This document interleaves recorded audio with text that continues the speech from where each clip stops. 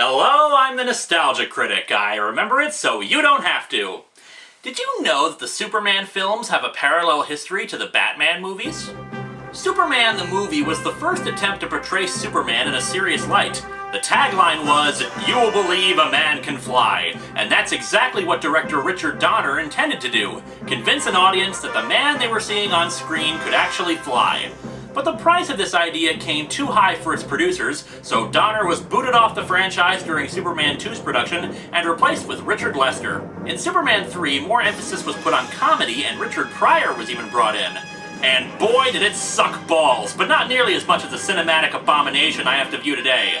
Welcome to Superman 4, The Quest for Peace, where we learn that wars aren't caused by differing ideologies, power-hungry dictators, or economic necessity. No, it's all because of nuclear weapons. Just nuclear weapons and the evil people who profit from them. And boy, am I not looking forward to this one bit! Hi, Nostalgia Critic! Oh, I bet you're wondering what I'm doing here. Well, see, the thing is that I review comic books and you review movies, and I figured if I was going to review a comic book movie, yeah, I'll just quit right here. No, you don't! You started this dumbass review, we're gonna finish it! But first, get out of those clothes! What the? How did you? Out! I'm going! Good. So, let's go ahead and review... What are we reviewing again? Fuck donkeys! Alright, we open on the familiar credits of the Superman franchise. Except on a budget of $2. And sucky. The film is produced by renowned schlock factory Golan Globus, known for outright stealing money from investors to spread around to various movie projects instead of the one they were supposed to go to. Uwe Boll would be so proud. The film begins proper with Russians. In space! How'd you do that with your voice? Clean throat. Huh. My foot on doggy. Well, this is fine enough. Nothing could possibly go wrong out here. See? This is what happens when you litter in space. Because if you don't give a hoot, who will? But fortunately, Superman is around to save them. By the way, folks, get used to this shot of Superman flying at the camera. Almost every flying scene has it. Oh, and look! Despite the fact that they're in the vacuum of space, Superman's cape is flapping around like it's in a wind tunnel. Вам здесь будет безопаснее, товарищ. До свидания. Wait a minute, did he just talk? As in, talking in space? Oh yeah. How deep are we in this movie? 4 minutes. Too long! Счастливого полета. In Soviet Russia, physics breaks you. We move on to a scene where it looks like Clark Kent is selling the family farm, because apparently his mom croaked in between movies or something. I guess it's a good thing she resurrected herself in Superman Returns. Timing! He goes into the barn and finds the old spaceship that brought him to Earth and pulls out a glowing green crystal. Which he also got out of the ship in the first movie, didn't he? You know, if you're gonna pick apart all the plot holes, we're gonna be here all day. Point taken. No, actually, this little crystal is meant to be our Deus Ex Machina for later. Oh good! I can't wait to be pleasantly disappointed. Since apparently the writers felt that the impending nuclear war wasn't a strong enough story, we have a series of subplots littered throughout the movie. Most of them go absolutely nowhere, a result of the fact that when the film was first released, more than 40 minutes were cut from it. Although, based on some of the information on the film that's been collected, they didn't go anywhere in the first cut either. So I guess their loss is our gain. The first subplot is that the Daily Planet has been taken over by an evil Rupert Murdoch stand-in, which isn't really that far off from the real Rupert Murdoch. Tedious. Don't tell me you only read the pictures. What I have here are some mock copies of our new layout. Isn't that headline irresponsible? Maybe, but it'll sell a hell of a lot of newspapers. Now make an unethical entertainment channel and a conservative news channel to point out what's wrong with it. He appoints his daughter, Lacey, as the new publisher. The Daily Planet hasn't made any money in 3 years. And the name of the game is making money.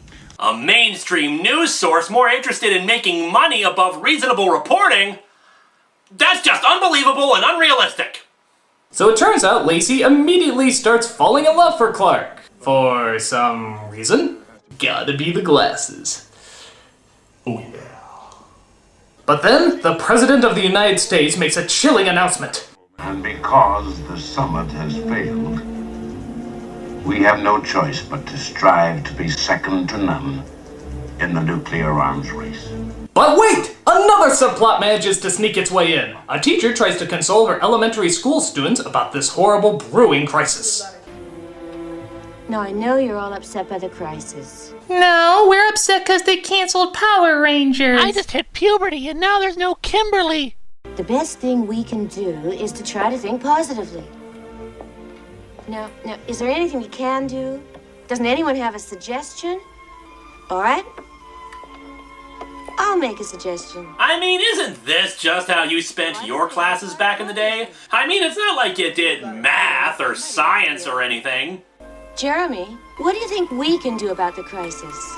I tell you, I'd write a letter to that would do some good. Motherfucker. Superman. Yes, this is what passes for a plot point in this movie. The kid writes a letter for Superman to be delivered via Lois Lane. She shows it to Clark Kent, and thus, somehow, this sends Superman into an existential dilemma about what he should do.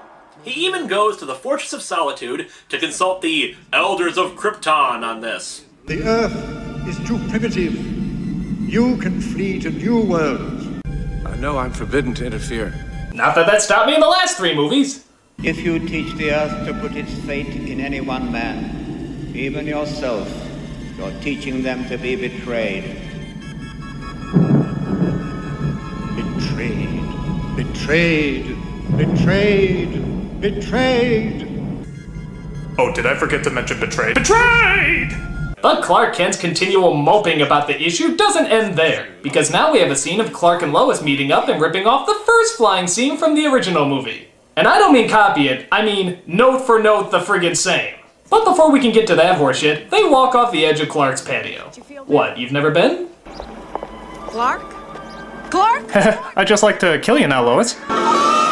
And now quite possibly the worst green screen effect you've ever seen in your entire life in 3, 2, 1. Wow, look at that background. It's like we got transported into the Flintstones. Sometimes I don't know what I'm supposed to do. And you'll do the right thing no matter what it is. You always have. Oh, then they rip off the magic memory erasing kiss from the end of the second movie, too. Well, you've got to give the series credit for consistency. It's just as idiotic here as it was there. So Superman makes his decision and goes to the United Nations building, which is now in Metropolis. Interesting relocation. Jeremy and Superman walk into the United Nations together. So I suppose this is as good a time as any to say goodbye to little Jeremy, since this is pretty much the last we'll ever see of him in this movie. Goodbye! Goodbye! Goodbye, Jeremy! So Goodbye! I'm sorry you'll never act in another movie again! Enjoy your mental scars! Oh God, it's this scene. What? What's the matter? Just watch. For many years now, I've lived among you as a visitor. As of today, I'm not a visitor anymore, and I can't stand idly by and watch us stumble into the madness of possible nuclear destruction. And so I've come to a decision. Effective immediately, I'm going to rid our planet of all nuclear weapons.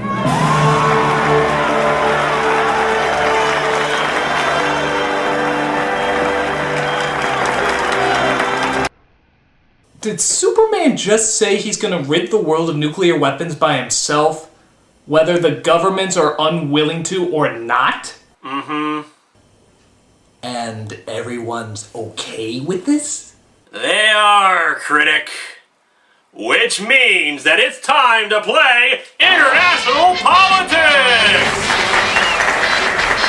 Alright, Nostalgia Critic, you're Israel, a country surrounded on all sides by enemies who would happily see you wiped off the map.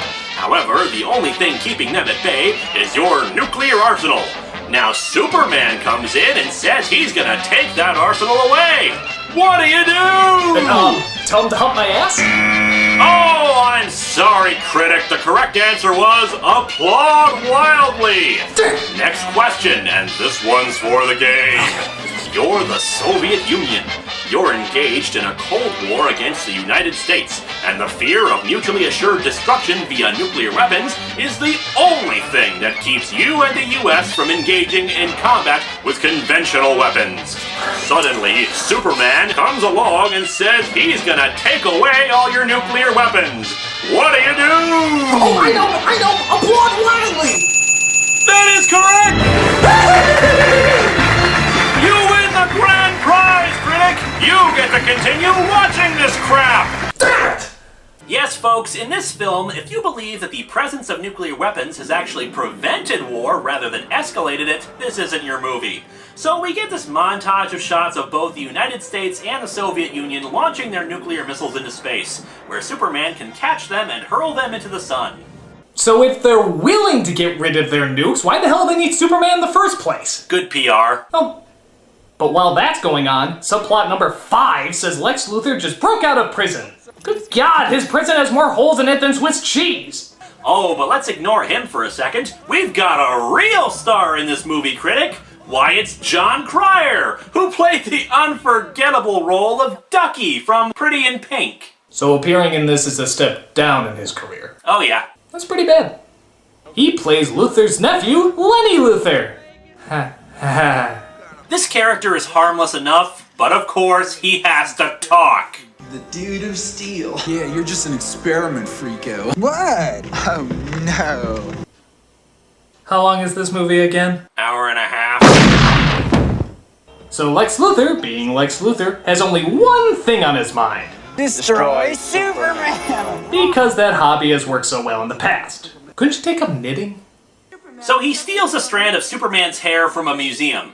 Here you can see a 1,000-pound load easily suspended by his single hair. That hair is a sample of Superman's genetic material. With my genius and enough nuclear power to mutate the genes, I can create a being who's more powerful than him. Yes, much like the comics that spawned this piece of crap, nuclear power does whatever the hell the writer wants it to do. It should also be pointed out that although this single strand of Superman's hair is strong enough to lift 1,000 pounds, it apparently can be cut with a simple hedge clipper. So Lex assembles a terrifying group of minor characters who will serve no purpose in the movie to discuss his evil plans. I, Lex Luthor, the greatest criminal mind of the modern era, have discovered a way to destroy Superman. Behold, my unscrupulous friends. Shut those blinds. The sun is hurting my eyes. God, this partly cloudy weather is harmful to my transparent evilness. You know what the sun is? It's nothing more than a huge nuclear bomb. Yeah, it's a tad more complicated than that. There's a lot of certain... Nuclear bomb! Okay. So his plan is to send the genetic material, which looks like a quart of silly putty, into the sun on board one of the nuclear missiles, and that'll somehow create a being that can fight Superman. Lex also throws in a few fabric samples into the case, holding the genetic material to become clothes. Yes, they say that the computer on board will somehow weave an outfit for him out of those little squares or something. Well, it looks as though you've broken the laws of nature, too. So Superman tosses the missile into the sun, and the evil nuclear man is born. No, really, he's born, fetus and everything. Surprised the sun didn't just push it out of his vagina. And of course, he's sporting silver-painted Lee press-on nails. Because when you think Superman's greatest enemy, you think Lee press-on nails. Oh my god, Sister, did you get into a fight with Superman with those things? So yeah, our evil nuclear man is basically just Fabio with a mullet and laryngitis. Destroy Superman now. But enough of the supervillain, it's time for some comedy! Lacey and Clark are working out together. Wasn't there an impending nuclear war just on the horizon? Come to think of it, why was the war about to happen? Because the summit failed. Summits fail all the time. That doesn't guarantee war. We don't take kindly to logic in these here parts, boy. Now get back to watching Clark Kent act like an idiot.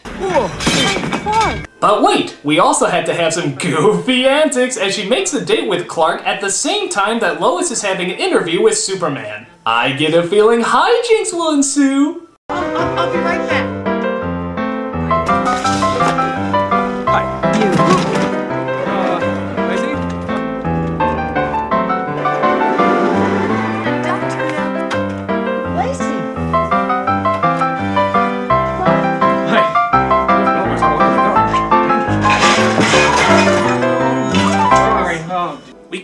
Lex Luthor where he's... what the hell? He's dancing with a woman in Victorian dress. And then she just leaves without anyone mentioning her again. Big-lipped alligator moment! Oh, that's a... I don't know, the Nostalgia Chick brought it up. So, Nuclear Man shows up, who's oddly enough voiced by Gene Hackman. You have my voice. No, you have my voice. Which means... nothing? Yeah. Yeah. So Nuclear Man walks into the apartment and I guess his batteries die. Still going. Nothing outlasts the Energizer battery. No, it turns out Nuclear Man is powered by the sun. He's a solar-powered nuclear menace. Well, at least he's a green villain. And in case anyone's wondering, yes, there's about 100 scenes where he's clearly not in direct sunlight and yet he's fine. Don't you just hate inconsistencies? Yeah. Yeah. Well, we're not done ripping off the rest of the movies because Lex Luthor contacts Superman, somehow knowing where he is, and threatens him into a confrontation. After some banter between the two, Superman is introduced to Nuclear Man. To a nice guy who's about to finish last. Did Nuclear Man just belch? I mean, what was that? What are you laughing at? See, I just had this wonderful image in my head of Gene Hackman in a recording studio having to do like 30 takes of that. Yeah, that is pretty funny. After more drawn-out dialogue, we finally have the two starting to fight. And boy, is it a letdown. They don't even really punch each other. They just struggle for a while in front of some really awkward blue screen effects. So they fly all over the world to fight. They fly over Italy, where Nuclear Man unleashes a volcano upon the citizens, but Superman plugs it up. E il mio lavoro non fa niente. Arrivederci. Grazie, you like to eat the meatball. Thank you, strange red underwear wearing a man. So good, the spaghetti. They then travel to China, where Nuclear Man blows up the Great Wall, but fortunately, Superman is there to... go all Gumby on our asses. Does Superman have wall repairing ability? Not in any comic I've read. To finish off, Nuclear Man takes the Statue of Liberty and tries to drop it into the city. But luckily, Superman catches the statue, somehow carrying it by its finger without it breaking off. Physics? What's that? However, when he tries to return the statue, it leaves him open to an attack by Nuclear Man, who just kind of scratches him once. Oh, I got nail polish on my neck. Powers fading! This somehow makes Superman sick and age rapidly. However, he thankfully has that glowing Deus Ex Machina from earlier. We have no idea what the hell it really is, or why it's never mentioned until now, but it heals Superman. At least I think it does, we never see it heal him, so we can have another drawn-out fight with Nuclear Man. Yay! Because we haven't seen enough of that yet! So Nuclear Man suddenly falls in love with Lacey, don't ask, you shouldn't care, and flies off into the city to kidnap her. Yeah, because it was so cool the first time you did it. Where is the woman? Give it up, you'll never find her. Look out! He's going nuclear! Oh, what? Like the humor in this is really that much better. Stop! Don't do it! The people! Don't make me yell at you some more! So Nuclear Man blows up some product placement, makes the film reverse, and Superman just stands there until he caves in and tells him where Lacey is. He tricks him into an elevator, then flies it up and drops him off on the moon. However, a sliver of light goes into the elevator, recharging him. After Superman fixes the most unconvincing flag ever, they have an irritatingly long slow-motion fight.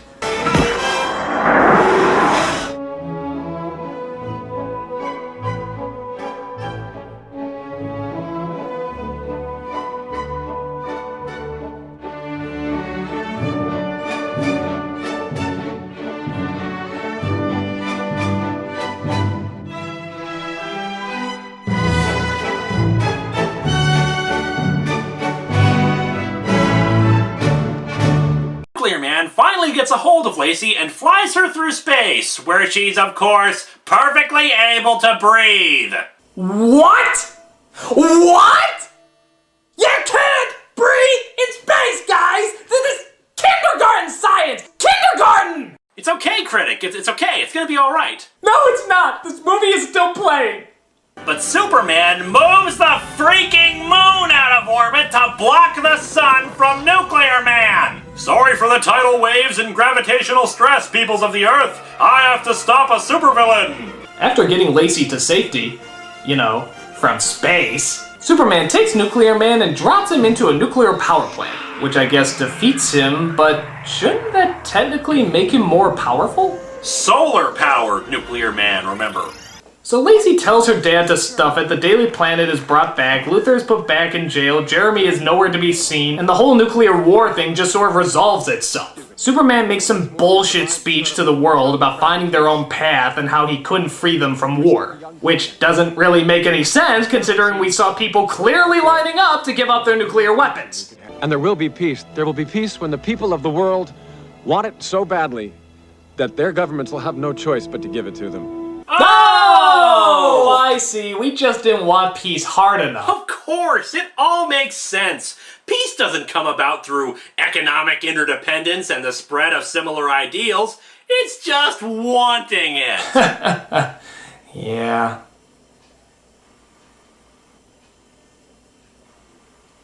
What a fucking load! This movie sucks! Its morals are bullshit, its plot is half thrown together, and physics take a backseat to mediocre special effects that you more likely see in one of Linkara's videos. Hey! Get over it, you comic geek, your special effects suck. Bat credit card. The Bat credit card! He's the Nostalgia Critic. He remembers it so you don't have to. Thanks, Bat credit card to Jesus! I've lost my parents in childhood. Grew up alone or no one understood, and spent years brooding as an aimless drifter. But through the inspiring words of my father, I'll become a symbol, an icon, a savior to restore hope to those who have none. You mean like Batman? I traveled the world as a bearded outcast to discover who I am. And they're done that. My friends only speak to me in exposition and speeches of how important and unique I am. Done if you that. ask me my life story, I would tell it to you out of order and disjointed. I often have flashbacks out of nowhere about how important my destiny is. And they're done. I wear a dark, tight costume with a long, flowing cape too. I think we shop at the same store. I have a wise father figure who isn't my father at all. Suck my balls. I'm Superman. I'm the freaking Man of Steel. I can do what I can. I am the real deal. I'm the most unique superhero that this world's ever seen. Except for me. I'm mentally depressed and psychologically tortured. Not special. I've stared into the vast empty void and have come out scarred, yet responsibly stronger. Same. I reflect when I'm in my giant dark empty fortress. Sounds familiar. I try to save people, but under my protection the civilian death toll has tripled. Oops. I'm an awkward nerd. No, you're not. You're an emo hunk every woman wants to sleep with. Okay, you're right about that. Over here. I have a bland but independent girlfriend who I still have to save most of the time. You mean like mine? Listen up, twerp. You can't be who I am. You're a speedy, pretty boy, and I'm the friggin' Batman. The dark, brooding loner. It's my thing, you see. And Zack Snyder sure ain't gonna take that from me. I'm Batman. Better than a Man of Steel. You should know who I am. I'm the OG real deal. I'm the most unique superhero that the world's ever seen. So don't steal my thing. I'm Superman. I'm the freaking Man of Steel. Whatever I can. When I save the day, I'll do whatever I can. I'm here to kill them. Jesus, guy. What? He was gonna kill some random people I didn't know. Dude, I didn't even kill the insane clown who murdered my girlfriend. Oh. You're sick. No, I'm Superman! Coming summer 2015, the Batman and Superman movie. Two of the most polar opposite superheroes coming together at last. Oh, fuck you, Zack Snyder.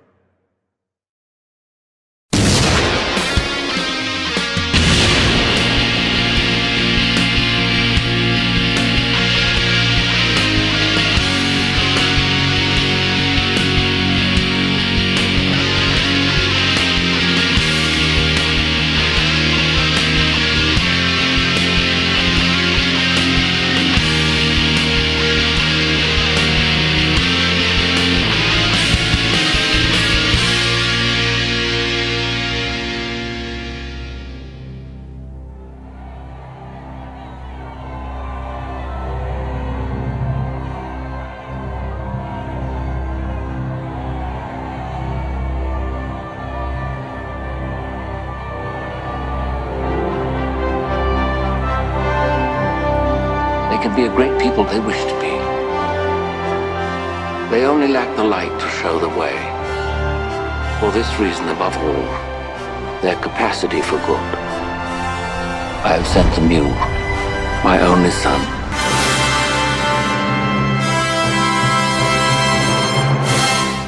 Man of Steel sucks! Man of Steel is freaking awesome and you know it! Yeah, maybe for blood-hungry psychopaths, but for those of us who love an American icon, it's bullshit! This is a new kind of Superman critic. He's obviously not the one we grew up with. Yeah, that one makes sense! What, time traveling? Flying around the world?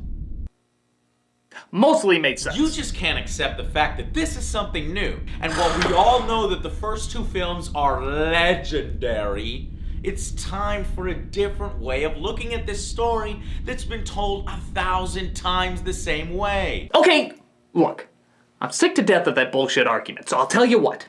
I am willing to look at this in a new light. Because, hey, we should be willing to accept things from a new point of view. I will still try my best to accept this as its own unique thing, without drawing any references from the original movies. Deal? Deal. But you have to acknowledge that when a moment sucks, it fucking sucks, no matter how much testosterone-filled bullshit is in it. I make no promises. Joe! Alright, fine. Well, let's look at the movie that has the internet totally split down the middle. This is either the absolutely loved or absolutely hated Man of Steel. We start off with the birth of our hero on planet every sci-fi movie ever made. And seeing how this is a Zack Snyder film, everything obviously either looks like H.R. Geiger's hand-me-downs or penises. Look at these things! Tell me that doesn't look like the Little Mermaid poster! I actually quite like the new Krypton look. Sci-fi, medieval mesh, interesting wildlife, but I suppose the floating robots do look a bit like the hairdo in The Last Airbender. Oh, no. We have interpretations of that in Barbed Wire. As our High Council is wearing what I assume is Krypton's version of mini roller coasters. Are you seriously suggesting that we evacuate the entire planet? No. Everybody here is already dead. A lot of you know the drill here. Superman's father, Jor-El, played by Russell Crowe, is trying to convince the higher-ups that the planet Krypton is about to explode and nobody believes him. But hell, the entire world blowing up isn't exciting enough. Let's throw in a hostile takeover while we're at it too. This particular hostile takeover is led by General Zod, played by Michael Why Does Everyone Say I Lisp Like Willem Dafoe Shannon. These lawmakers, with their endless debates, have led Krypton to ruin. Help me save our race. The degenerative bloodlines that led us to this state. And who will decide which bloodline survives, Zod? You? I humbly accept your nomination. Don't do this, Hal. So, seeing how Zod's army fought off this world's equivalent of White House security so easily, it only makes sense that Jor-El should be able to fight off Zod's army that broke through this world's equivalent of White House security so easily. I think. He rides on his dragonfly dragon, picks up yet another subplot, because Lord knows we don't have enough of those going on in this opening, and plans to put it in a space pod, sending his son to Earth, who will be the only survivor. Goodbye, my son.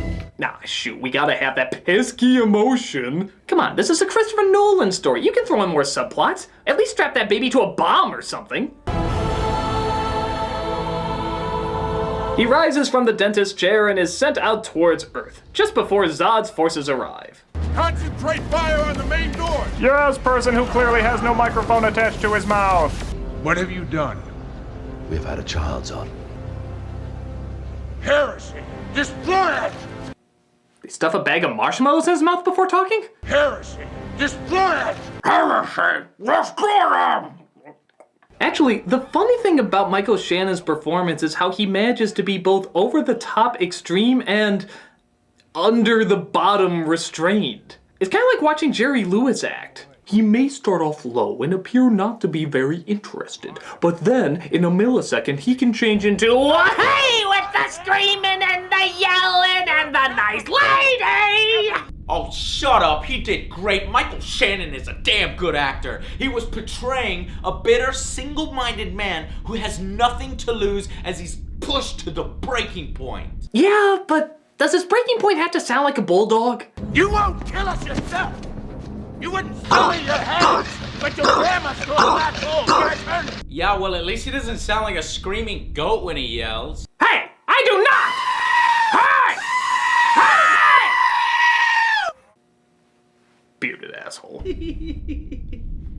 But Zod gets the best of him just before security gets the best of Zod. This calls for a Hans Zimmer Bwaum.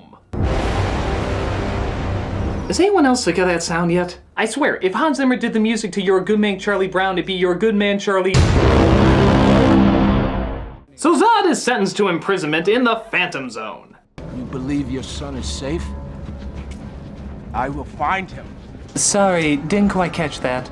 I will find him. No, still didn't get it. I will find him. Still not coming through. Tell you what, say it as loud and ridiculously hammy as your cartoonishly large eyes and mouth will allow. I will find him! Now I hear ya. No, you won't. Bye. I swear to God, look at it! Look at it! So they wait for the inevitable, as it's the end of the world as they know it, and everyone feels blandly fine. Lady Lauren, shouldn't you find refuge? What? I can't hear you over the incredibly quiet destruction of the world. There is no refuge, Kilo.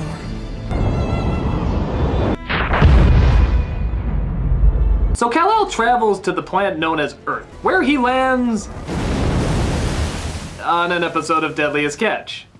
Okay, we may have skipped forward a touch, but at least now we have time to give Clark, played by Henry Cavill, some proper development for his character. Or just blow shit up again, because the past 20 minutes clearly haven't shown enough of that. I am Leonidas Wolverine Brawny Man. Follow my non-flammable pants to freedom. When Kansas became a territory. Oh, we're in this kind of story. What kind of story? The out of order story that got critical acclaim with Memento, so Nolan's been trying to use it with every film he's been attached to. He's a boy, he's a man, he's a teenager, he's a boy again, he's a man. And it wouldn't be so bad if he would at least talk about what he's going through, but he never does. Wait, aren't you the one saying that Nolan films already have too much dialogue already? Well, kind of, sort of, maybe. It depends on how you use it. I mean, if it's needed, use it. If it's not, don't. Well, you actually don't need it here. Scenes like Clark as a boy getting used to his powers are already emotional scenes. You don't have to explain them. Now that's true. Scenes like this are good on their own, but we're getting background on a guy whose personality we're never given time to know. Look at this. We have a flashback to his childhood, and then we cut back to present time. Then literally 1 minute later, we get another flashback to his childhood. Welcome back. Missed ya. They never give any time to understand this guy. I've got to know the personality of my minute rice more than I have this person. So what's wrong with that? Lots of us constantly get flashbacks out of nowhere about their troubling childhood. Joe? What's that, Papa? No, I don't want to wear the big lobster costume. Why do you make me wear that anyways? No, Papa, no, not the nipple tasers, please! I think the less I know about this, the better. So after countless moments of intense scenes and harsh action, what is this flashback gonna show? Some intense scenes and harsh action. Wow, this film's running the gamut of all 2 things that can be done with a movie. So young Clark saves the bus of kids, which leads to the dismay of his father, John Kent, played by that voice box that sounds like Kevin Costner. Or maybe it's just Kevin Costner. They're pretty easy to mix up. We talked about this. Clark, you have to keep this side of yourself a secret. And this, of course, gives way to one of the most controversial parts of the movie. John Kent saying he should have let the kids on the bus die. What was I supposed to do? Just let them die?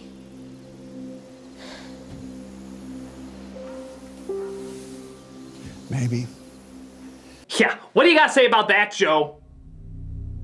Joe? No, Papa, not the nitroglycerin! Joe! Oh. Sorry. The scene where John Kent says drown the bastards. Hey, he doesn't say let them die. He says maybe let them die. That's much better? Well, it's his way of saying he doesn't know. And that's what's so great about it, because it mimics real life far more than previous Superman films. It shows that people don't always have the answers. All he knows is that he doesn't want his son to be discovered and hurt. But he never says let them die. He says he doesn't know. Okay, fine. Tough, confusing world. Why can't Superman's father then talk to him like a father? What do you mean? He is the one that builds him up. And that's it! Every line in this movie is just talking about what a messiah he is! You were sent here for a reason. When the world finds out what you can do, it's going to change everything. You're not just anyone, Clark. You're the answer to Are We Alone in the Universe. Stand proud in front of the human race. He's less of a tough father and more like a stereotypical Jewish mother. Oh, you gotta see my son. When the world finds out what he can do, it's gonna change everything. He was sent here for a reason. He's the answer to Are We Alone in the Universe? Ma'am, 911 is for emergencies only.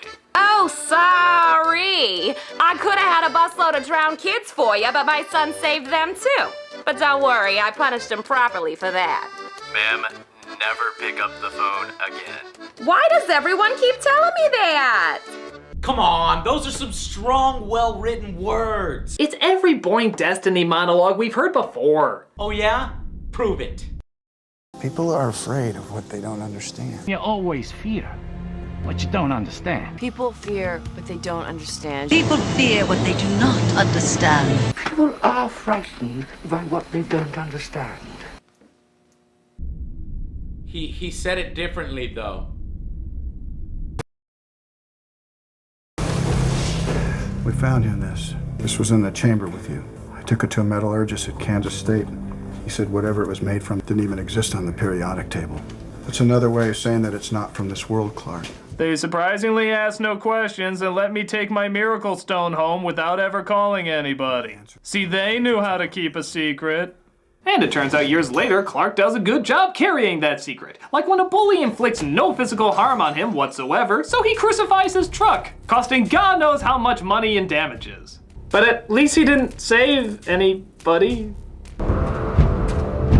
So, seeing how we're watching Clark go on this long journey, are we finally gonna get some idea of what his personality is like? Yeah, you all know the answer to this. Hello, other characters and subplots! One of them being Lois Lane, played by Amy Adams, doing a report on some sort of disturbance. Oh, hell no, you cannot badmouth Lois Lane. She is a stronger character, a more confident one. She's a risk taker. She doesn't have time for the military's pissing contest. She actually does something in this film, and she's not always screaming for someone to save her. Yeah, that is until she's hit by the Nolan ray. The what? The Nolan ray. You see, I have no doubt that Zack Snyder started off having Lois as an interesting, funny, opinionated character. Because at first, she does seem that way. If we're done measuring dicks, can you have your people show me what you found? But then she's zapped by the Nolan ray, and suddenly every line of dialogue is emphasizing the weight of how important the movie you're watching is. Remember when his father was bawling him out like a real father? Right, we talked about this. You have. Boom! Nolan ray! You're the answer to Are We Alone in the Universe. Remember how Lois Lane was feisty and took no nonsense from anybody? Well, what can I say? I get writer's block if I'm not wearing a flak jacket. Boom! Nolan ray! The questions raised by my rescuer's existence are frightening to contemplate. Even Perry White, played by Lawrence Fishburne. He starts off in your face screaming about stories and deadlines. You let Woodburn just shotgun it all over the internet. No, let's make it 3 weeks since you're so willing to agree with me. Oh, that's way too interesting. Little bit of the Nolan ray will fix that. Can you imagine how people on this planet would react if they knew there was someone like this out there? The Nolan ray, because whatever important issue you're talking about, it can always be more important. Critic, you know, sometimes life is like that. Life can be tough. Life can be cruel. Life can throw lobster costumes and nipple tasers into your reality. Am I ever gonna know the story to that? The less you know, the better. So Lois follows a certain laser-eyeing someone into the ice where she discovers a spaceship. A spaceship that apparently saw her performance in Julie and Julia. But Clark is there to take down the machine, heal her wounds, and apparently leave her for dead. When she observes that Clark has taken the spaceship away, she tries to write a report on it, only to find her boss won't run it. So she lets it leak to the internet. My editor won't print it, but if it happened to leak online... But didn't you once describe my site as a creeping cancer of falsehoods? Hey look, it's TMZ. That was a good one. They're the scum of the earth. So Clark loads the exposition program, and through some pretty awesome effects, a computer with what's left of Jor-El explains Krypton's history. I am your father, Cal. That's my name. And I'm Javert! Our race spread out through the stars. This scout ship was one of thousands launched into the void. We sent thousands of these scout ships, and yet our backup plan in case the world blows up was a little baby-sized pod. You can see why we didn't last very long. Artificial population control was established. So it's explained that Clark is Krypton's first natural birth in centuries. Not exactly sure how they control that, whether everyone just kept to the honor system or if they genetically altered babies to be born with chastity belts, but regardless, Clark has apparently broken the chain. And he now knows it's his job to do what he can for all mankind. So he practices flying around the mountainside while the cameraman practices keeping his finger off the goddamn zoom button. Yeah, you may notice very quickly, there's a lot of this in this movie. For no reason at all, whenever there's fast-paced motion, the camera has to zoom in on it like a monkey with a fucking camcorder. How do you think the cinematographer came across that ingenious move? No, come on, honey, give Daddy the camera. No, I have to show Mr. Snyder my test footage for Man of Steel tomorrow. Please, no, come on, honey. Give it back. Not the self-destruct button, no. I didn't even know we had one of those. Put that down. The microphone doesn't twist. I can explain. I love this. I knew you would. So Lois goes searching for her rescuer/leaver of people to die in the snow, and through asking questions and listening to hearsay, she locates exactly where he is. Of course, this calls for celebrating with another flashback. Tired of safe. I just want to do something useful with my life.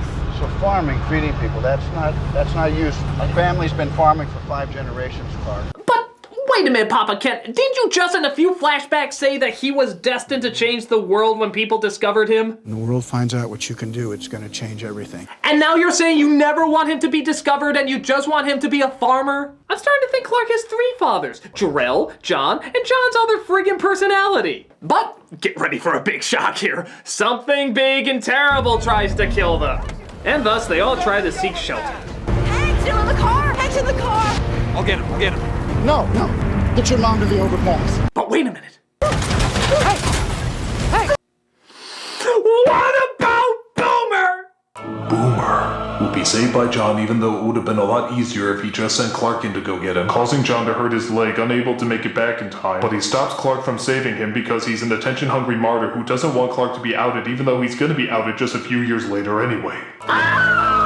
Wait, what? Yup, even though there's about a million other ways this problem could have been solved, John Kent sacrifices himself because he stands by how Clark should change the world by never doing a goddamn thing. He's just doing what he thinks is right. But it's not right! But he thinks it's right. Does that make it right? Does that make it not right? Not right? Right? Right? Right. Right! What the hell did we just agree on? You see, this movie's deeper than you think. It's raising questions. Oh, shut up! While we're at it, why does everyone in this movie take death like a light breeze? All of the people who die in this film never flinch, move, or even make a noise. And these deaths have ranged from stabbing, explosion, and tornado. I think somebody in that lineup would at least go, ow! Maybe. Well, the movie's tired of waiting for Clark to actually do anything, so General Zod appears on the Monarch ship to threaten the world to hand him over. I think whoever's at the helm of that thing is looking to make a dramatic entrance. Thanks for the arrow, by the way. We never will have known what we were supposed to look at. You are not Nostalgia. My name is General Zod. I come from a world far from yours. So it looks like their ability to take over all of Earth's video footage understandably gives a barely visible picture. But for some reason, that sound sure seems crystal clear. To Kal-El, I say this. Surrender within 24 hours. And tell Nash thanks for the microphone. It works great. No problem, tyrannical overlord! Watch this world suffer the consequences. This is Orson Welles, ladies and gentlemen, to assure you that the War of the Worlds has no further significance than as the holiday offering it was intended to be. So Clark tries to figure out what to do and seeks the advice of both his mother and possibly a higher source.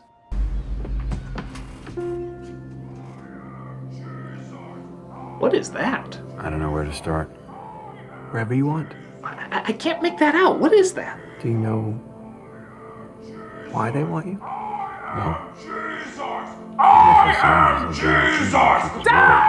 can't hear you of your obvious symbolism! Jesus! We got the point, okay? Go to the next scene! Go to the next scene! So Clark reveals himself and surrenders to the military, who have also brought in Lois, seeing how she's the only one who knew anything about his existence. What's the S stand for? It's not an S. On my world, it means hope. Well, here it's an S. Oh, I could look at your ass all day. Really? Hey, you done worse. Ass, titties. Ass, and titties. Ass, titties. Ass, and titties. So he convinces humanity that he's not a threat, and that he's going to hand himself over to Zod. Humanity goes, okay, and lets him turn himself in to Zod's second in command, Feora. But she also seems to want Lois to go with too. General Zod would like this woman to accompany me. It's all right. I'll go.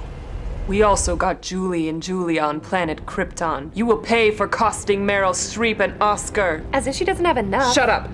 So they go aboard Zod's ship, but Clark has a hard time adapting to their atmosphere. What's happening to him? He's rejecting our ship's atmospherics.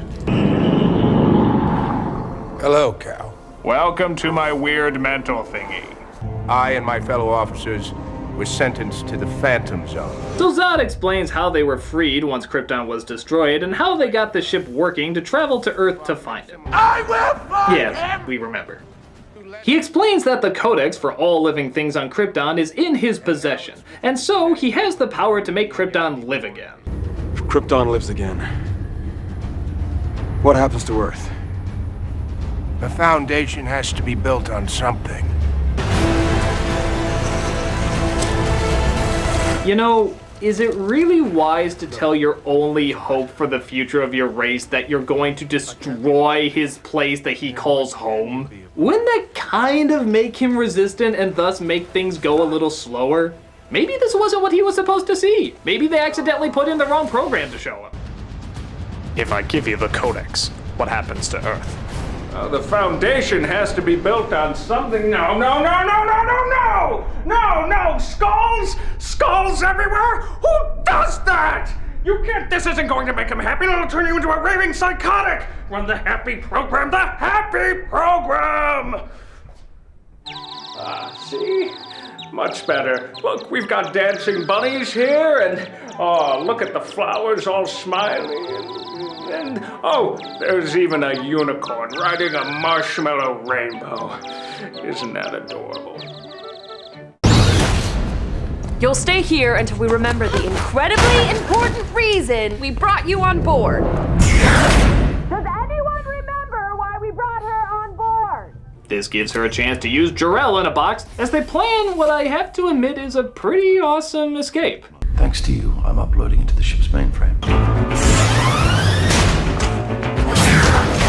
To your right, fire. Behind you. Oh my god, I want this guy as an AI on my next first-person shooter game.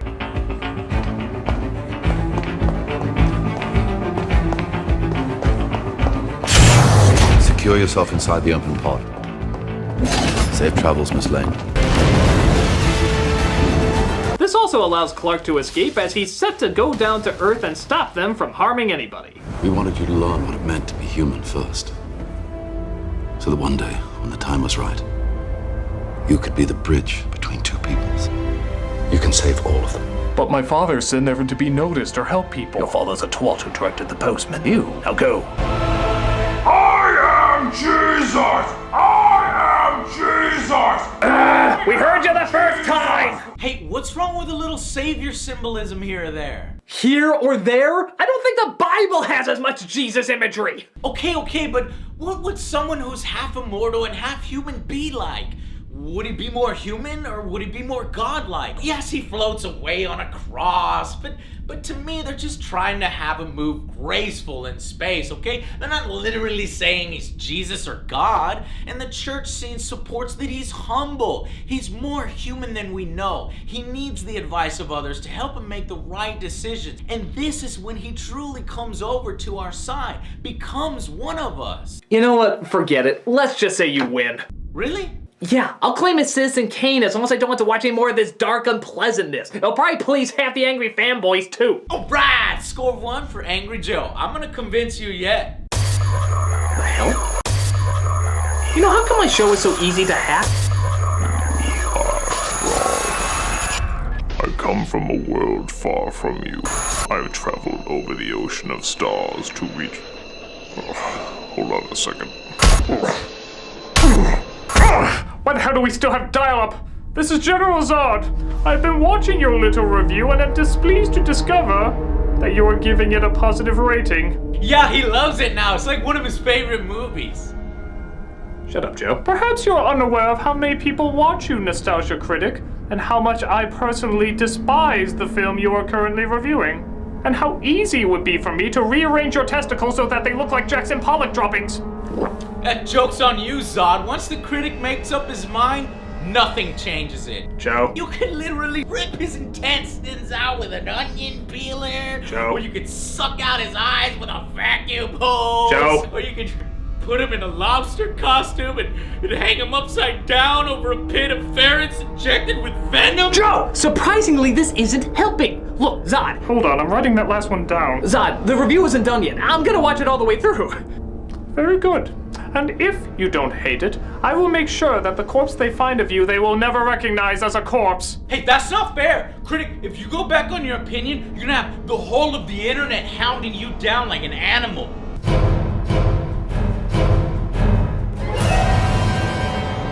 Can't we all just hate Superman 4?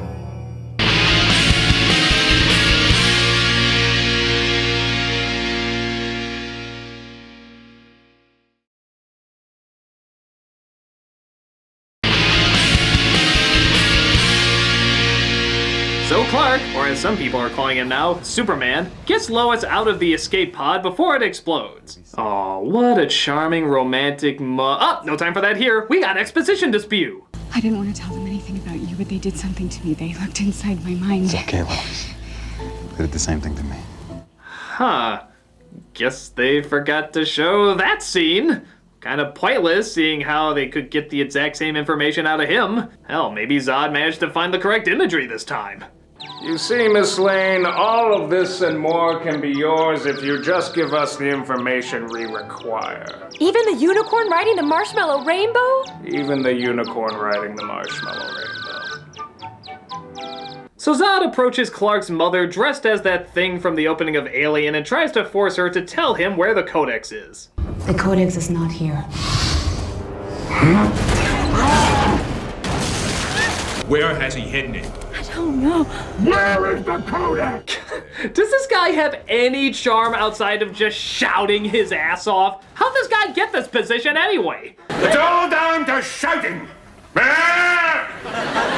Superman saves his mother, but potentially dooms this entire town by bringing the battle to them. It seems okay for the moment as Zod can't adapt to Earth's atmosphere, but Miss Not Ursa and her masked minions can make up for that.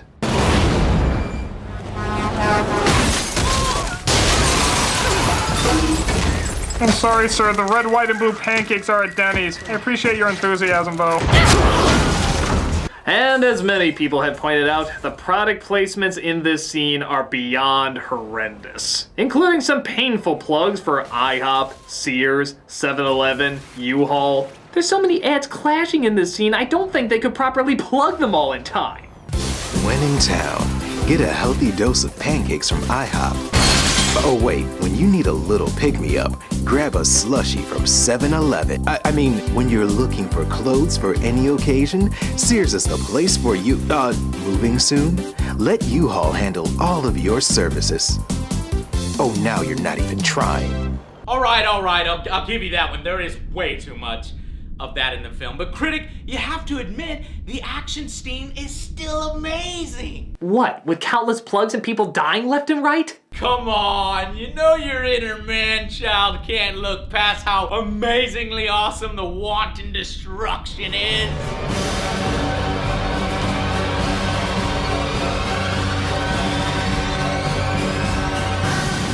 Damn my testosterone. Of course it's fucking awesome! I know, right? Oh my god, that scene where he takes the van and he throws it out there like, meow, kaboom, and then she's gotta like hit the guy in the jet, she's like, shoom, and then Superman's like, boom, and like smashes him in the ground. And then they're like going over, it's like Dragon Ball Z, except all the shitty stuff is cut out. Well, some of it's just not Dragon Ball Z shitty stuff, new shitty stuff, but this stuff is awesome!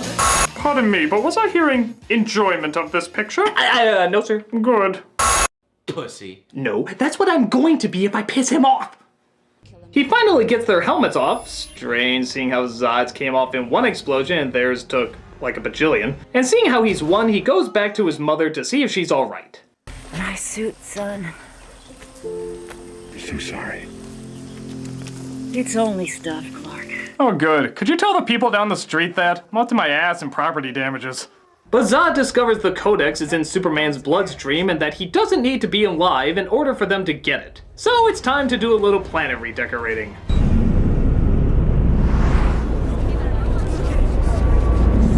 Ladies and gentlemen, because you've never seen the destruction of a major city in a summer blockbuster before, we give you that thing we just said.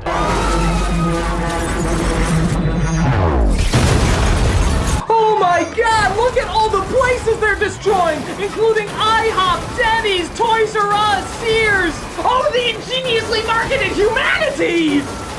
So two machines on either side of the world start leveling the planet. This calls for Star Trek style mumbo jumbo mixed in with a simple analogy the audience can understand. The ship is powered by something called a phantom drive. It bends space.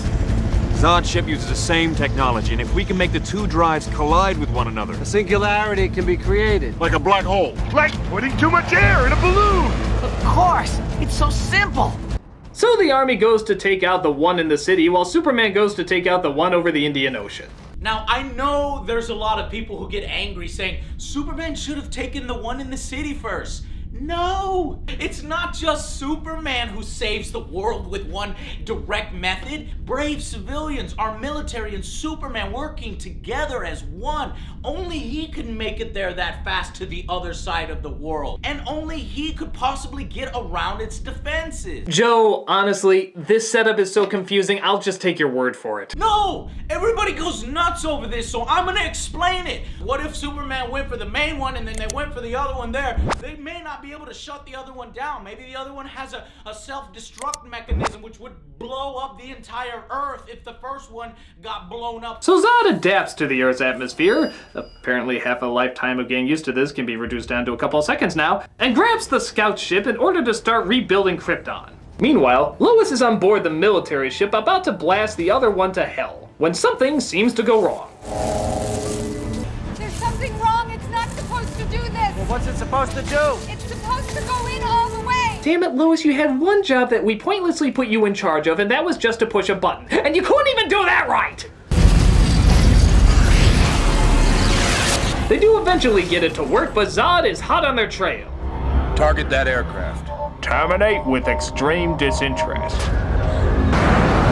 But Superman stops the machine over the Indian Ocean and flies back to destroy Zod on his ship. Stop! If you destroy this ship, you destroy Krypton! Krypton had its chance! The bridge between two worlds, everybody. If you have a chance to save a civilization, but yeah, they were kind of jerks, just destroy any chance of them ever coming back. I guess the bridge in this movie is code for either us or them. And honestly, even us kind of got the raw end of it. Are they gone? I think so. He saved us. Oh, for God's sake. Could you say that in a part of the city that doesn't look quite so 9/11'd? For crying out loud, all that's missing is Bush and a banner that says mission accomplished.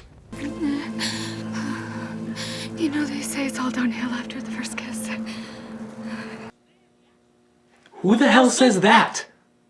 But it turns out Zod is still alive and angry that his future has been reduced to hot chocolate mix. I exist only to protect Krypton. And every action I take, no matter how violent or how cruel, is for the greater good.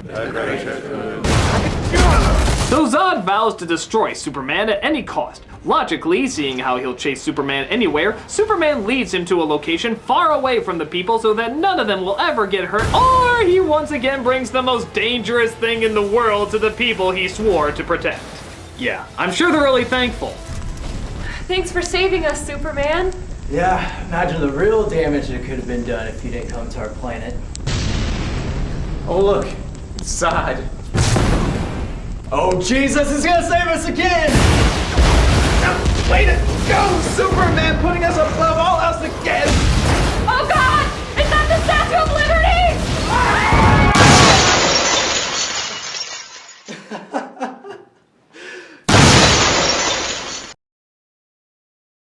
Superman gets him in a headlock, but Zod vows to make what he supposedly cares for most suffer. Don't do this! Even though there's about 3 or 4 different ways those people could probably get out of there. You have to admit, Soup, this isn't all me. These people are just kind of idiots. Never. Thus we get our biggest controversial moment in all of the movie. Superman breaks Zod's neck.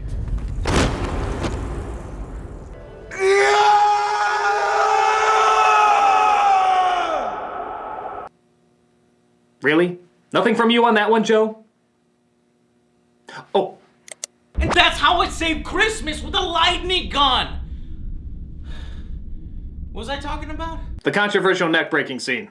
Oh, you know, I'm not gonna lie. When I first saw that scene, I hated it. But the more you really think about it, this is a really bold choice. Because ultimately it lets Zod win. It plays again to a young and inexperienced Clark and how he knows his actions will have huge ramifications. Yes, because having the city nuked didn't have enough ramifications. Point being, it's a catalyst now for why he will never ever take another life. The fact that he had to do it to one of his own people, one of the last remaining Kryptonians. At that moment, he not only chooses to be human, but he makes the ultimate sacrifice for humanity. And he also makes himself forever alone. I agree. Ha! I knew you'd say that! Wait, what? Yeah, surprisingly, the most hated scene by so many fans actually didn't bother me that much. I mean, keep in mind, we saw Superman kill Zod in the second movie and no one had a heart attack over that. And on top of that, even though it could have been illustrated better, I like the idea they were going for. That you won't always have answers to situations that are always epically pleasing. It's actually a very difficult, very hard thing to come to grips with. Too bad it's forgotten in the very next scene. He just blows some more shit up because, like I said, we haven't seen enough of that. Yeah, it's pretty rushed. I mean, he takes down a satellite and then they make a joke about how hot he is and they never bring it up again. It's almost like the scene before never freaking happened. It really pisses me the fuck off. They just ruined it right there. They never established that killing people was a big thing for him. Hell, we saw so many other civilians die, I figured that he'd be used to seeing it by now. We never actually see any of those people die as a direct result from Superman. I mean, sure, we see people die when Zod's ship is like humping the Earth, but I get what you're saying. You're actually saying we agree on the neck break then. I think so. The one part most fans universally hate, we actually think is okay? For the most part, yeah. So does that mean you actually like it, Critic? Yes. Does that mean you actually like this, Nostalgia Critic?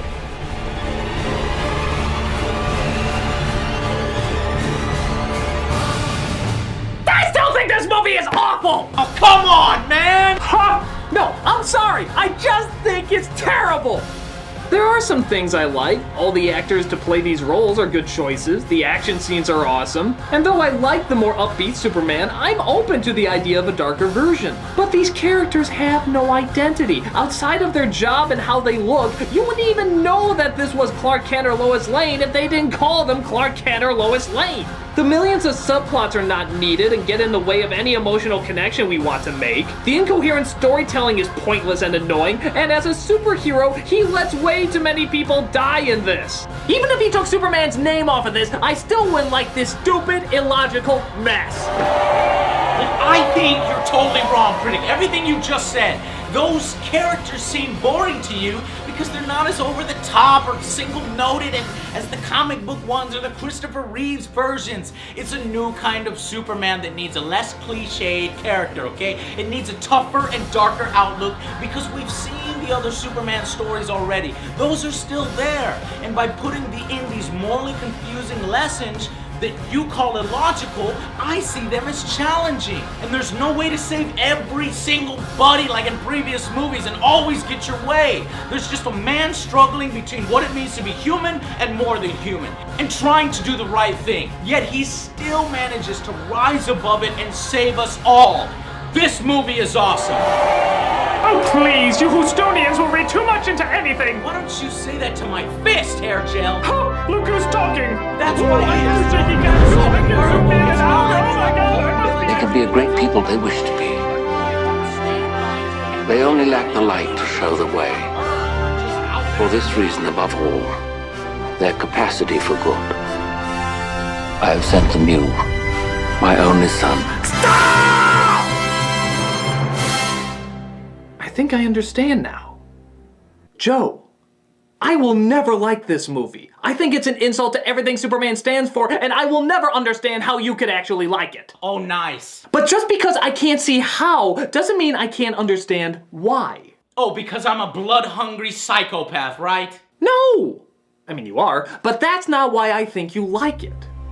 When I see this movie, I see people dying for the sake of getting violent, craving teens in the seats. But that's not what you see.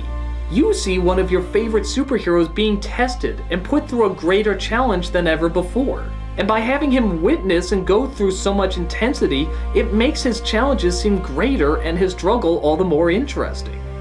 For you, and probably a lot of the people that enjoyed this movie, you're seeing the Man of Steel go up against some of the greatest evil that he's ever gone up against, because of how much damage he does. So when he rises up, you can feel all the more proud of what a terrible thing he stopped.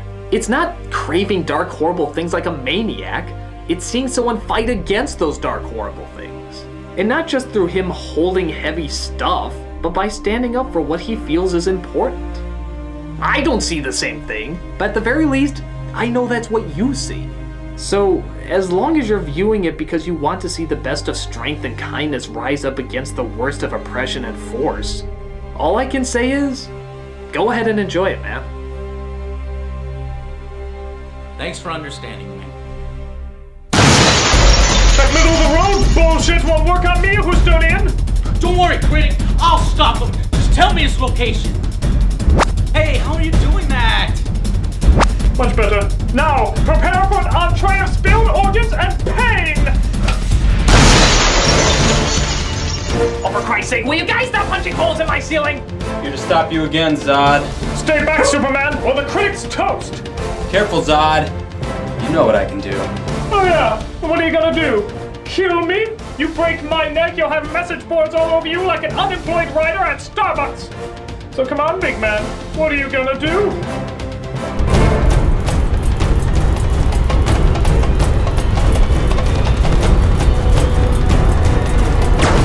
You lasered his balls off?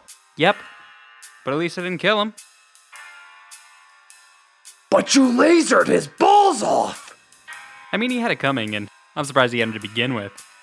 Jesus. Well, then what'd you do? You know, the usual. Made sure they got Zod. Made out with Lois for a bit. Flew into space. Smiled for the camera. And I bet you were played off to a Hans Zimmer theme. Come on, man. No. I swear, they're like exactly the same. I mean, here's my theme. Now here's your theme.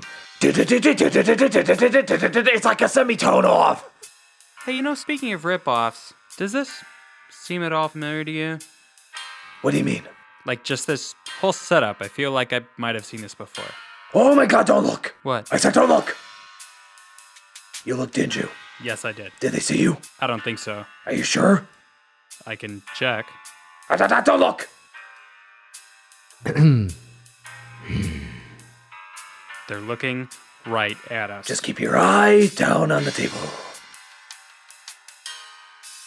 Hey.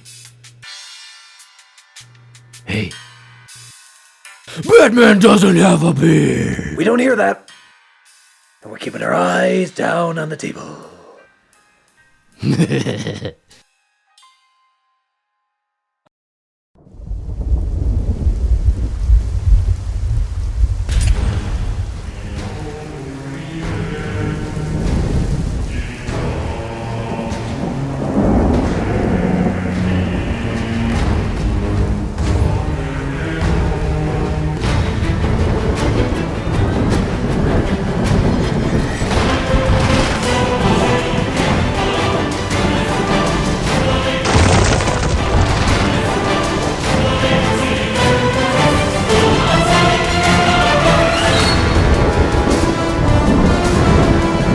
You ready?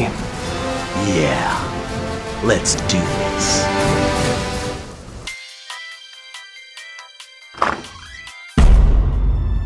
Oh, hey guys.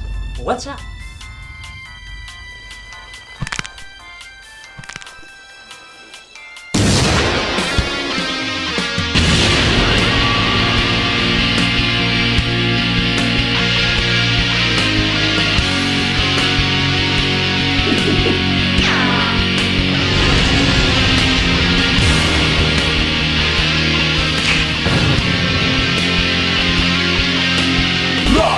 Done.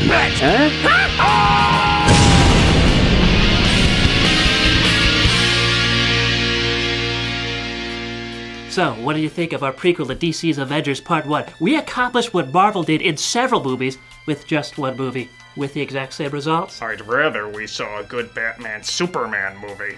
What? I thought you liked it. No!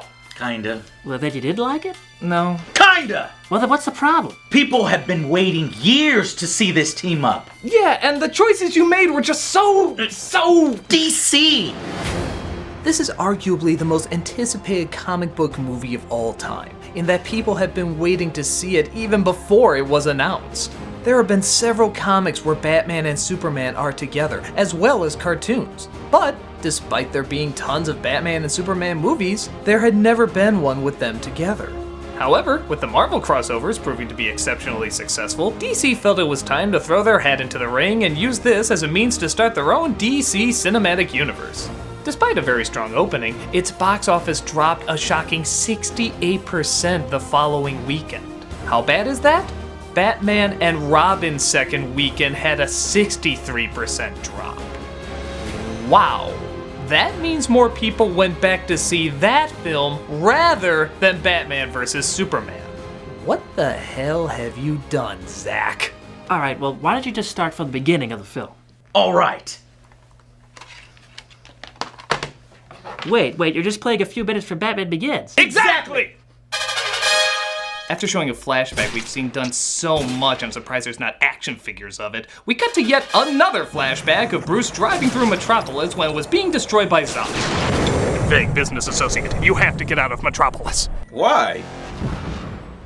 Oh, wow. Good thing you called me. I never would have looked out the window to notice that. I will avenge you, man, the audience barely knows. As well as all the lives we're only now acknowledging might be Superman's fault! Flash forward a year later as, thank God, Lois figures out Clark Kent is Superman and they discuss their future together. Clark, I'm concerned. People were shot to death in the desert and they're blaming you for some reason. Hey, Zach, what's that about? Yeah, what's that about? Well, if you can't see how they would mistake Superman shooting people to death... Yeah, who do they think he is, Batman? I don't think I should have to explain the obvious. Besides, this leads to a very deep conversation. I just don't know if the world is ready to accept you, or if what you're doing is right, or if it is right, if it's just gonna make things worse. You're standing in the bathtub. I'm standing in the bathtub. I feel like we were discussing some very important issues here. But I'm standing in the bathtub. Good point. But it looks like one of the people intimidated by Supes is Lex Luthor, played remarkably without an apology by Jesse Eisenberg. Hey, Mr. Standard Man, look what I got! A shiny green rock that can weaken Kryptonians! I'll let you have it if you give me access to Zod's ship. You seem completely unbalanced. Why would I give you access to any of that? Because I've got Jolly Ranchers. Sold. Cherry. Cherry. By the way, Wonder Woman's in this movie. Hello. Okay, so what's the problem? Come on.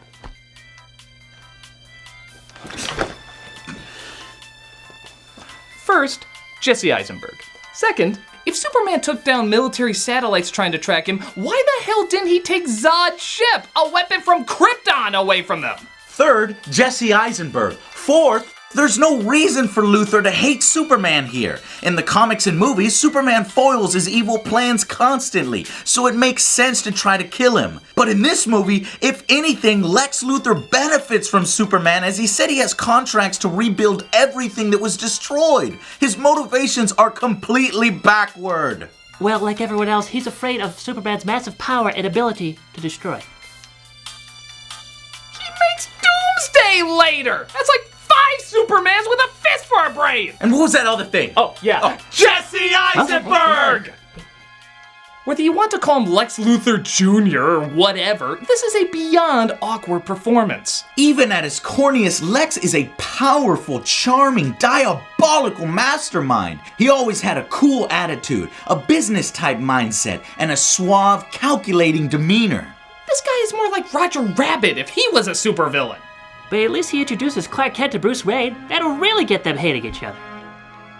Yeah, but why? We have a vague understanding of why Batman hates Superman, but there's really no reason Superman should hate Batman. So nice to meet you, Bruce Wayne. The pleasure's all mine, Clark Kent. I hear Batman is trampling on civil liberties, making people live in fear, thinking he's above the law.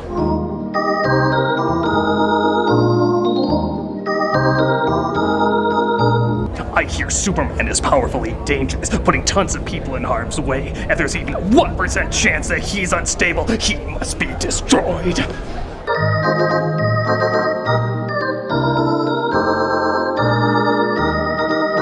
By the way, Wonder Woman's in this movie. Hello. Howdy, boys. God, I love bringing people together. This reminds me of the time that I ended up... Who's the pipsqueak? That's Lex Luthor. No! Afraid so. Does he ever shut up? I don't know. Let's ask him. I'm gonna go! Huh.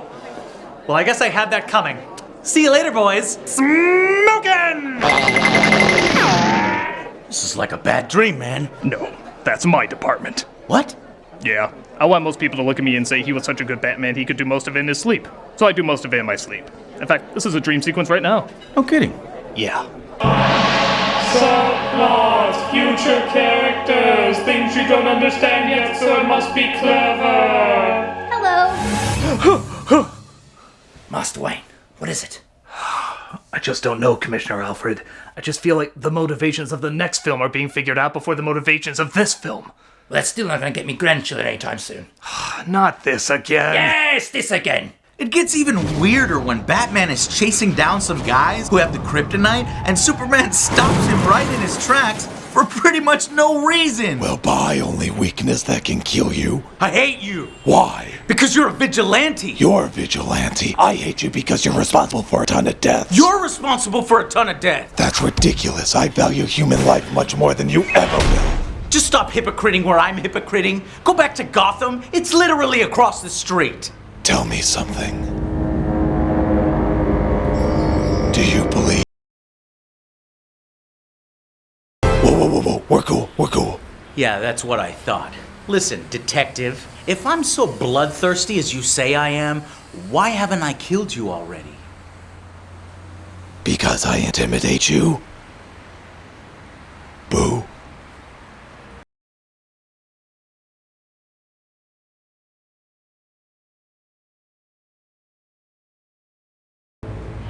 What did you say? Nothing. A real mature!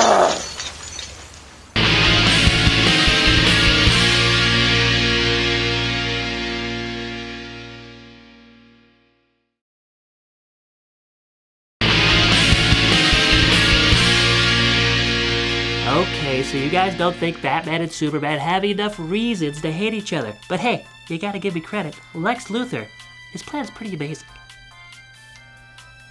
How? By inviting Superman to the Capitol building and then blowing it up, causing people to hate him more. But even in the movie, they know he didn't do it. And why would Superman use a bomb? He doesn't need one. But it's okay because he scares Superman into exile. What, was that Lex's plan? I don't know. I mean, yes, that's exactly what he wanted. Why does he make another Kryptonian then? He tricks the incredibly advanced Kryptonian technology using fake fingerprints and forces it to genetically combine his DNA with that of Zod. You know, genetic mutation is forbidden by Kryptonians. But they're all dead, so it really doesn't matter. Even though your fingerprints convince me otherwise, I'll roll with it. Boy, don't you wish this is how all advanced technology worked? This phone is password protected. Yeah, but the guy who owned it died. Oh, okay. Here's all his info. Jackpot! Oh, hey, whose phone is that? It's yours. What? Hey, give me that! Ooh, look at all the Spartan porn. I don't need this. I'm friends with Christopher Nolan. So while in exile, Clark comes across his dead father building a snow fort. This is either because A, he's a ghost, B, Clark's hallucinating, C, more inconsistent Kryptonian technology, or D, if this is really your biggest question through all of this, you're on Quaaludes. Not up. Okay. Meanwhile, Luthor's men sneak up on Lois and kidnap her. Oh, don't worry. This happens all the time. I brought my own chloroform. And she wakes up on top of Lex's building. Hello, my dear. Aha! I knew it! Through my journalistic skills, I figured out it was you, thus completing my incredibly essential role to this film. Oh, you figured out that Lex Luthor was the bad guy, huh? Real brain scratcher there. Nobody else would have figured that one out. You really solidified yourself as a necessity there. You know what I was doing while you were figuring out that incredible info? I figured out who Superman was, figured out who Batman was, and I planned 2 kidnappings to take place on the night that he was planning to finish him off. See, there you go. And you know what the best part is? I did all of that off screen, so even I don't know how I did all this impossible shit.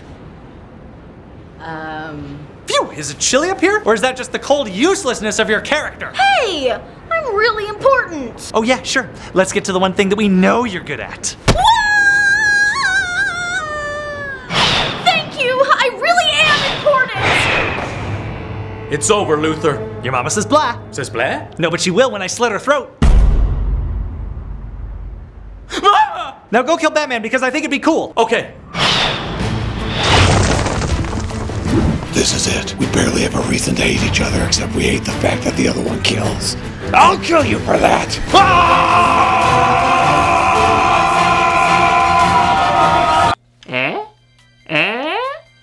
Pretty high drama, huh? Orc. Isn't this it? Isn't this what you've always wanted to see? Yeah, it's what we've always wanted to see. But not why we wanted to see it. We want to see Batman and Superman fight because they have different ideologies that we enjoy. One is dark and aggressive, the other is kind and hopeful. Seeing 2 points of view that are different but we identify with go head and head is deep and conflicting drama. But Superman is fighting to save his mom, and Batman is fighting because he pretty much does what he does. It's not an epic fight if the motivations are weak. It is the literal definition of forced. Yeah, but isn't it so cool the way Batman swings him around like a yo-yo? Yeah. And isn't it cool the way Superman punches him across the building? Yeah. And wasn't it cool when Batman sprayed him with kryptonite gas, or just minutes later he could stab him with a kryptonite spear? Wait a minute. Why didn't he just stab him with the spear first? Huh? Yeah, if this is a battle of brains as well as brawn, why didn't Batman just stab him as his first move? Well, look! Aquaman's in the movie! Hello. Answer the question! Okay, we did it so people could see more of them fighting. I'm cool! And there's your problem. They see them fighting, but they don't experience them fighting. Anyone can just watch 2 people fight. Hell, you can just take 2 strangers, put them in Batman and Superman costumes, and have them do cool stuff. But if you're constantly questioning why throughout the whole thing, you're not experiencing it. You're constantly being distracted by elements that don't add up. But perhaps you didn't hear me. Aquaman's in the movie! Hello. Cyborg? No, Zach. No. Batman has the upper hand until an amazing discovery is made. Martha! What? What'd you say? I need to save Martha! Oh my God. My mother's still alive. No, you idiot! Your mothers have the same name. This instantly erases all hatred. From now on, you and I will be best friends. I'll throw this over here then. Haha! I've created the ultimate Kryptonian devil! I'll just go and grab that then. Oh, Clark! I'm drowning in the water! What is this, like the 4th time? I'll save you, Lois, and I'll grab the spear, which is the only thing that weakens me. I'm important! Yeah, you used to be. And I'm Batman. Haha, I've done it! I've created the ultimate Kryptonian devil! Candy? Oh! On my face! Why'd you smear it all over my face? What's going on here, Lex? I thought you hated Kryptonians. Now you've made another one. Your plan makes no sense.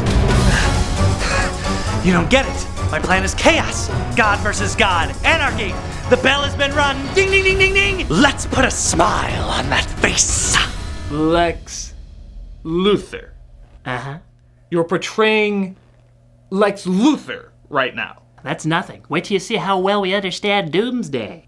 Doomsday? Yes, we wrote him so he's a combo of Lex and Zod's DNA, creating... Roar, roar!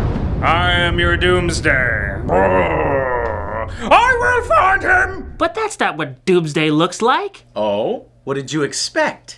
A monster evolved from cloning thousands of alien babies dying and being reborn until it created the ultimate killing machine? Like in the comic? Yeah! Well, why would that look anything like Zod and Luthor's goddamn DNA? A combination of Zod and Luthor should look exactly like that. Zod and Luthor. Where did this double-sized, double-muscle, brain-dead, dick-missing creature come from? In fact, wait a minute. Lex Luthor combining his DNA with Kryptonian DNA to create an uncontrollable monster?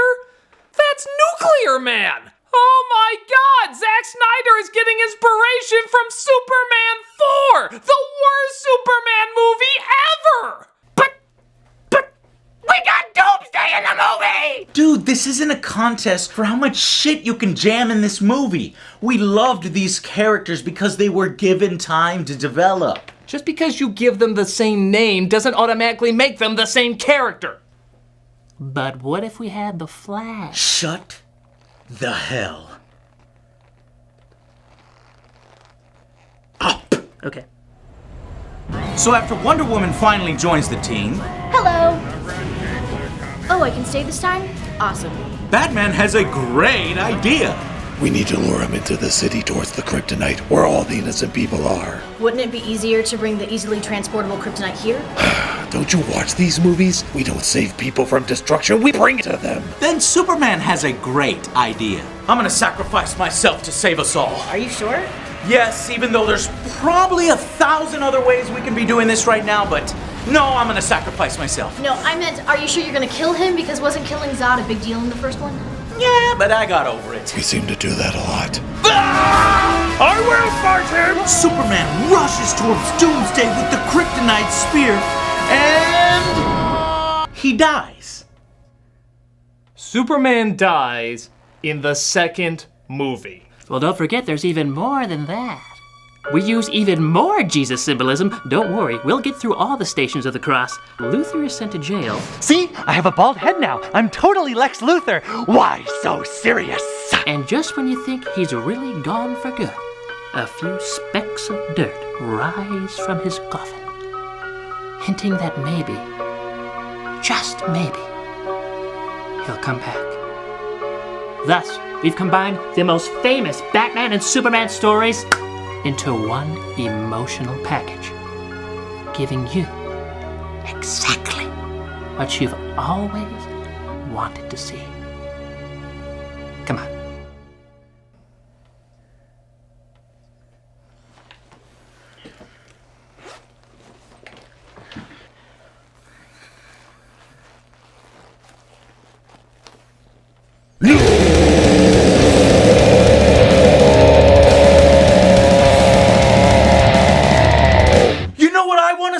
No? I want to see the Justice League at his funeral, but now I can't. I want to see a hero slowly stripped of his life in the ultimate battle instead of just being stabbed in one swoop, but now I can't. I want to build a connection with this Superman the same way he built a connection with me in hundreds of stories, but now I can't. I want to fear that this might be the time that Superman doesn't make it back, but now I can't. How many comics were there before Superman died? I don't know. Hundreds! Thousands! And how many movies did you make with him? 2. 2! You killed him in 2 movies and you barely even focused on him. You know what I want to see? I want to see you earn Superman's death. This isn't fucking Jimmy Olsen. This is goddamn Superman. He deserves your time and respect.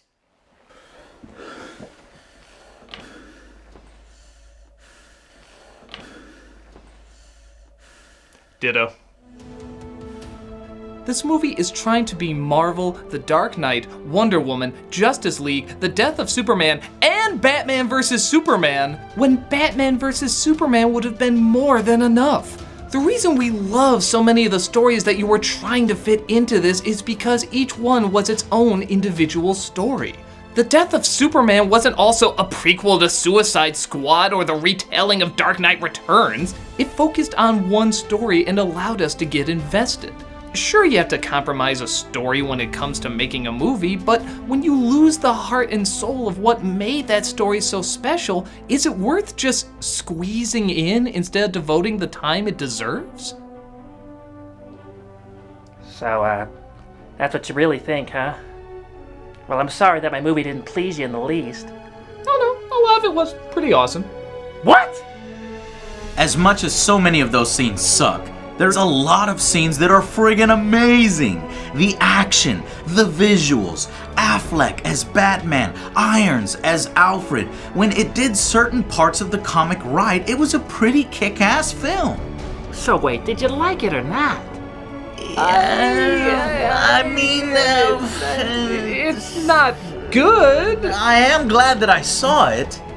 If you're just looking for Batman and Superman to fight each other, you'll get it. It's just not in a story that makes any sense. It's got a lot of cool scenes that are hard to say not to go check it out. So, in a strange way, I'm still recommending it. I suppose that's all over the map, but then again, your movie's all over the map, so I guess it comes full circle. If those are your thoughts, then why did you come all the way out here then? Well, we were thinking that maybe we could write the next one?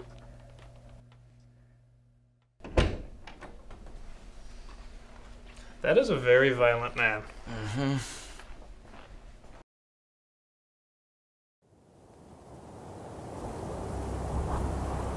My son, you do not remember me. I am your father. You must have many questions. Here in this fortress of solitude, we may find the answers together.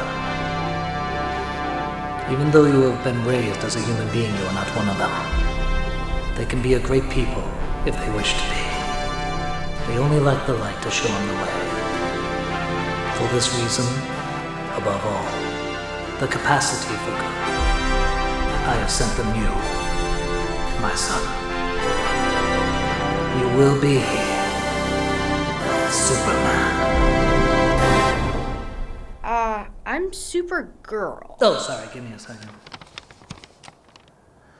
Okay, you come from a beehive of hippies. What? Your nemesis is a magical witch named Selena. That's some bullshit. And your big fight scenes are with an invisible monster, construction equipment, and a bumper car. Are you high? No, but I'm thinking about starting. And you should too.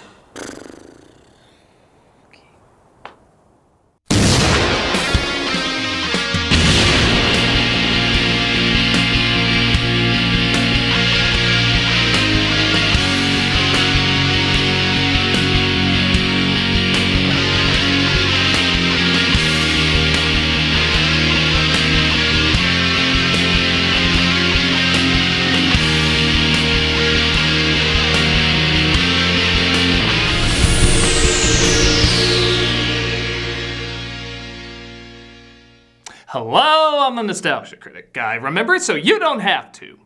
I love me some action ladies. Ellen Ripley, Wonder Woman, Sarah Connor, Tomb Raider, Black Widow, Michelle Rodriguez, and fucking anything. Yes, women kicking ass in movies isn't exactly a new thing, but it has become more of a common thing. Since the beginning of film, there's always been doses of women duking it out, but because of the times, they were mostly kept in domesticated roles. Well, times change and we have more options than ever of badass bitches doing badass shit.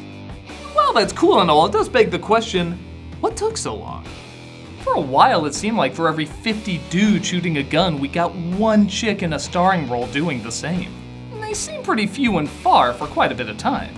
Well, that's because studios aren't exactly the biggest fans of new things. I know what? And action men have proven to be big moneymakers for years. So whenever an action woman story came along, they rarely threw the same amount of care into it because there was already a fear it just wasn't gonna work as well. So a lot of shit was made. And if the shit didn't do well, it must have been because the lead in that shit was a dame, and not because it was shit. Even a conversation years ago between Marvel and Sony showed that they didn't do women superheroes because the past ones failed. Yeah, clearly tits was the reason Elektra and Catwoman didn't do well. White Russian. No ice, hold the vodka, hold the Kahlua. That line totally would have worked if a dude said it. And one of the movies often put on that list for delaying our cinematic action ladies, both figuratively and literally, is Supergirl.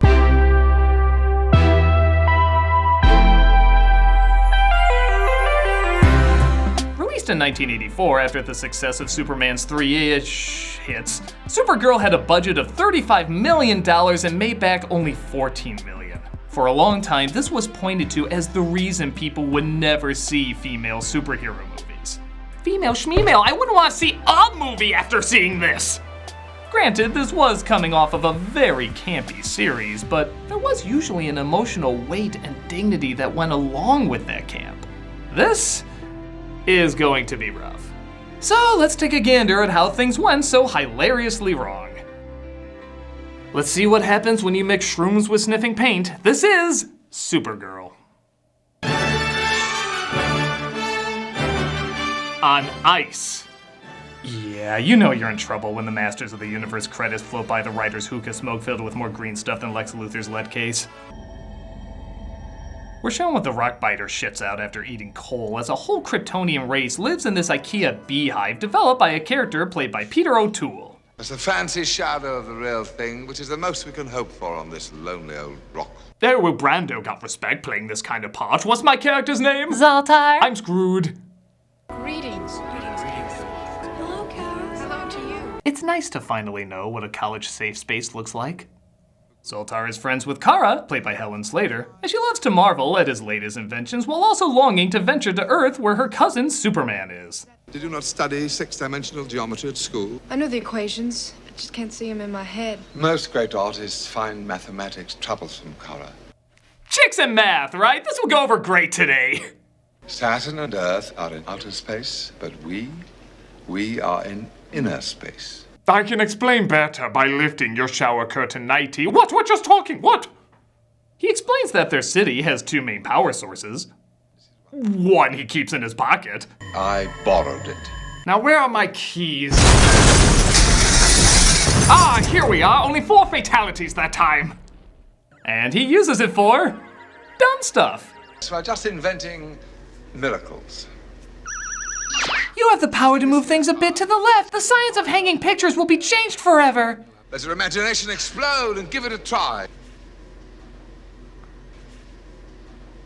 How much is she supposed to use her imagination? And what's supposed to explode? Zoltar kicks the power source over to Kara. You know, I'm starting to see why Krypton exploded. As she delights gripping her long, vibrating stick on top of the ball she's currently holding in her hand. Okay, this was a porno. They kept all the dialogue the same, they just never put the sex in it. Put your fingers here, Kara, and press hard. It had to be some sort of mix-up. Damn it, I never should have written the Supergirl script and the porno at the same time. Wait a minute. If you can't find the porno script but you still have the movie script, is it possible you sent the wrong script to the studio? Oh, sweet Jesus, I think you're right. Jesus, that's them! It meant nothing. Hello? Hi, it's the director. We're a little confused about this scene where the old man touches the young girl's face. Yeah, that's how it's supposed to be. And everybody is dressed in nightgowns? It's very modern. And then she's holding a long phallic rod over a ball she's playing with in her hand and then places it near her crotch? 80s. I guess that's a good point. This is the 80s. Do you mind if we cut the orgies, though? I think that's fair. She accidentally pokes a hole in their damn poorly secured city as the power source is sucked out. I'll save you, whoever I am! You took the Omega Hedron. That's not correct. I lost the Omega Hedron. Oh no, Father, I did. Father? I've seen identical twins that have more age variations than they do. No matter who. Without it, this city can't survive more than a few days. Kara feels responsible for losing the power source, so she takes Zoltar's machine to try and follow it. Stop her! She's escaping our pasty white cult! Actually, is there another kind? While Zoltar assures she'll be safe going from inner space to outer space, he has a different fate. I must be sent to the Phantom Zone. Your suffering will be short. Mine, forever. You seem weirdly okay with that. Ah, yes, the Phantom Zone, where they show Joel Schumacher's Phantom of the Opera movie 24/7. Actually, it's a dark, hellish wasteland where you'll starve to death. Oh, that's almost as bad. Meanwhile, on Earth, Faye Dunaway plays Madame Selina, a stuck-up villain who enjoys taking picnics with her lover Nigel, played by Peter Cook. They're desecrating my corpse. Such a pretty world. I can't wait until it's all mine. It's a lifetime to discover the secrets of black magic from the ancient grimoire. Wow, you really tried to make that sound like a normal thing people say. I'm pretty sure I saw that in one of those many pictures of women laughing while eating salad. But the power source plunges to Earth with flaming fire and powerful speed, plopping like a urinal cake in a men's room. Immortality be upon this one. She is a sharer of the sun's everlasting life. This world will keep her forever. Oh, I mean, what's this? I've just outgrown you, Nigel. She takes to her car and decides to leave Nigel behind. But what about marriage? While using the radio to drop some painful product placements. That's TWA. Never has flying been easier. They also decide to advertise their own lame shit. Superman has indeed embarked on a special peace-seeking mission. Still a better backstory than Superman Returns. It looks like Kara also arrives. In her tights and cape, underwater, completely dry, with a string pulling her out. Oh my god, that is way too much stupid on my plate. I can't possibly handle it all. I guess I'll just talk about the stupidest part, the costume. I mean, yeah, the Superman costume is silly, but it was at least given to him at a very specific time after he found out who he was, and it's like he's wearing the uniform of his planet. What the hell is her excuse? Mrs. Zoltar, if you've stolen my ship and you happen to be a woman, please wear the spandex and miniskirt I have left for you in the... I guess I'm not seeing any place I could have put it. Bottom line, dress hot so I can at least fantasize about you as payment for stealing my property. If you happen to be a man, same applies. I shouldn't have sniffed that glue after leaving the Wonka Vader. She observes her surroundings and tries to figure this whole Earth thing out. Hello, I'm gonna call you Charlie. Goodbye, Charlie. Will you be my next Charlie?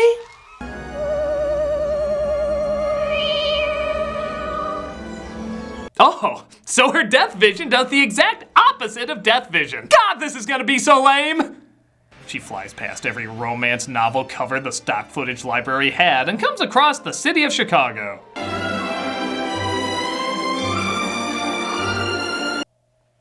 But the poster says she's in New York, flying out of Lady Liberty's armpit and into our hearts. You know what, fine, Chicago doesn't need you, superhero movie. We have the Dark Knight and...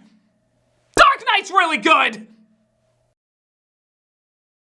She drops by the city and discovers two scumbags played by Matt Frewer and Stacy Keach.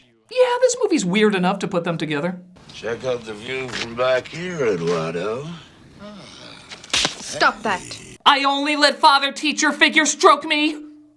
We're out looking for a good time, and you just won the brass ring, baby. Why are you doing this? It's just the way we are. All A&W employees are grab happy. On account we never get laid because we're A&W employees.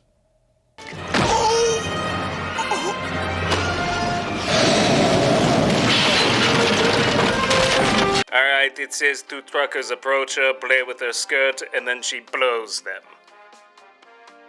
You mean like with her super breath? Yes, I do. Meanwhile, Madame Selina and Nigel throw a party in her secret lair that's an amusement park haunted house with tons of rich middle-aged people attending. Please, I really can't do a second helping. I'm considering nothing less than world domination. These are my foot soldiers, Nigel. My army of the night. When they're let out of their retirement homes, they're quite deadly. Look, the Six Flags guy. Total world domination material. Nigel, I think, tries hitting on one of the partygoers, but Selina uses her newfound magic to... this.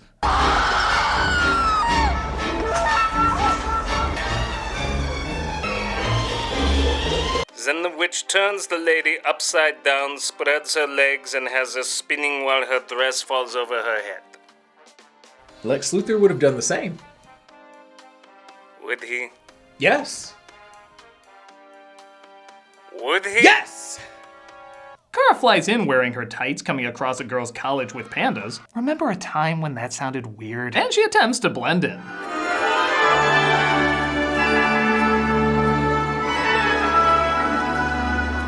How Brando had to spend years training his son how to use his powers, and here it's like, walk behind a tree and one of our first-year effects students will take over.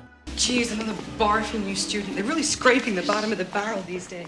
Consider yourself a bitch! So she applies for the school, almost as if she's totally forgotten the power source for her entire species is at stake. Without it, this city can't survive more than a few days. Yeah, I took my time flying around, looking at horses. I even applied for a few classes while I was there. And that's why I'm talking to your tombstone.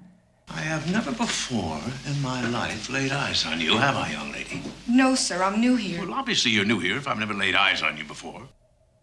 Is it really that weird you don't recognize a student at your giant university? I know every girl and their feet here. You're just not ringing any bells. She says her name is Linda Lee, and she quickly writes up a recommendation letter from her cousin Clark Kent. Oh, and get this, Nigel just happens to teach there. An orphan? Well, don't expect to be treated any differently on that account, Miss Lee. One way or another, we're all alone on this miserable little planet. Isn't that what Leonard Maltin said in the description of this movie? She's accepted into A&W Presents College as she's introduced to her roommate, Lucy Lane. Why, you wouldn't be related to... Your sister. Lois. Ah, yes, that's the one. What a coincidence! I'm Lex Luthor's second uncle from Metropolis. Nigel is Perry White's chemistry teacher from Smallville. And Selena is Otis's dominatrix from Eagle River. Eagle River? So who's your cousin? Clark Kent. Clark Kent's your cousin? You're putting me on. You know him? Do I know him? Am I the thought-out gene splicing of Michael Sheen and Gollum? Do you know him? Superman? My sister's got something going with the big guy. Yep, that's as close to a Christopher Reeve cameo as you're gonna get. A real hunk.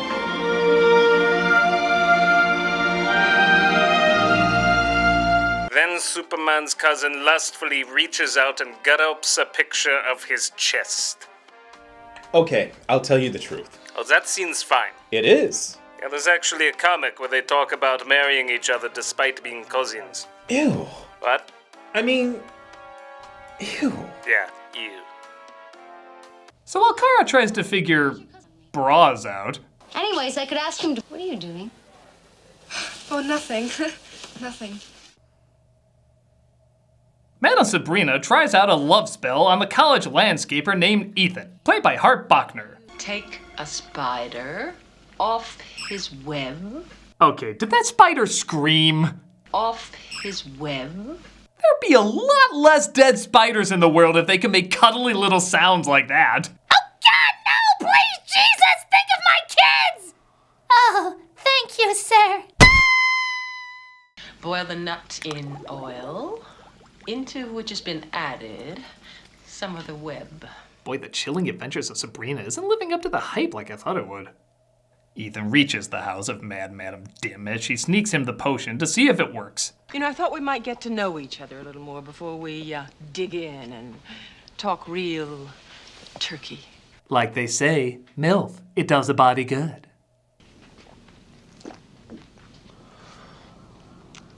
Look, I can get you a Rolex, but that's the extent of what I can offer. He gets lightheaded though and panics, running away. Selena uses her magic mirror, because superheroes and fairy tales are the same thing, and he stumbles across to where Linda is about to have lunch. Thank you very much. You're welcome. Oh look, they couldn't get Superman, so they got Jimmy Olsen, the person you most like to see Superman punch. Thanks for inviting me, Lucy. I'm glad you could come, Jimmy. Well, I was the only original cast member you could afford. But Selena tries using magic to grab Ethan and bring him back. Maybe if I show it my butt, that'll help.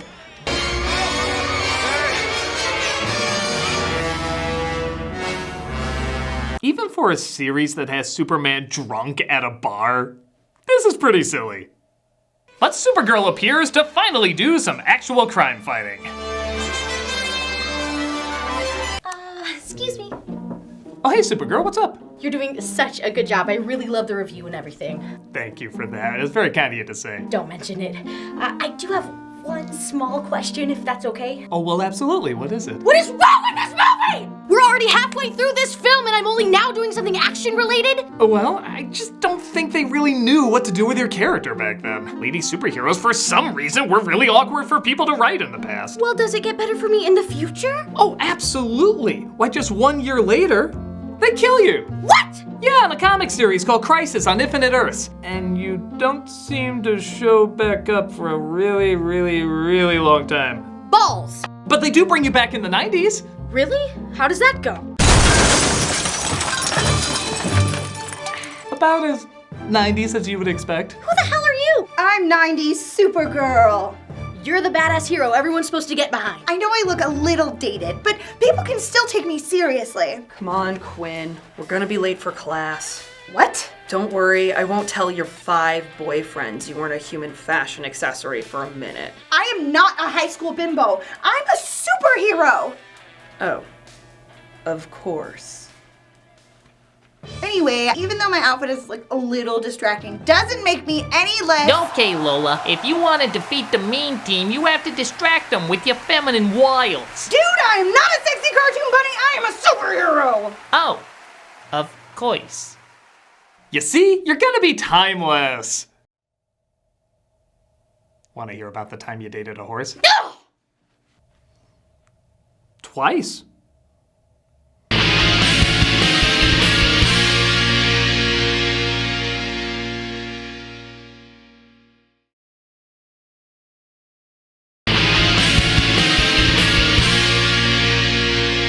So Supergirl arrives to stop the panic in the streets.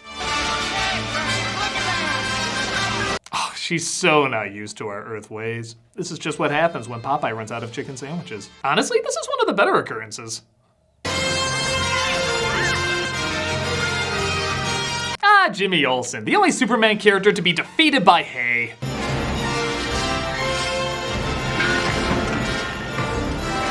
I'll save you from this live-action Donald Duck cartoon!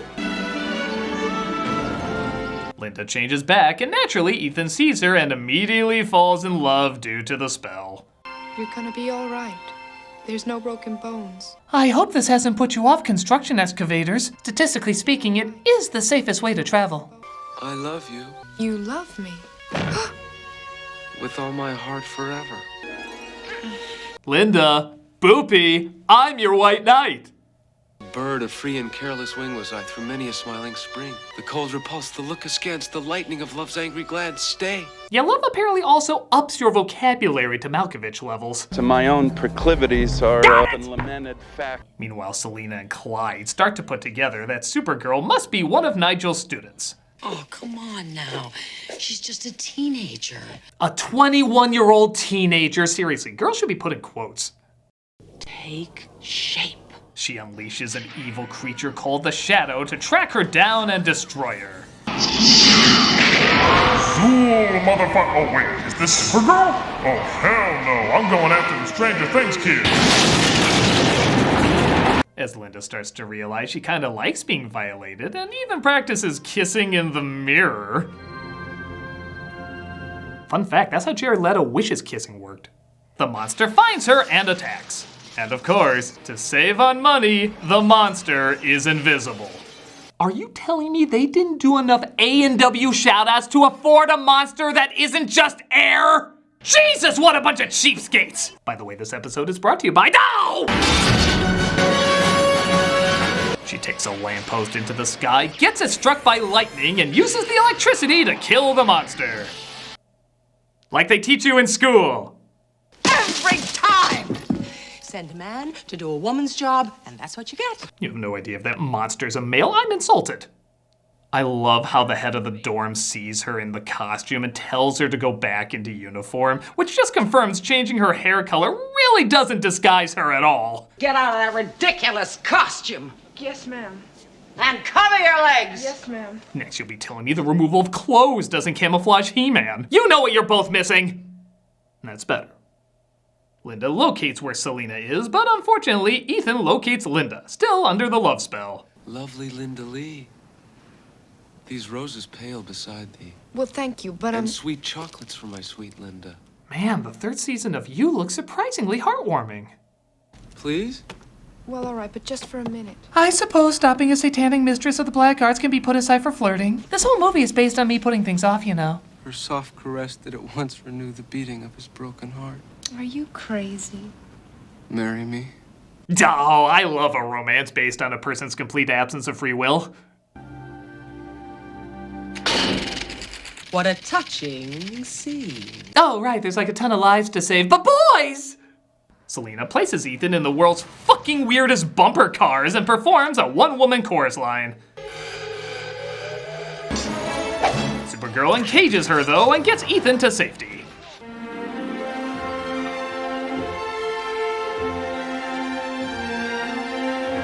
Just when I thought this movie couldn't show me any more fucking bizarre shit. Oh, you thought the Superman Lois flying scene was romantic? Well, you've never seen it in a bumper car shaped like Tom Brady bookends, have you? What's going on? Whoa! Put me down! She flies into those landmark Illinois mountains as Ethan tries to figure out what's going on.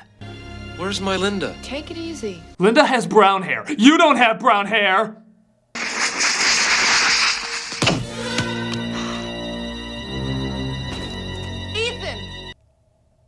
You know, it's like they took a promising idea and then throughout the whole thing went... Meanwhile, Selena calls upon Nigel's talents in black magic to try and get Ethan back, in a sequence that, well, defies explanation, honestly.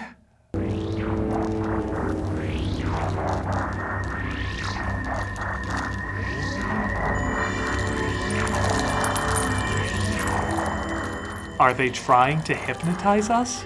You will tell people this is a good movie. You will tell them the critics were wrong and Linda Carter doesn't deserve to smell Helen Slater's shit. Please, we're desperate.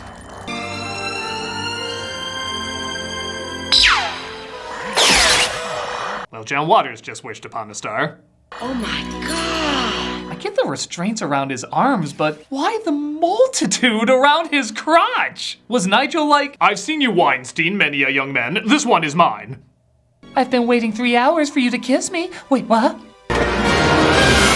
Selena steals Nigel's rod. No, the other one. There you go. And uses the combined powers to create her own evil fortress in town. So long, Chicago. Still doing nothing cool with you. Boy, those cars are driving fast. I will destroy the Power Rangers, or my name isn't Selena Repulsa.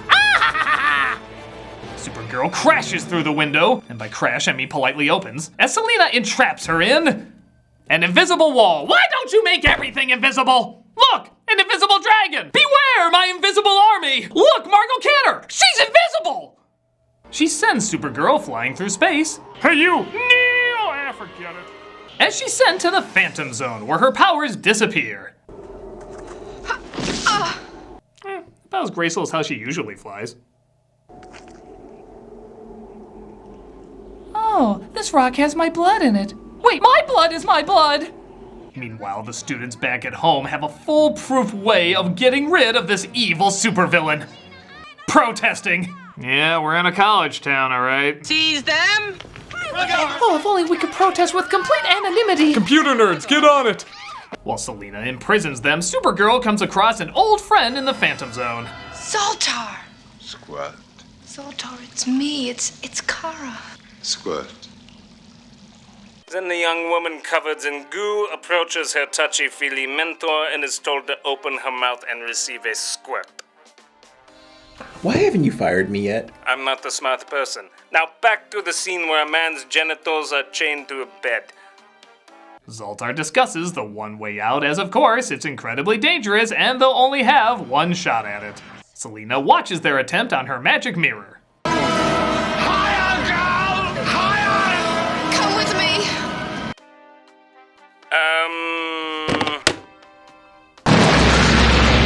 Zoltar falls behind, but Supergirl makes it through to finish off Selena. You've had your fun, Selena. The game is finished. Back to the Phantom Zone. That was too easy. No, she instead uses her powers to mildly annoy her to death. Oh, if only I could fly. I can fly! Appear! Selena summons, honestly, a pretty cool looking monster, but don't worry, what little credit was won will be lost with this. I can't watch, it's too lame an effect. So get this, she breaks free and then shrinks down to spin around her. It's the Tasmanian Devil Speedy Gonzalez Ant-Man power everybody knows she has. She raises Selena up to the monster, which for some reason means he wants to destroy her now. I'm sure this is explained somewhere, but then I'd have to rewind it and I just don't have the bravery. Hey,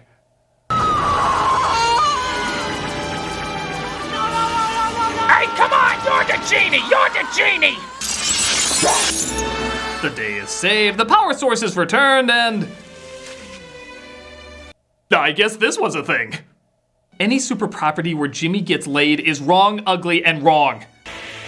Goodbye, Linda. Wow, she flew right through my brain. Hey, am I still under that spell or what? Who cares? Off to stop Batman.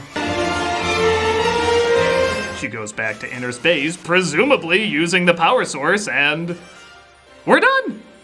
That's it. Yeah, where Superman had a nice epilogue that took its time, this has Supergirl humming her theme song underwater. And that was one of the dumbest things I've ever seen in my life. Yeah, as much as I've crapped on it, it truly is one of those films that's so bad, it's a ton of fun. The choices made are so weird and baffling, and the inconsistencies in everything from story to acting to effects is part of what makes it a surreal joy. I do kind of feel bad as this director has done plenty of good things, and even those actors are clearly trying. They do have unique deliveries that stand out, and maybe in a more focused production, they could have brought a lot of charm out of these characters. But as written, they're laughably bad. But at least they are enjoyable in their own bizarre way. If you're on the lookout for campy madness that has no idea what it wants to be or how it wants to be, then look up in the sky. It's a turd, it's a pain, it's Supergirl. So that's it? Outside of comics, I won't be remembered for anything other than being a campy joke? Well, you never know. Maybe the future has something good in store. Hello? Supergirl! Long time no you. I thought we agreed you've ruined my life enough. It's alright, they're giving me another chance to turn it all around. Really? Get this. You're gonna have your own live-action show! What? That's amazing! With musical numbers, a lot of goofy humor, and some of the actors from the original movie. What? Oh, and we're also giving you a cartoon show called DC Superhero Girls, where you all go to a super high school full of girls. Seriously? Oh, and another show called Justice League Action, where we make you look like Betty Boop if she were an anime character. Stop! I've had it! I'm done with this! I've been through every crazy reboot, retool, and revamp that you can destroy. Okay, I am a complicated character that deserves a little dignity and a little respect. You think any of those shows are gonna show me that kind of courtesy? Well, if you don't do it, we'll just find another Supergirl. Oh, fine! Get whoever you want! I'm not falling for it again, mister! There's no way that you can make a critical and crowd-pleasing hit with Supergirl, Justice League Action, and DC Superhero Girls are critical, crowd-pleasing hits. With their smart writing, great sense of humor, and surprising respect for their characters, only a fool would have passed on these projects. That seems very specific, but that's what they're paying me to say. Want to hear about the time you became a saleswoman for Radio Shack? Beep.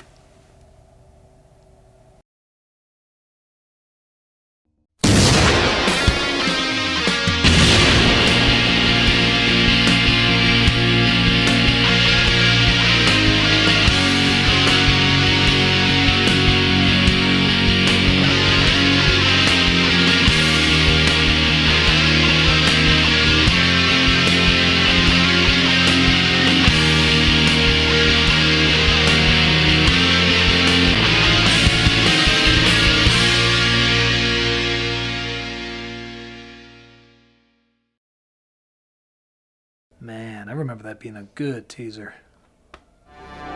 Even though you have been raised as a human being, you are not one of them. They can be a great people if they wish to be. I have sent them you, my son, Superman. Man, that still holds up. Too bad the movie sucks ass. hell's this? I watched one Superman Returns video. It doesn't mean that's all I want to see. Ugh. No, Superman Returns will never be trending. Okay, that's a little different. Hey movie nerds! Today I want to talk about the Snyder Cut and how it's not Superman Returns. What the shit? Now I for one am shocked that it's not Superman Returns. I mean, everything pointed to the Snyder Cut being Superman Returns. Superman Returns! Today on But the Chart Says, we're going to be taking a look at the likelihood of the Snyder Cut becoming a hit. But seeing as how you clicked on a Superman Returns video, every video you see now has to be about that. How do you even know that? You might be wondering to yourself how I would even know that. Well, if you look at the chart. Alright, I guess I'm talking about Superman Returns.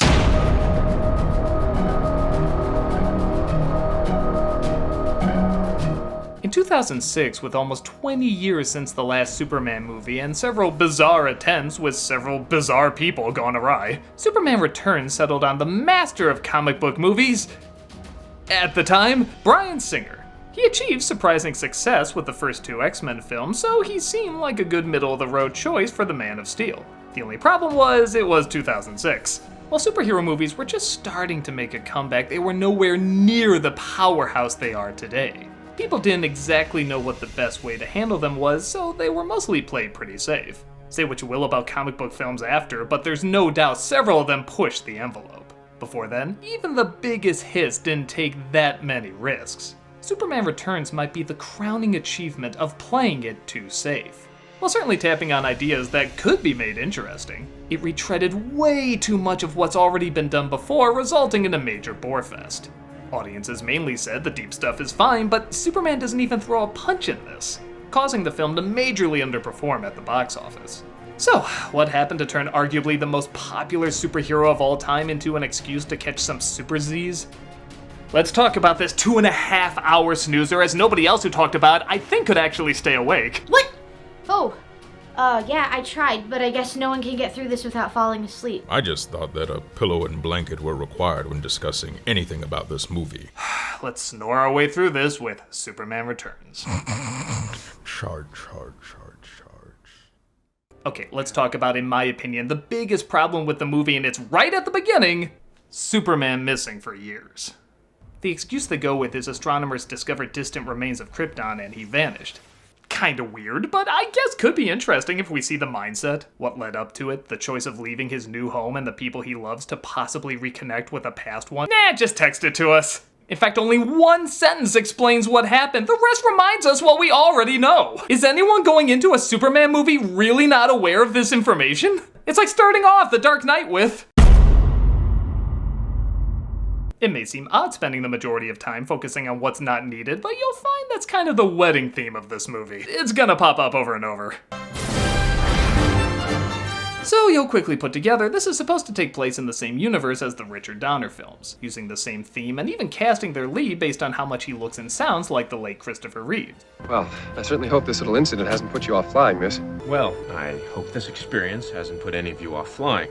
Judging by the credits, you might think, maybe this could work. The music and visuals are pretty cool, getting you hyped up. But tell me if this matches the style of the Donner films.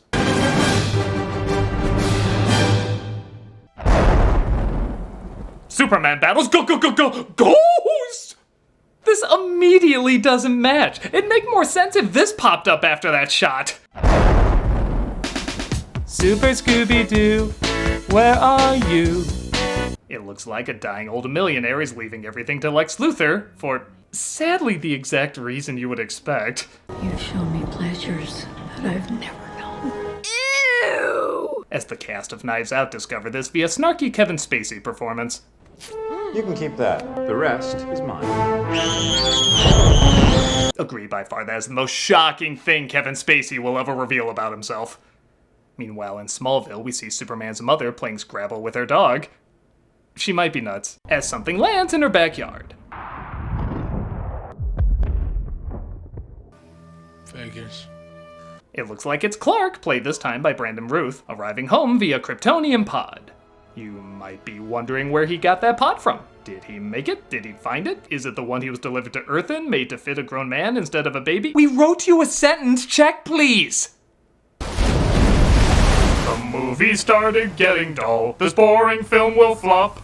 Was this his house? This is where he learned who he was. Lex Luthor goes searching for Superman's home once more, as this version is kinda Halloweening itself as, rather than work with the challenges of the previous bad films like other clever franchises, Singer does what he always does. Says, nah, I don't wanna, then shakes up the franchise like an Etch-a-Sketch. So now only parts 1 and 2 are canon, even though I can't think of anything in 3 and 4 that technically gets in the way of anything here. In fact, I'd argue if Superman is aware Lex Luthor knows where he lives, he'd upgrade his security a little bit, at the very least to beef up crypto. And yes, I do appreciate the irony that a film ignoring previous installments in a franchise is ignored by the continuing installments in the franchise. My son, you do not remember me. Luthor comes across a crystal with Superman's father, played by Marlon Brando's, let's just assume pissed off ghost, who is unaware he's talking to Luthor. Tell me everything, starting with crystals. And cinematography, as Singer is still convinced wide-angle close-ups are the only shots there are. Clark wakes up at his mother's, has a flashback to when he was a kid playing with his powers, and tells his mom he didn't find anything on his journey. 5 years to find what you were looking for. You're home. That place was a graveyard. I'm all that's left. You might be wondering what he's talking about exactly. What are the details of this already vague setup? The sentence is right there. You're gonna make him think he did a bad job. No, sentence, you were great. You did wonderful. They're wrong.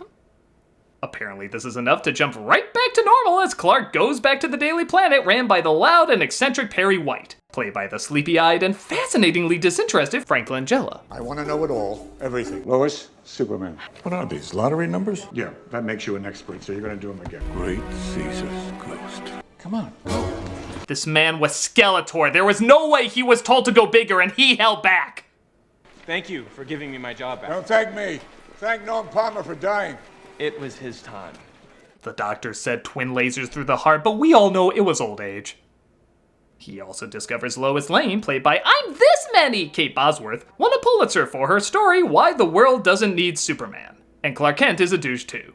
He looks just like his mom. Fearless reporter Lois Lane is a mommy. She gave birth when she was 15. No, seriously, check the birth date, do the math, it's a little weird. Lex returns to the mansion where they see one of the dogs ate the other. Weren't there 2 of those? Damn it, that's so dark. I kinda have no choice but to love it. Where he tells Kumar to test the power of the crystal on a model of the city. The crystal does so much damage, the model starts screaming. Apparently we're in American Toy Story now, causing electricity everywhere to go out, including a plane Lois is in. Dead. Jesus, was Lois Supergirl this whole time and we never knew it? That'd be a fucking twist.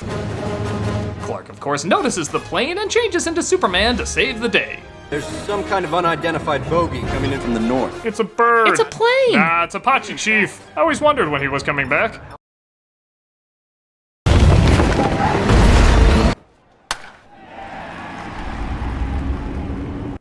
Don't know how we missed that.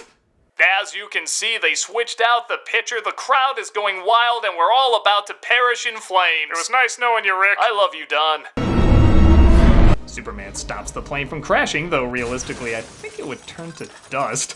And he's even reunited with Lois.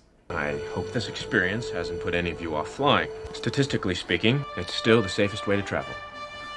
Well, you just became every airline's favorite movie. Everybody cheers as Superman officially returns, and his first big action sequence back is... fine. It makes sense to do something like this. I mean, he already saved more people than in Man of Steel. But here's the thing. From Luthor testing his evil plan to Superman getting everybody to safety, we spent a total of 16 minutes. That's including the crystal getting a couple of jump starts before it causes panic, Clark talking to Jimmy inside a bar, Superman taking a ship to space that in no way affects the story, and watching effects that for the time were good, but not building a 16-minute scene around it good. Apparently this film didn't go through any test audiences, and this is one that really could have used it. There are so many scenes that easily could have been cut down, or at the very least, focused on more interesting stuff. Like Lois's son. Holy shit, Lois has a son. Well, what the hell is he like? He ought to be interesting. Well, he's there. Who are you? I'm Clark. Oh, thank God he's not my kid. We also have Richard, played by James Marsden, who's, get this, the other guy! Weird, right? The handsome do-gooder who's always second banana, usually to something blue. But don't worry, they make him fascinating. They give him the intriguing characteristics of being a pilot and loves horror movies. Anything else? He's also a pilot, and he loves horror movies. Well, guess that's it. How is it we're 50 minutes in? 50 minutes in, and we've learned nothing about these people. Look at Lois's introduction in the first Superman. Immediately you have an idea what her personality is like. Egotistical, gets what she wants, would probably cause trouble just to report on it. What are you writing, Miss Lane? Ode to Spring. How do you spell massacre? It's got everything. It's got sex, it's got violence. There are very few people left in the world who feel comfortable saying that word. What word? Swell. Really? On screen for a few minutes, you immediately get her character. Almost an hour in, and what do we know about this Lois? Well, she likes Superman. You were from totally different worlds, but you showed such a strong connection that you knew you were destined to be with each other. Really like Superman. 125 pounds, faster than a speeding bullet, draws his power from the sun, and he never lies. Yeah, if Superman wasn't in this movie, I have no idea what she'd be talking about. In fact, even when he wasn't in the movie, she was still talking about him, and got a Pulitzer for it. She has a password. Try Superman. Great. And the funny thing is, going by this movie's portrayal, Superman's kind of a dick. And then he just takes off without explaining why or without even saying goodbye. Well, maybe he wanted to say goodbye, but maybe it was too difficult for him. I mean, that excuse worked on all the hookers I kept employed. I figured it would work on you. Oh, that's right, Facebook's not a thing yet. Gonna have to stalk the old-fashioned way.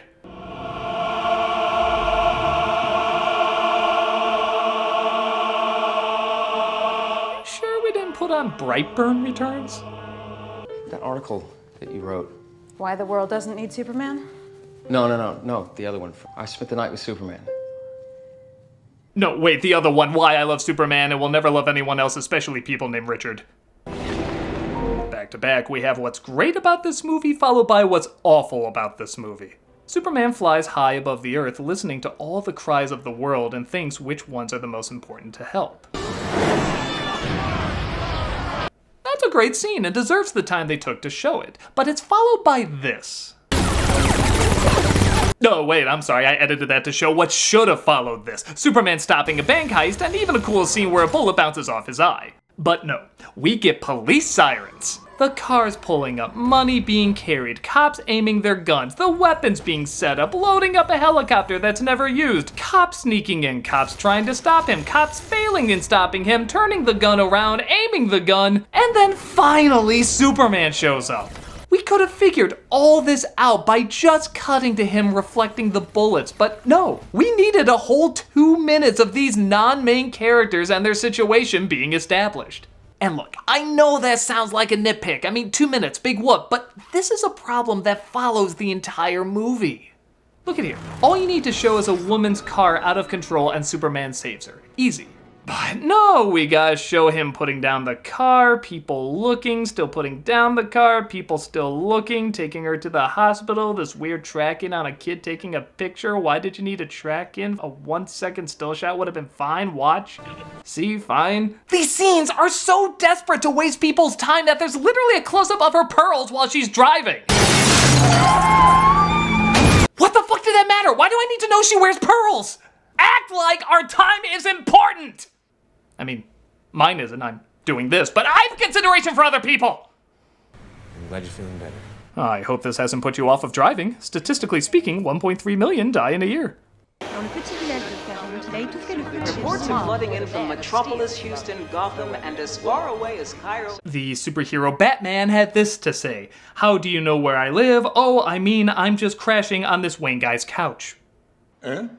These are iconic. Because it's the comic book cover, get it? I would have made the same joke. And they were taken by a 12-year-old with a camera phone. Bullshit! A crystal clear, high-res photo taken from a Breaking Bad phone you'd find in Fruit Loops? I can believe a man can fly, but not a Samsung SCH can take a picture that doesn't look like a Scary Stories illustration. Every other paper in this town has got a female reporter stashed on the roof covering Superman. Chief, I've done Superman. Hey, you made that joke, not me.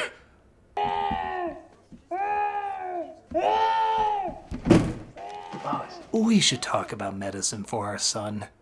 Clark proceeds to watch Lois as she leaves, for a rather long period of time.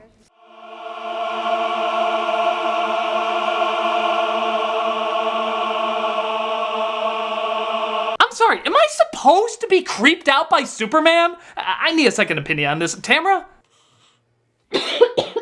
Yes? If I could see through walls and I watched you going up an elevator... That's some scary shit, and there's no other way to see that. Okay, good, I'm not crazy. I don't think it's weird at all.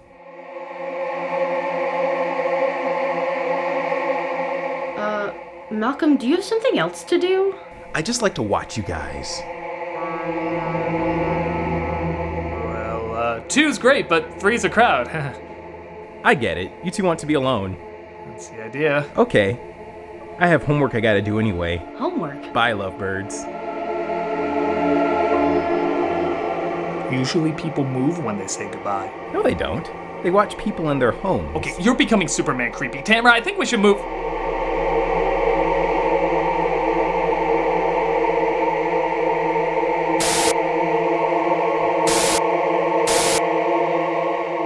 Are you watching me at night? As opposed to...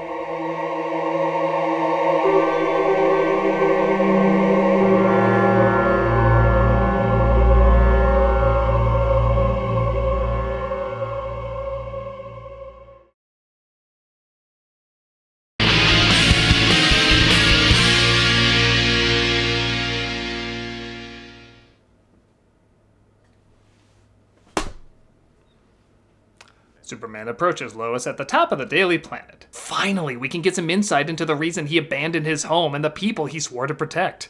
How could you leave us like that? Krypton? Well, when astronomers thought they found it, I had to see for myself.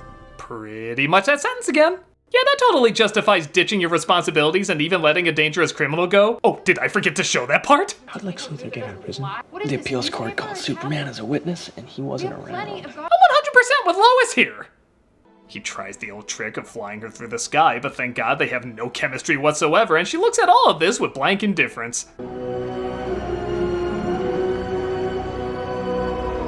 One of the most romantic scenes in cinematic history, recreated with the love completely neutered. I felt more passion when Supergirl flew a bumper car with her unconscious boyfriend. I'm at least somewhat curious how that relationship turned out. Well, I felt nothing. Me too. Let's never do that again. So will I see you around? I'm always around. That's surprisingly not comforting, you creepy-ass stalker. Lois does more research on the blackouts, leading her to Lex Luthor's yacht. Yeah, this could be dangerous. Bring the kid along. Are we trespassing? No. Yes. What's important is how much you can serve as a human shield. In one of the film's stranger reveals...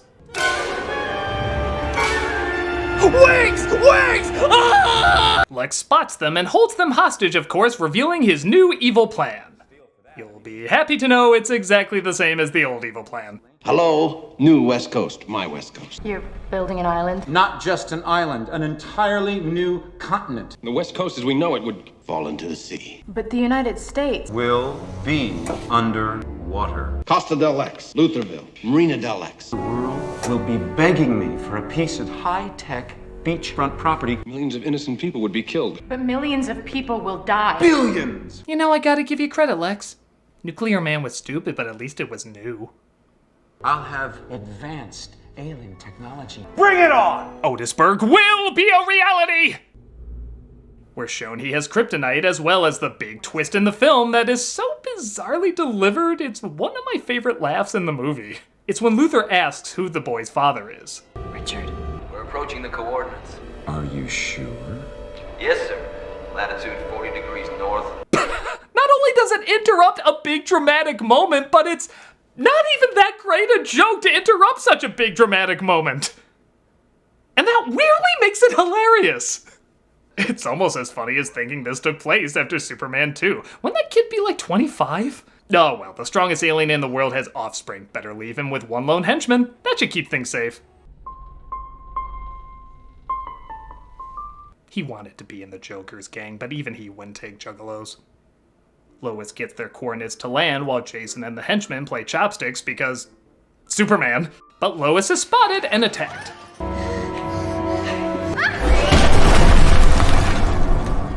I'd pay real money if his corpse looked like this.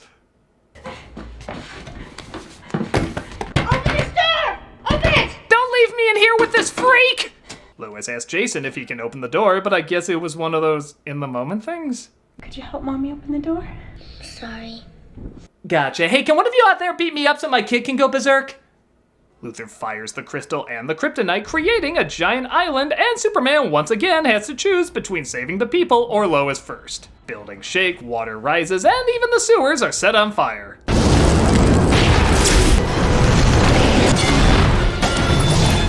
Meanwhile, Marsden flies in to save Lois and Jason, honestly looking more dedicated and heroic than Superman in many respects. Don't worry, she'll totally leave him for the guy that left her. But she gets knocked out and engulfed deep below because we have to do that for some reason too. Unlike the first film where it's a legit shocking and heartbreaking moment when she dies, we all know they're not gonna do that again. So we watch them underwater and Superman save people for 10 minutes. This movie has the exact opposite problem of Man of Steel. Where in that one I want him to save more people, here I want to see him beat some shit up. Even the one criminal we see him stop in this entire movie, it's taken care of off screen. I'm tired of just seeing him hold stuff. It's 2006, you can do a lot more. Hell, in 1980 you were doing a lot more. So why is this supposed to be interesting? Oh yeah, drag out that drowning sequence. I'm so afraid they won't make it. Hey, remember that Superman reboot where they killed his son as well as Lois? Really got me there, movie. Superman saves him in time, yeah, I was shocked too, and he lifts them to safety. Well, I hope this hasn't put you off of sailing. Statistically speaking, it's a hobby. He checks to make sure Lois is okay. She'll be fine. Also, she's pregnant with triplets. Good luck with that! Superman confronts Luthor, unaware the island he's created is filled with kryptonite. What's the word I'm searching for? It's a little alien. It lacks that human touch. You're the last person to talk about human touch. He punches Superman and his henchmen join in, rendering him helpless. Cause we gotta do that scene too. I guess it's supposed to be sad, but I'm just cracking up over how Spacey says the word kryptonite. Kryptonite. How am I supposed to feel bad in any scene that has a delivery like that? Kryptonite. Kryptonite. Kryptonite. I didn't know when you said we kill billions of people that meant someone dying! Ugh, give up? Thank God, this movie doesn't have enough footage of people drowning. Lois and her family saves him, but oh no, the plane might not make it! Yeah, isn't that the biggest nail-biter you want in a Superman movie? Whether a plane will take off? Oh, I guess that's it. They're holding in that shot a long time. I guess they're dead. Better roll the credits. Luthor won. Oh, you got me again, movie? 2 fake outs. How are you doing this? Please drag out this hideous-looking climax, as it's such a relief from the hideous-looking everything else. Yeah, did I mention this movie's hideous yet? It's fucking hideous. Thank you. Superman says he can't go out on such a pussy note, so he flies back to try and stop Luthor. Lex, are billions of people really going to die? No, they get ice cream. The fuck do you think? The exciting climax happens that I know you've all been waiting for. Superman lifts a giant rock. Woo! Yeah! Lift that big thing! This is so much different than the time he held those other big things. This time it's bigger! Woo! Yeah! Lift that rock! Superman! This is what we waited 2 hours to see! Thank Christ! Can you imagine if he actually threw a punch in this movie? Like hit anybody? Fuck that noise! He's lifting a rock! Woo! A rock! He Jesuses himself back to Earth as I guess they're building up the ultimate sacrifice for the people, giving his life for humanity. I don't even think he likes people. In the other films, he talks with the community, makes jokes, saves cats from trees. In this version, he acts like he wants to get away from folks as soon as he saves them. Would you like to get a cup of coffee sometime? Good night, Catherine. I guess the idea is he wants to save more people, but if you want to drag out this big emotional moment like humanity meant so much to him, show him with humanity. Because God knows we're not going to get it with him and Lois, or him and Richard, or even him and his goddamn son. The movie opens with him saying he ditched everybody. I feel like asking, what the hell were you doing for 2.5 hours if not exploring your human connections? Except I literally saw what you were doing all that time, and I still have no idea. It's kind of morbid, Perry. Always be prepared. Oh, another brilliant fake out. I'm sure they'll kill Superman in his first big reboot back. Idiots. You wait for the second film to do that. That's thinking. Meanwhile, Lex's assistant feels bad and sabotages him because we gotta go through the— oh fuck, you know by this point. And they're stranded on a deserted island. But what will we have to eat?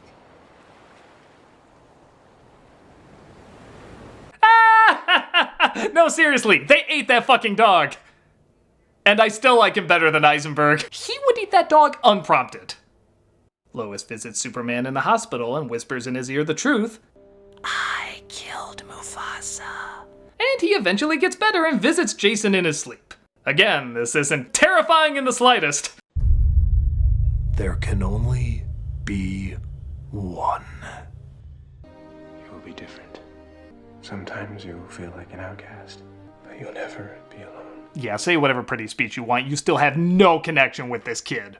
Apart from bumping into him, hopefully remembering his name, and abandoning him like you abandoned an entire planet of living creatures to look for alien dirt. I'm inspired to spit. I'm not paying child support unless you say it. Will we see you? I'm always around. Spoken like a true deadbeat dad. Good night, Lois. Good luck with your fiancé. I'm sure he'll be fine with everything you've been keeping from him. My God, we're terrible people. I can't even smile at the camera. I'm so damn depressed. I'm back! But not for very long. As stated earlier, Superman Returns was not the box office powerhouse they hoped for, and they eventually rebooted it again with Man of Steel 7 years later. And for all that film's problems, I can at least point to a couple of fun moments. This one is just a drawn-out bore. It does have some good ideas, but they're never explored enough to be made interesting. Much like Superman in this movie, it begins with a good concept and then abandons it for seemingly no reason. I wouldn't mind seeing Superman as a father. I think it'd actually be kind of cool to see what a super kid would be like. I'm even down for him being gone for a while. I don't know, there's something complex you can do with that. But they never dive into the mindset of what anyone is going through. I barely know shit about this kid, so why do I want to see him in another movie? Or any of these characters for that matter. 2.5 hours and I feel like I don't know them at all. That's a major problem. I think his heart is in the right place, but it's simply lacking in anything, for lack of a better word, super. I'm the Nostalgia Critic, and why do I still feel like I'm being watched?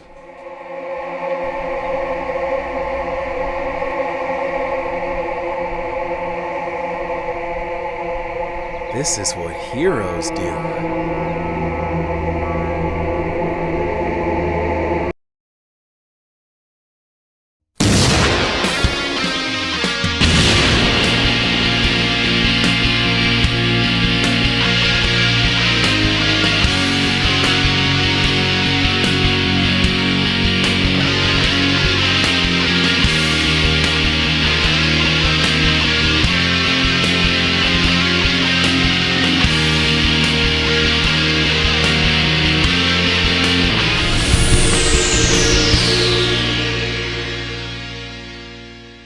Hello, I'm the Nostalgia Critic guy, remember?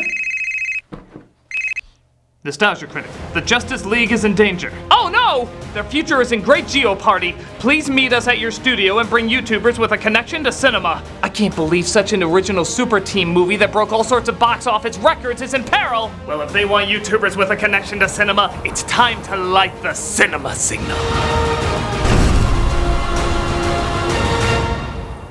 Or I could just give him a call. Hey, you want to get drunk and nitpick a movie?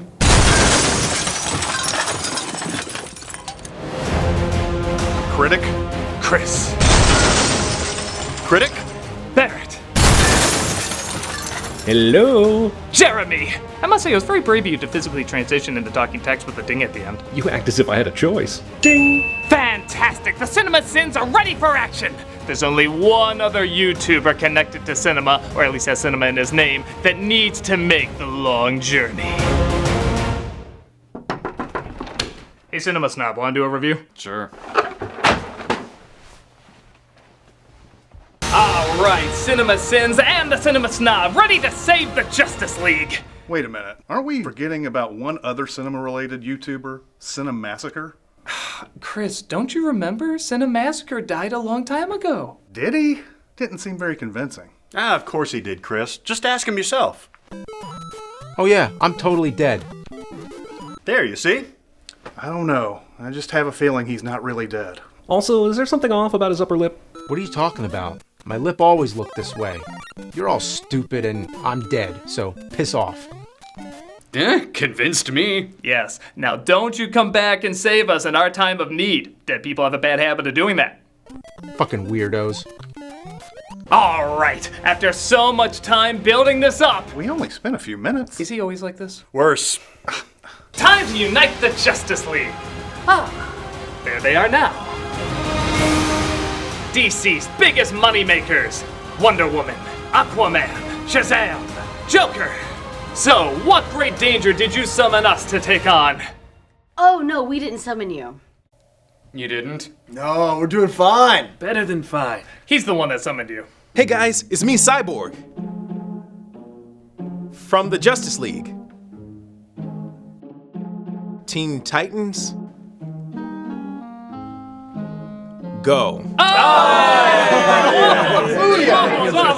Anyway, I need your guys' help saving the Justice League. But why? Yeah, a lot of DC characters are doing great right now. For them, sure, but if Justice League doesn't become popular again, I may never get another movie.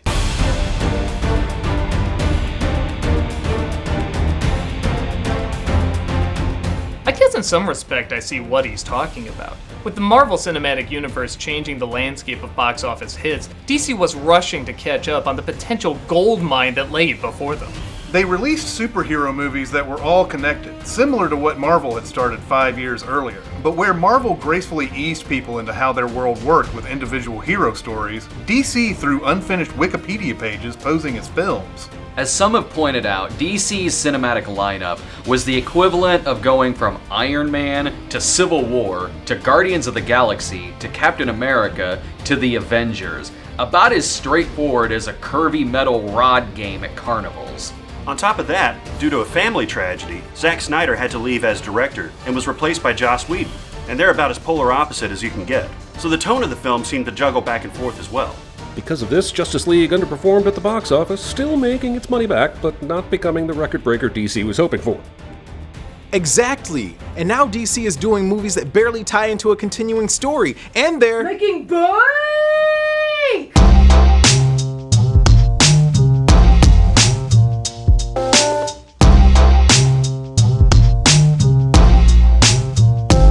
So you see, unless people see the value in a DC cinematic universe that connects, there could be no more Justice League, and thus, no more me. Alright, listen, Jax. Kano! I mean, Cyborg! That's what he said. I don't remember this movie being the greatest, but I remember it being better than DC's other stinkers. Yes, with the overflowing positivity we give in most of our videos, I'm sure we can find something of value here.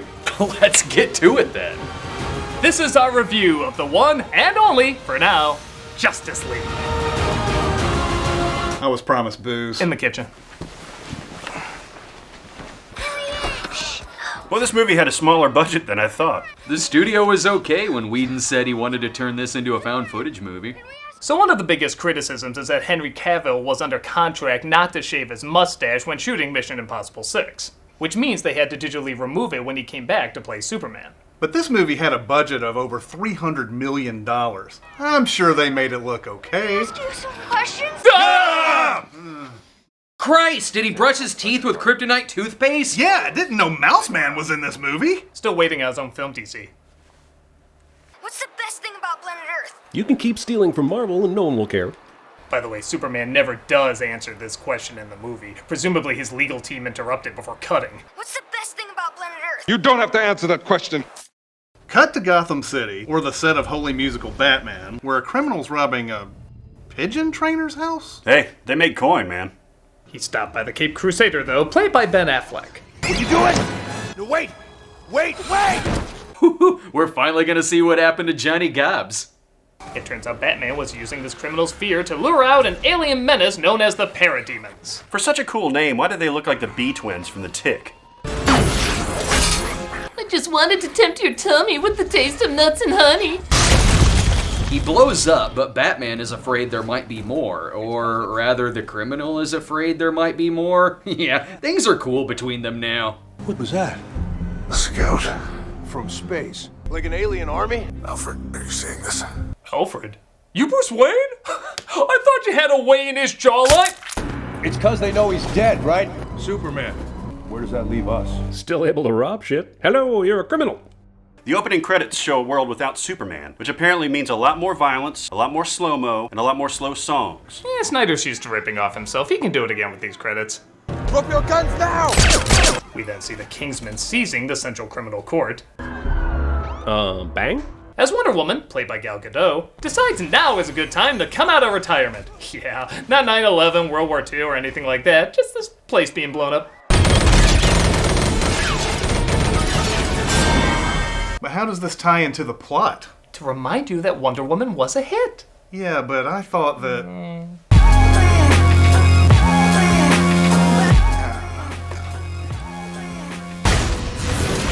Who are you? You're too late. The countdown's already begun. Of course the code to disarmament is 3615, and damn Lasso! I'm glad the people are safe, but poor birds. We see Batman approaching a village where Aquaman, played by Jason Momoa, is the dolphin Raki said to constantly save the day. If the fight comes, we'll need you. Don't count on it, Batman. Did you hear that? That guy's Batman! Nah, I heard he looked like the guy from Twilight. Strong man as strong as alone. You ever hear of Superman? He died fighting next to me. I know, because I originally tried to kill him. It's a complicated story, but don't worry, it makes no sense. Ha, shaved. Now no one will know that was me. One misses the days when one's biggest concerns were exploding wind-up penguins. Yeah, I also miss Bane. We next see the Flash, played by Ezra Miller, visiting his father in prison. Hurry it up, will ya?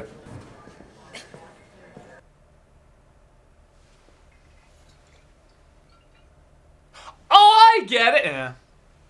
I can't sit here and watch you run in place for some old dude who's not going anywhere. Dad, that's not Time. As you may have noticed, these character backstories are quickly rushed, so you aren't given much time to connect with them. Yeah, Marvel had a bad habit of giving most of the Avengers their own movies, so they didn't need to explain much when they met up. Wait, are you telling me that the Suicide Squad doesn't make any appearance in this movie?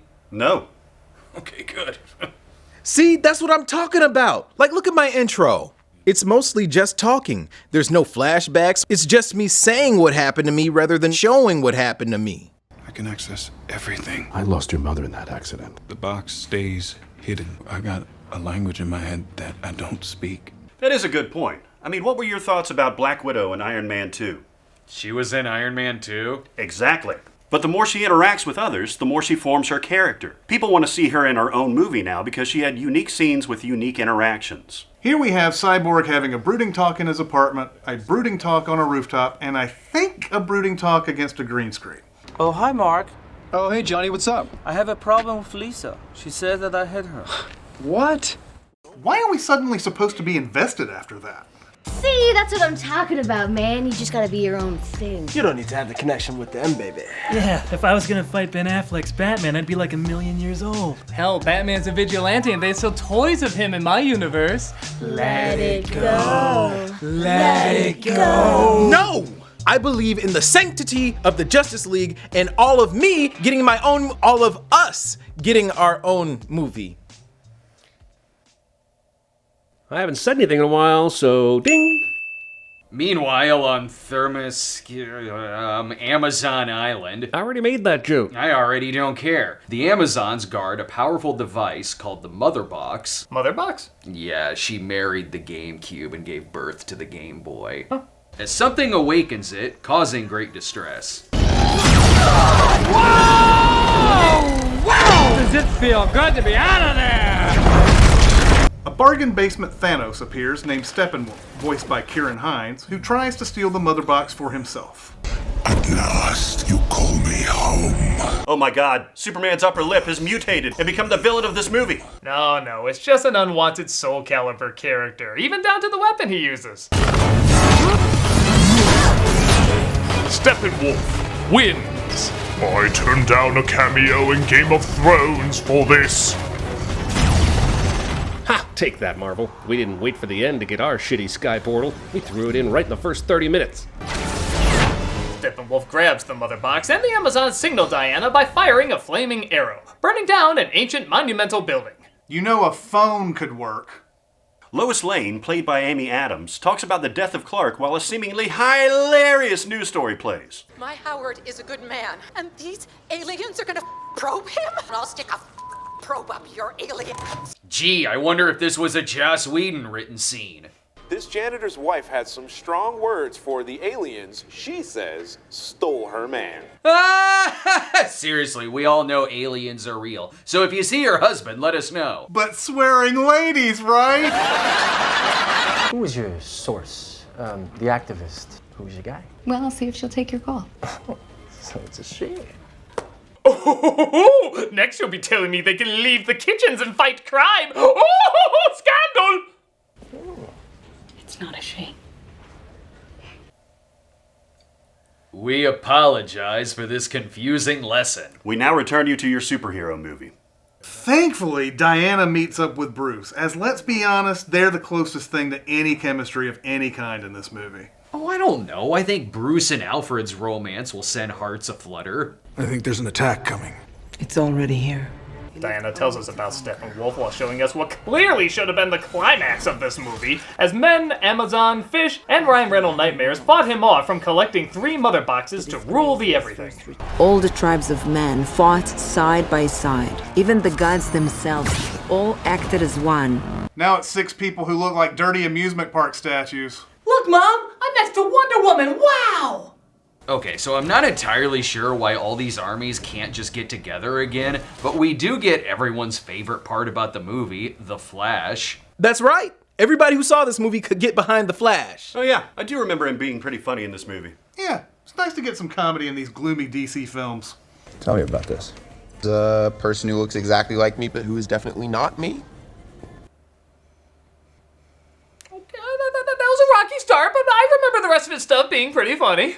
My special skills include viola, web design, fluent in sign language, gorilla sign language. That old gorilla sign language routine. Caused me to burn a tremendous amount of calories, so I am just a black hole of snacks. I am a snack hole. Were we just looking for anything to like about this movie? Oh, hey, it's gotta be a lot better than CW Flash, which has... Anybody here seen that show? I have. And? We're in trouble. Okay. You don't get it, man. Everybody was like, DC, you're too gloomy, you need to lighten up. Well, now we have some comedy for you. I mean, yeah, I guess because we saw a little humor in these movies, we thought it was okay, but... But now looking back, it's... Like brunch. What is brunch? You wait in line for an hour for... Oh, shut up, Joss Whedon! Hey, lay off. That's our shawarma. I mean, something totally original. Could I have a sip of that? Yeah.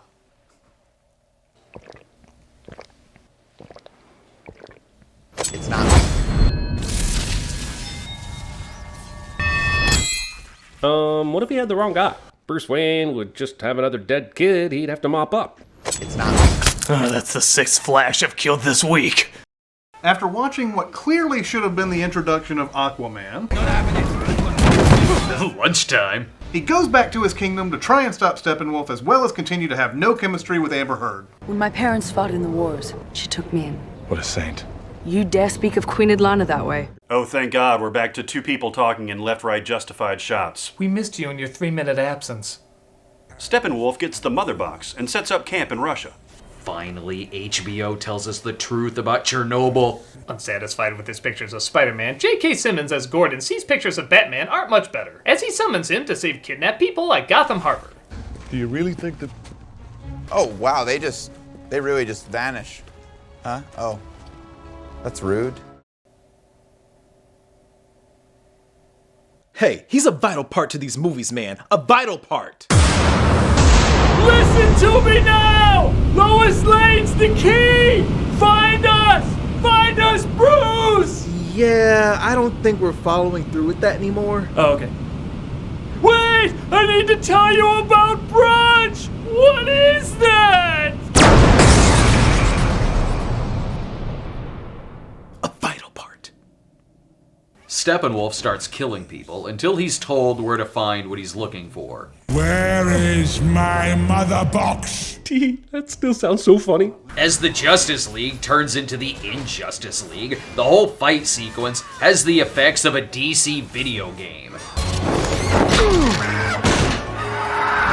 Boy, you really feel the weight of movement in every scene, don't you? Sure, the weight of the hand moving a mouse and getting carpal tunnel is very felt here. Did I just score? Thanks, Alfred. But I'll take it from here. Do I know you? Did Brucey get another boy toy while I was out?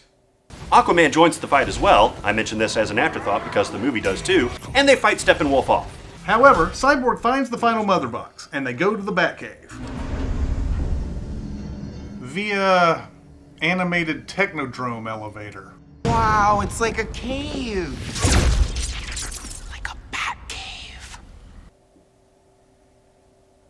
Look, if you just imagine him less as a superhero and more as Jason from The Good Place, this really works a lot better. This is a person who looks exactly like me, but who is definitely not me. I mean, Jason? Who is Jason? So is this a bad time to bring up my blood sugar? You got it, homie.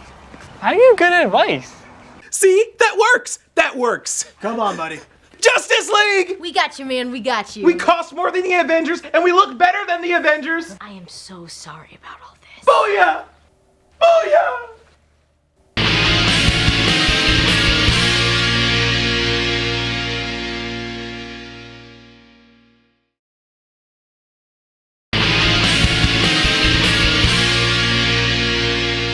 So Batman has a plan to use the Mother Box to bring Superman back to life, as he feels he's the missing key to defeating Steppenwolf. Superman is dead. We don't know what state he's in. Don't you bat-splain to me! Superman was a beacon to the world. That's why a lot of the world feared him, and I tried to kill him. So Party City somehow sneaks into this high security base, and they dig up Superman, but make fist bump jokes, so it's not creepy. Okay, we're not ready for racially charged. I'm glad we all agree that Justice League grave robbing is cute. They use the technology to bring him back to life. Superman lives! God, that would have made this more fun. No, I mean he's resurrected, but with his memories all screwed up. So he sees the Justice League as a threat.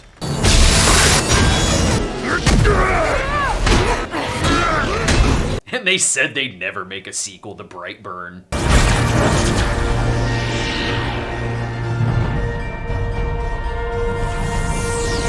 What does it say when the best part of a $300 million superhero movie is an eye turn?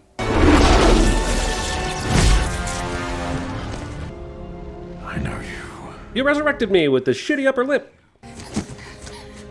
Clark. His real name's Clark? God, next to Bruce Wayne, you guys suck at keeping identities! But Lois arrives, hopefully knocking some sense into his brain, or at least into his shorts, while Steppenwolf steals the final Mother Box, which they left totally unguarded. Yeah. Oh, something is definitely bleeding. Thanks, Joss. Guys, I've done it. I found the perfect way to make you see the genius of this movie. I brought back Cinemassacre as a pissed-off super mecha death Christ.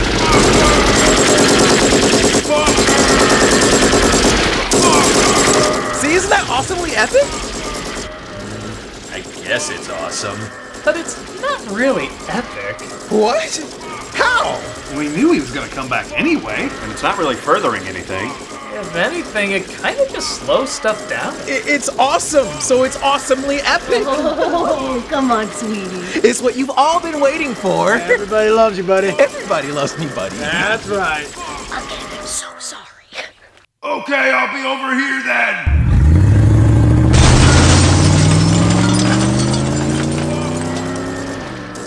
Yeah, the studio didn't have enough holes. Kinda like this movie. Ding!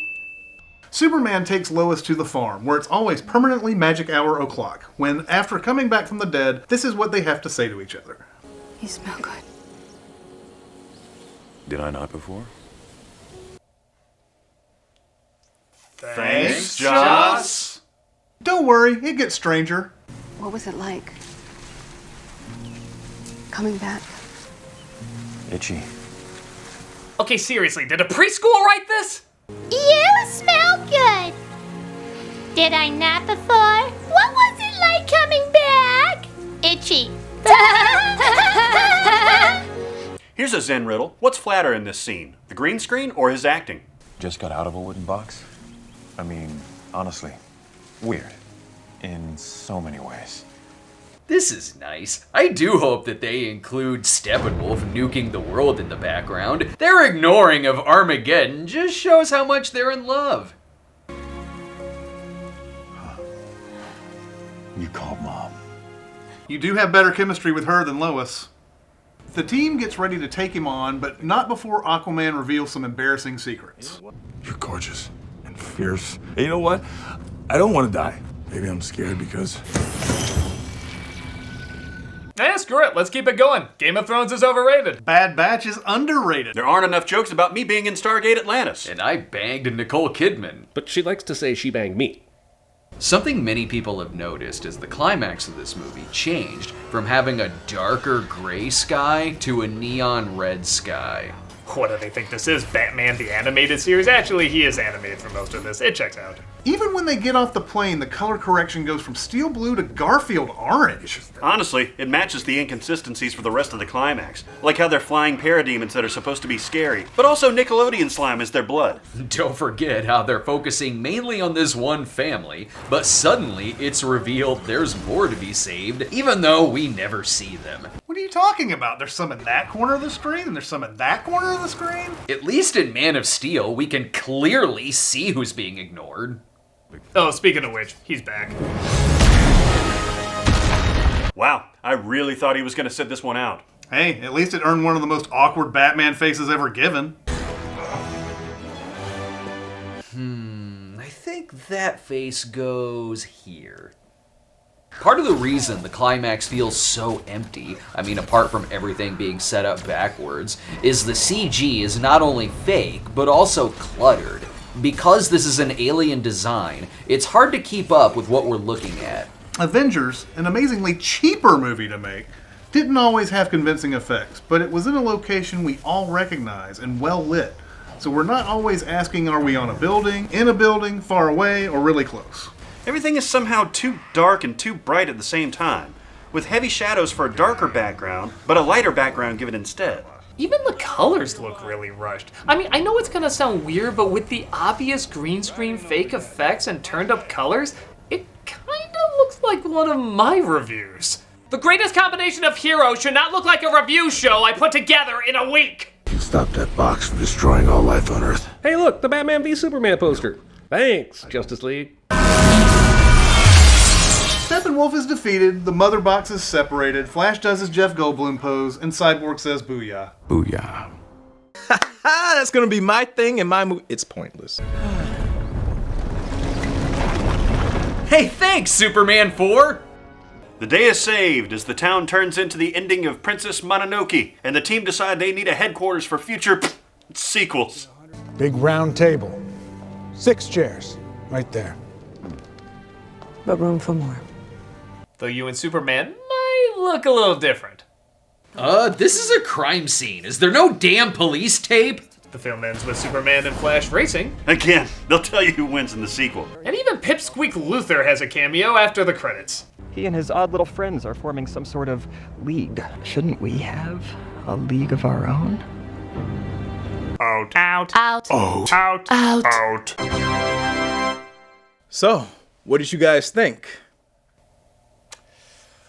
Wow. That did not hold up as well as I remember. And I remember it only being okay at best. But come on, guys, for a movie that's 7 years old, I think it's allowed to show its age. It's only 2 years old. Huh, this movie's garbage. And there's only one thing left to be done. There's only one beacon of hope that can save the day. I said there's only one beacon of hope that can save the day. Oh, okay. Give me a second.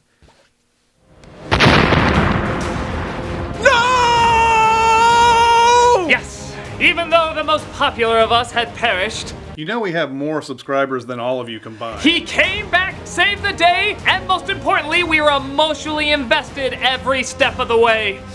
By God, this epicness was earned. You're fucking weird. Fucking weirdos. But I don't get it. How is blowing up Justice League saving Justice League? Because you don't want to be like this Justice League. Yeah, you want to be like this Justice League, or this Justice League, or any of these. What, the stuff you watch on TV? They don't even have a continuing story half the time. Exactly, and they're doing really damn good right now. Justice League didn't work because it was the end result of trying to do the same thing the MCU did, only darker and not as focused. Where the animated DC shows and movies had similar worlds and characters, but never one continual story. It would change up a little bit in each one. Hell, I can't even count how many times Superman died in them. But each one felt big and epic, because it was planning to tell one good story, not looking ahead to others. And those are the stories DC is doing best right now, the self-contained ones, the ones that have as little connection as possible to the previous DC movies, not only stand on their own, but they also allow the most variety. With cast members, time periods, and even styles constantly being switched around, DC may have more of a unique voice, allowing exactly that, more unique voices. Justice League was two very different voices coming together to serve what felt like a corporate environment.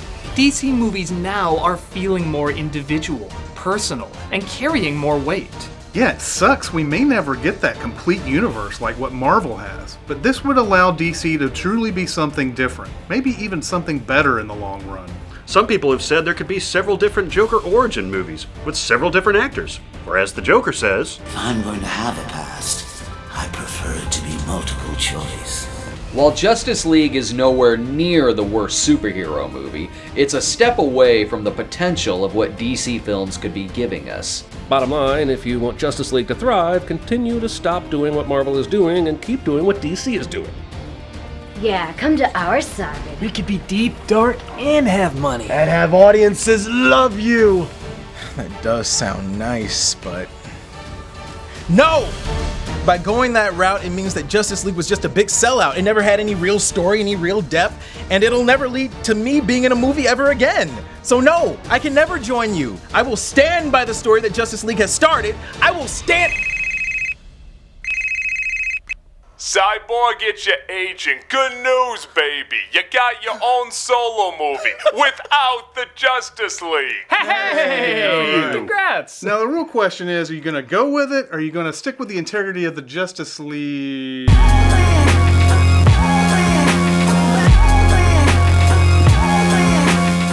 Art means more when it pays more. I'm the Nostalgia Critic. I'm the Cinema Snob. And we're CinemaSins. DC Future is gonna be weird. Let's just hope it's a good weird. Oh yeah! Faster than a speeding bullet. I swear that never happens. More powerful than a locomotive. Able to leap tall buildings in a single bound. But he can also fly, so it's a tad less impressive when you know that. Look, up in the sky! It's a bird! It's a plane! Well, I'm not looking up for any of those things. It's Super Month! Yes, it's Super Month! A gimmicky attempt for a YouTube channel to drive up viewership. Super Month! Standing uncomfortably still, making everyone feel awkward. Super Month! Critiquing what's left of the Superman movies so he can pad out another compilation video. Super Month! Who, disguised as Nostalgia Critic, mild-mannered loser in desperate need of getting laid, fights a never-ending battle to spew, because it's the American way. Let's go back to the beginning of superhero movies. Not that way. While many audiences find themselves growing tired of superhero flicks, there was a time when they weren't even a thing. Sure, there were shows and serials, but a superhero film, at least a serious superhero film, wasn't really a thing until Superman. And even then, superhero flicks didn't really become a genre until Batman over 20 years later. And even then, it kinda took a long time to become a regular thing. Superman really was the OG cinematic superhero. And while I've covered several of the Superman movies in the past, I never have talked about the ones that started it all. So, all throughout March, I'm gonna go over the cinematic Superman movies I haven't covered. Superman 1, 2, and 3, and then finish it off with a special look at the Snyder Cut, which combined might actually be as long as Superman 1, 2, and 3. So let's begin Super Month. Super Month! Wearing clothes so tight you wonder if he rolled up a pair of socks too. We're good. Let's start with the 1978 classic, Superman the Movie.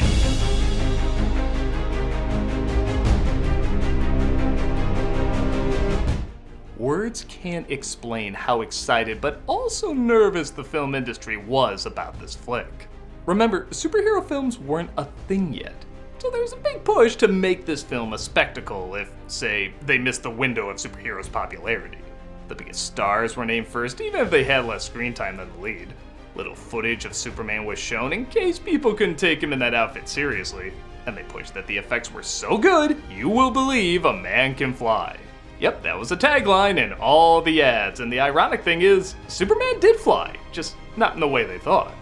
People loved the movie, not because of the flying effects, which were fine for the time, but because it captured the essence of this American icon so well, it reminded audiences why superheroes are so important and will never truly go away.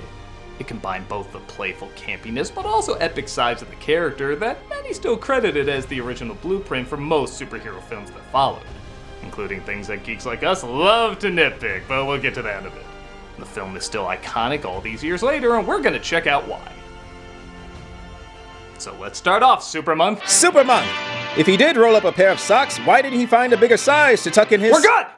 Let's take a look at Superman the Movie. The film sets the tone with an old school intro, making it clear it's gonna harken back to the golden age of comic books, and not be filled with a bunch of dated 70s references. Well, not many. Hey, Jim! Whoa! Excuse me. That's a bad outfit! All that's missing is a hat. But at the same time, the titles are like, hell with that noise, here's the real shit you're waiting for. Yeah, for 1978, these are some damn impressive intro effects. Their titles have you saying, alright, now I'm okay looking at nothing but text for 2 minutes. And as I'm sure countless people have pointed out, John Williams' amazing music is one of the few themes that actually sings its title without any lyrics. You hear it! You do, too! It's not just me. We're introduced to the planet Krypton, or as some like to say, Krypton. For the planet Krypton. Planet Krypton. I tell you, Krypton. Leave Krypton. It sounds like they're saying it while eating something bad. Planet Krypton. Though maybe that's from the Krypton accent Marlon Brando has playing Jor-El, which I can only describe as British Canadian? Specific charges herein against the individual. My friends, you know me to be neither rash nor impulsive. Pronounce judgment on those accused. Look, they encase people in slinkies. I'm not gonna question their odd ways. They're sending off 3 criminals led by General Zod, played by Terrence Stamp, for trying to overthrow their government. Chief architect of this intended revolution and author of this insidious plot. All he said was find more votes. On the woman Ursa, whose perversions and unreasoning hatred of all mankind have threatened even the children of the planet Krypton. I still don't know what that means, and I'm still afraid to ask what that means. You will bow down before me! Both you, and then one day, your ass! Your ass? Your ass! See, this is what you get with that Krypton accent. They're banished into a kinda cheap, but also kinda cool effect. But subject change, planet exploding. And I tell you that we must evacuate this planet immediately. I tell you, Krypton is simply shifting its orbit. Krypton warming just isn't a thing. Stop trying to get upvotes on your socials. With the council forbidding him to tell anyone else, Jor-El uses what little he has to get his baby boy off the planet. Have you finished? Nearly. What if we wrap them in color? You know that's outlawed. Only Pillsbury Doughboy glow in the dark tinfoil is allowed. Fun fact, though a strange illusion, these suits actually did glow on camera, but not in real life. Which is good. I think this kid would have had nightmares about radioactive sperm people if they did. He'll be odd, different. He'll be fast. Virtually invulnerable. Honestly, I'm hoping he doesn't enslave them all. You will make my strength your own. See my life through your eyes. For as brief as Brando's scenes are, he does make them count. You really feel the weight of this guy coming to grips with the end of the world, yet having some semblance of hope for his own son, which he now has to say goodbye to. It's a lot of emotions to play, but he really does nail it with a lot of calm, but also heartbreaking dignity. This is all I can send you. Kal-El. He needs to be changed. Oh, no time, send him out. They launch him in the crystal water chestnut, and for not even 20 minutes, this intro has all the makings of a Wagnerian climax. This feels appropriately large and epic because we've had time to see and feel the relationships built on this planet. I mean, obviously it needs more technobabble and pterodactyls and clinical Nolan writing, and yeah, okay, I'll play nice. I still say Krypton is shifting its orbit! Kal-El is sent to Earth with somehow all his bodily necessities taken care of, as Jor-El passes on basic information for him to survive on Earth. Which Einstein called his theory of relativity, embedded in the crystals before you. Remember, 9/11 was an inside job. Taylor Swift runs the White House, and the moon landing was faked. By us. What was that? The pod crash lands near a couple called the Kents, and let's hope this kid has a real good sense of humor as an adult, and the couple try to figure out what's to be done with him. Who that boy's proper family is. He hasn't got any. Not around here anyway. Martha, are you thinking what I think you're thinking? We have dinner tonight, for us and the family. But they figure out that meat might be a little rough, so they decide to keep the child and tell no one of his origins or his powers. He grows up into a teen named Clark with a kind of distracting Chris Reeve voice, but honestly, you do get used to it pretty fast, and it does surprisingly blend pretty well. A whole bunch of us are going up to Mary Ellen's. Ken can't make it. What are you talking about? I just finished stacking all that. This running effect can look a little silly, but again, for 1978, it's pretty damn impressive. And it is cool that this is the original Superman and Lois Lane. Though it is a little odd that that's supposed to be Lois Lane, as the extended cut shows. Lois Lane, you have a writer's gift for invention. I'm glad they cut this as, one, there does not look like there's that much of an age difference between them, and two, if there was, she would be older. How'd you get here so fast? I ran. Clark finds it rough, though, not being able to tell anyone about his special abilities. And there's one thing I do know, son, and that is you are here for a reason. It's not to score touchdowns. We gotta play it cool. Lay low, let everyone think you're normal, and then when the time is right, hold the White House hostage. We've talked about this. In a really well-done death scene, the father falls to his knees and gives one hell of a quivering lip. Oh, no. Jesus, that guy's gonna die. And Clark is literally in the dark about it until it's too late. It's a very eerie and heartbreaking moment. And look, I know I said I lay off Man of Steel, and I meant it, but even outside of that, I think most of us can agree there's a little too much over-explaining in superhero films now. Which a part of me gets, as for a while they were seen as more kid stuff, and now people see the value in them, but for all the sitting down and talking paragraphs upon paragraphs about how epic their emotions are, I appreciate the simple yet direct emotion of this line. All those powers. And I couldn't even save him. That is this film's with great power comes great responsibility. Yeah, piss off. So much of what Superman is and isn't, his strengths and weaknesses, what makes him alien but also makes him human, is in that line. Honestly, when I was a kid, my favorite scenes were probably your favorite scenes as a kid. The flying stuff, the epic destruction, the funny lines, action, adventure, all that stuff. But as an adult, these moments of Clark quietly thinking over who he is after his father's passing is amazing to me. It is so simple, yet so grand and epic, and it's paced and shot that way. The death of one person who is cherished and loved is just as huge and important as the death of an entire civilization. Mother. I know, son. I know. The perfect word I can use to describe it is Americana. Not cancel, whatever you want here. Oh, sorry, boycott again. They're just so different. But simple truths leading to complex emotions. Small words leading to big ideas. Humble beginnings leading to extraordinary futures. Like I said, there's a reason this is the blueprint for a lot of superhero movies. One night, though, Clark hears something calling to him under the barn. Huh, so that's why the cows have 6 eyes. Clark takes this as a calling and tells his mother he has to go away and find his destiny. Do you know where you're headed? North. Clark, I told you, Santa isn't real. You'll never find him. He makes his way to the Antarctic where he tosses the green rod into the snow. Our glories through the air. I'm always legit impressed whenever I see how legit alien anything Kryptonian looks. Like, you've seen giant monsters and weird environments that are done so much they can kind of be from any sci-fi, but this is so distinct and original, it truly does feel otherworldly. Uses the Kryptonian technology to summon sort of a living recording of his father. Again, kind of an advanced idea for something like this. So, my son, speak.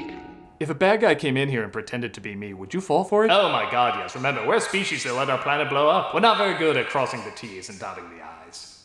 Who am I? Your name is Kal-El. Years pass as Jor-El tells Clark about who he is. Again, moments like this I found really boring as a kid, but I also knew they were important. Almost like being put in a meditative state and coming out stronger.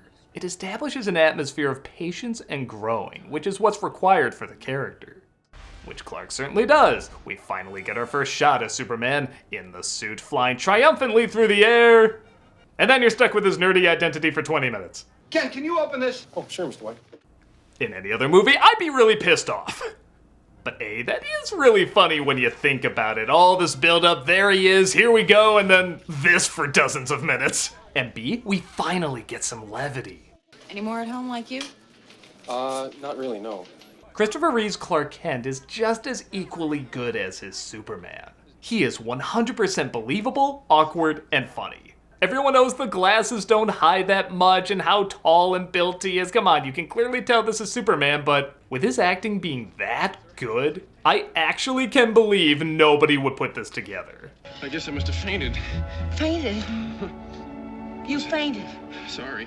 His subtle change in voice reminds me a lot of Kevin Conroy's subtle change of voice with Bruce Wayne and Batman. Neither sounds like a fake voice, it's just the tiniest little tweaks, yet they sound like entirely different people. There's something I have to tell you. I'm really...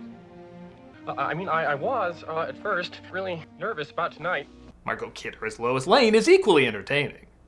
Especially when you wonder, what the hell is she writing about? Ah, the sex maniac profile. Making sense of senseless killing. Here's that story on East Side murder case. Wow, Superman clearly isn't on the clock yet.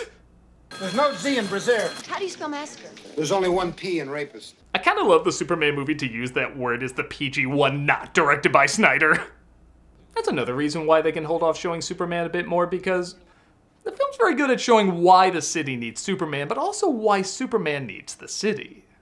Clark is very much a farm boy. He has simple values and an old-fashioned way of thinking. Perhaps you could arrange for half my salary to be sent to this address. He sends a check every week to his sweet gray-haired old mother. Actually, she's silver-haired. Lois is very much from the city. She has complex ideas and is also interested in always moving forward. There are very few people left in the world who feel comfortable saying that word. What word? Swell. Oh, sounds kind of natural. And what makes it so great is that they make it very clear neither one is better than the other. They both demonstrate pros and cons, and while Lois and Clark are very different, they do get along and help each other out. Just like how Superman's very simple yet optimistic demeanor will balance out the city's advanced yet also complicated environment. Superman and the city offset each other perfectly, the same way Lois and Clark offset each other perfectly. Also, hi Richard Donner. Yeah, I also think the extra time is worth it for that blooper. When a helicopter crashes, Clark finally makes his first appearance as Supes, changing in the classic way. Changing in this weird-ass way. Wait! Who are you? I'm Batman. Well, somebody has to talk to Wardrobe. Supes makes the round, stopping all sorts of crimes and saving all sorts of kitties. Because of course there's a scene like that in this. Man swooped out of the sky and gave him to me. Haven't I told you to stop telling lies? Jesus, you saved the cat, yet you overlooked the child abuse going on inside! The proper party was saved. He even saves Air Force One. And to be fair, that's how Biden thinks planes fly anyway. Do I even need to say why Reeve is the best Superman? On top of being a pitch-perfect Clark Kent, he has both the reassuring smile that everything is gonna be okay, and the intimidating stare that says nothing will stand in his way until things are okay. Even in an outfit as silly as that. Otis, take the gentleman's cape. I don't don't think he wants me to, Mr. Luthor. He's an authority figure you actually do want to give your authority to because he's earned your trust on every level. Miraculous saving. We've had reports of a burglar being apprehended. Fox News says illegal immigrants stealing jobs from always innocent cops. MSNBC says Superman's color's not gay enough. This leads us to our villain Lex Luthor, played by Gene Hackman, with his bumbling sidekicks Otis, played by Ned Beatty, and Miss Tashmacher, played by Valerie Perrine. How do you choose to congratulate the greatest criminal mind of our time? Try twisted. So Luthor is kind of like Tim Burton's Catwoman, not comic accurate, but still a lot of fun. I do prefer the more menacing takes we've had in other versions, but his egocentric does get a lot of laughs, and when he needs to, he can come across as very menacing. Is that how a warped brain like yours gets its kicks? Planning the death of innocent people? No, by causing the death of innocent people. I have no doubt he meant that. But yes, it is lame that he's not bald, and all because Hackman just didn't want to do it. Hell, Richard Donner had to actually convince him for months just to shave his mustache. This guy is like the anti-method acting. Instead of working around a role, he has the role work around him. But as I mentioned, all the acting in this is pretty good, including the chemistry between Reeve and Kidder. Has he got a family? Where does he live? Oh my god, a super dick pic! So they don't circumcise on Krypton. No, it's an invite to meet up with Superman, as Lois wears what I'm sure she wears to every interview. Must have gone to the O'Neill School of Journalism. And the two flirt like children on a first date. Do you have a girlfriend? No, I don't, but if I did, Miss Lane, you'd be the first to know about it. Ooh. See through anything. Yes, I can. What color underwear am I wearing? Yeah, something I never noticed till this time around. This movie's really horny. Pink. Vigorous chest massage, mouth to mouth. I won't have one of my men doing anything I wouldn't be prepared to do myself. Do you like pink? I like pink very much, Lois. Come out! Hey! I guess it is a movie about a good-looking guy flying around in tights, but man, sometimes these movies make the Schumacher films look subtle. Why did you kiss me first? I didn't think you'd let me later. That's not how it works. That's not how any of this works. I sort of have a problem seeing through lead. Oh, that's interesting. Can't see that coming back to bite you in the ass later. Tell me, what's your kryptonite? Oh yeah, it's kryptonite. Ready? Clark No, I'm not! said that you're just a... Oh, yeah. Not Clark Kent, by the way. He takes her flying in a scene that's very romantic and also very aerodynamically impossible. And it's a very nice, lovely moment. Until that poem. Can you read my mind? I don't know who you are. Just a friend from another star. I know so many people who absolutely love this scene until it gets to the dumb poem. Here I am, like a kid out of school. I'm a fool. Oh. Now, to her credit, about half of Lois's lines are pretty lame. Do you... eat? What? But Kidder's performance often does make them work, and she is trying as hard as she can to make this poem work. Sometimes it's passable, other times... You can see right through me. Can you read my mind? It's a poem! What's a poem doing here? Believe it or not, it could be worse. She was originally supposed to sing this. Yep, the lyrics actually match up perfect with Williams' theme. Maureen McGovern even did a cover of it. Can you read my mind? On second thought, maybe the poem's not sounding that bad. If you need a friend, I'm the one to fly to. Meanwhile, the only poem going on in Clark's head is, there once was a reporter for Nantucket. You okay? Uh-huh. He drops her off, and she finally thinks of an appropriate name. What a Superman. Superman. I'll call him Black Panther. Lex Luthor, maybe while putting together too quickly that kryptonite can kill him. But this stuff here will kill him. Puts together a scheme to not only acquire some kryptonite, but also rewire some missiles for his diabolical scheme. And like I said, this movie's pretty horny. Hey, look at this. That dead woman's hot. Her underwear's pink. I like pink very much. This is a romantic conversation we're having here. Otis screws up though, and their first attempt doesn't work, so... All right, get it right, will you? Okay, when did this turn into a Merry Melodies cartoon? Does Luthor just have a Bugs Bunny dress ready to put on and say, "Oh, howdy, boys"? Well, what's the point? Only one thing alive with less than 4 legs can hear this frequency, Superman, and that's you. Luthor makes a call to Clark on a frequency only he can hear, so Superman... What? Makes his way to his hideout. It's open. Come in. Luthor talks about his scheme to have one missile blow up California so he can sell real estate and another missile blow up somewhere else so Superman can't stop both. This is California. Don't need a geography lesson from you. Where was I? California. California, right. This leads to probably my favorite joke when Otis tries to sneak in a little bit of property for himself. Marina Del X. Otisburg. Otisburg? Where's this monster? She's got her own place, man. Otisburg? I'd visit Otisburg. I hear the pig's quite good. The missiles are launched as they figure out too late they've been rigged. Though it's really not surprising when you figure out this was the guy in charge. Function negative, sir. They have the new P-20 low-level avoidance systems. Our next president has to be named Yelnik McWawa. Superman, of course, discovers the kryptonite, and he questions if Luthor even cares where the other missile is going. I know exactly where he's headed. Hackensack, New Jersey. That's not bad. I can drive. Tessmacher reveals her mother lives in Hackensack, so she frees Superman as long as he agrees to save her first. But you can't just stand there and let millions of innocent people die. Maybe. Ooh, the Pa Kent approach. Just let him die. Maybe. Okay, I said I would lay off those jokes, but these two should not be so close on the same plane.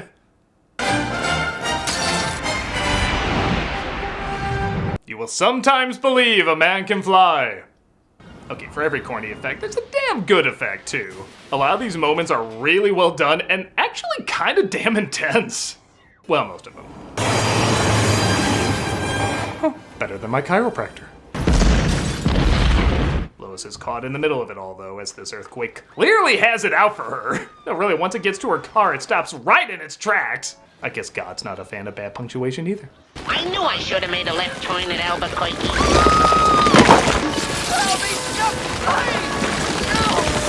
So yeah, this is pretty much a horror film now.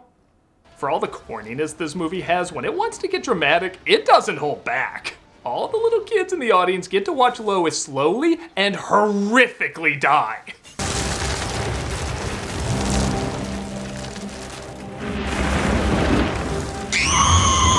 And Superman's reaction matches that intensity. No, really, it's easy to believe the guy who wrote Godfather wrote this because, man, it just wants you to sit with this death scene. Reeve plays it as serious as if this was a documentary. Like, it's some of the most chilling acting I've ever seen around a death sequence. Silly tights and all.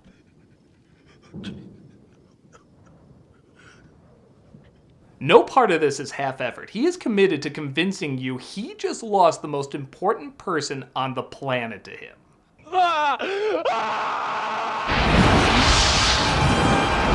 And then it gets dumb.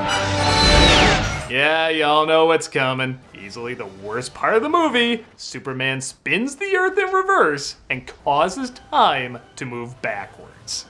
There's a million reasons why this doesn't work. Some say he could always do it, but didn't because it would interrupt inhuman affairs. Well, what, he hasn't already? And what, he couldn't do this a million times before then? In fact, is that really a good ethical code? All those powers and I couldn't save him. Oh wait, I can now! Like what, so he doesn't have to live with his humanity? But okay, let's say the death of Lois was what gave him the extra adrenaline to do this trick. Like it's a one-time thing. Did he stop the extra missile? The gas station still blew up and he saved Jimmy from the dam, but the earthquake didn't happen? And let's say he did. Is there just another Superman flying around that stopped that missile? What happens to him? Does he just go up to him and act like, who are you? Oh, I'm you from a timeline where Lois dies. Oh, is she okay? Well, she is now. Well, what happens to me? Well, you die. There can be only one. It just don't add up! Any way you cut it, there's something that doesn't make sense. But like I said, the rest of this movie is still so good, it doesn't hurt it. It gets right back to being likable as hell. Poor Clark. He's never around when... Clark, wait a minute. I think Perry White is Wonder Woman. Superman drops off Lex Luthor, shows they could have done a pretty convincing bald cap, so just makes the wigs even more pointless. I just want to see people who look like me on the big screen. And Superman flies into space to look over the world he threw out the galaxy's alignment, and will probably crash into Mercury one day because of it. But I don't care. This film's still phenomenal. Yes, there's a couple things that don't work, but not only are they very few, but the stuff that does work set the bar for all future superhero movies. At a time where there really wasn't much of a precedent for this sort of thing, this film really decided to give a lot of drama, a lot of heart, and a lot of dignity while still keeping true to its playful silliness. It's amazing how well this film accomplishes being both light and upbeat, but also heavy and epic at the same time. It's one of the best superhero movies ever made, and if it isn't your all-time favorite, I can assure you, it definitely inspired your all-time favorite. I'm the Nostalgia Critic, and Super Month has just begun! Super Month! Able to bitch about the tiniest things any normal person wouldn't care about. Stop! Stop! We're done. What the?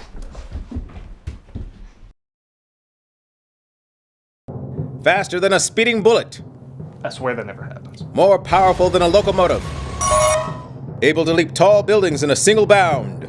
But he can also fly, so it's a tad less impressive when you know that. Look! Up in the sky! It's a bird! It's a plane! Well, I'm not looking up for any of those things. It's Super Month! Hello, I'm the Nostalgia Critic, and welcome back to Super Month. Why, if it isn't General Zod with the exact same hairline he always has. What's up, General Zod? I'm here to say I won't be in this video. Sounds good. Superman 2.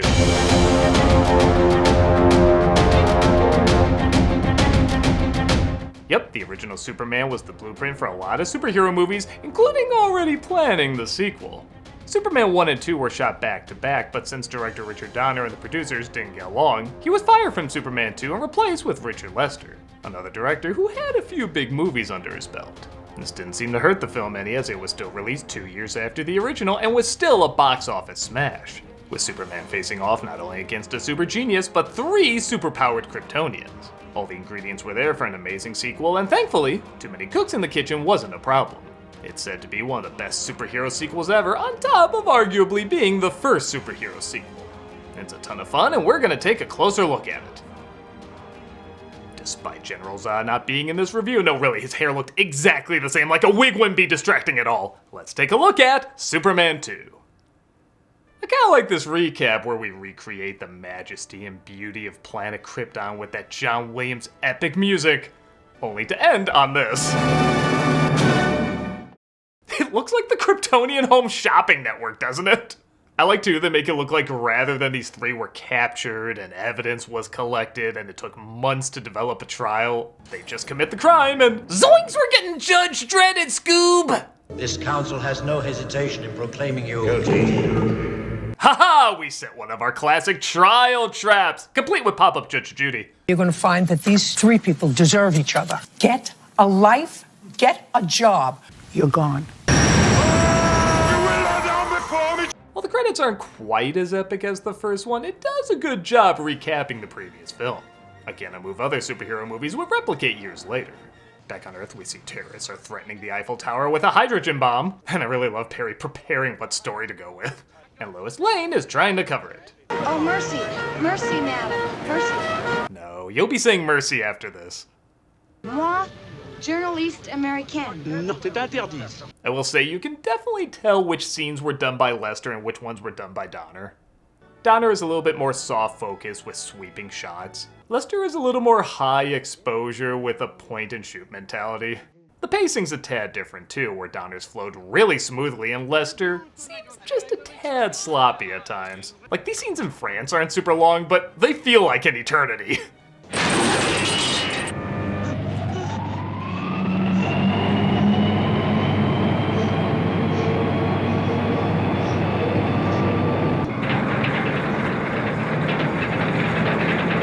It's an elevator! What more is there? Look, it's me that controls the bomb, not the bomb that controls me. I miss goofy terrorists like Cobra or Harry Potter's uncle.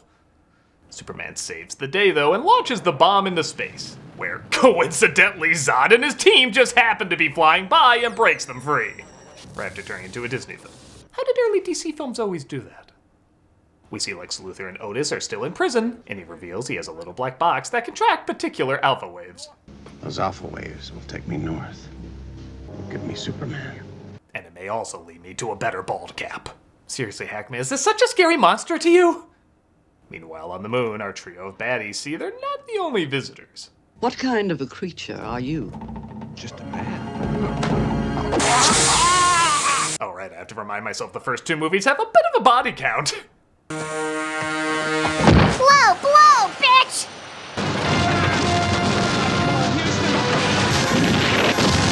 Houston calling.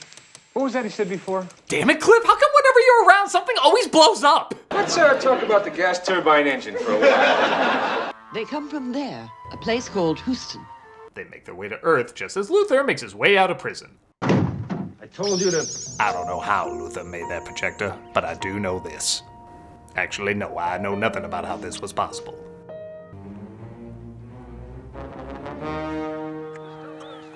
It's gonna be a lot of cops that get paid leave. Apparently Luthor and Miss Tessmacher made up, as she helps him escape, leaving Otis behind. Tell Otis Berg, don't cry for me.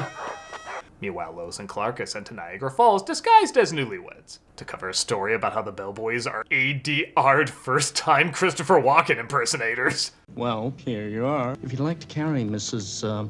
Smith over the threshold. Is this your first visit to Honeymoon Haven? Together, anyway. Mr. Herman, you have a telephone call at the front desk. Have a happy whatever. That's actually how his part was credited, a happy whatever. Be careful! Get down! Get down! In one of the film's funnier moments, Lois sees Clark's glasses are wet, so she cleans them, leaving him totally exposed as Superman for a moment. No, I've got, no, look. Oh my god, it's Thor! Hey, Mom, look! Uh-huh. Yeah, honey, that's nice. Everybody in this film acts like looking at something costs money. The little boy falls as slow as humanly possible, giving time for Superman to save him. Way to go, Superman! 10 more minutes and he would have hit the bottom for sure.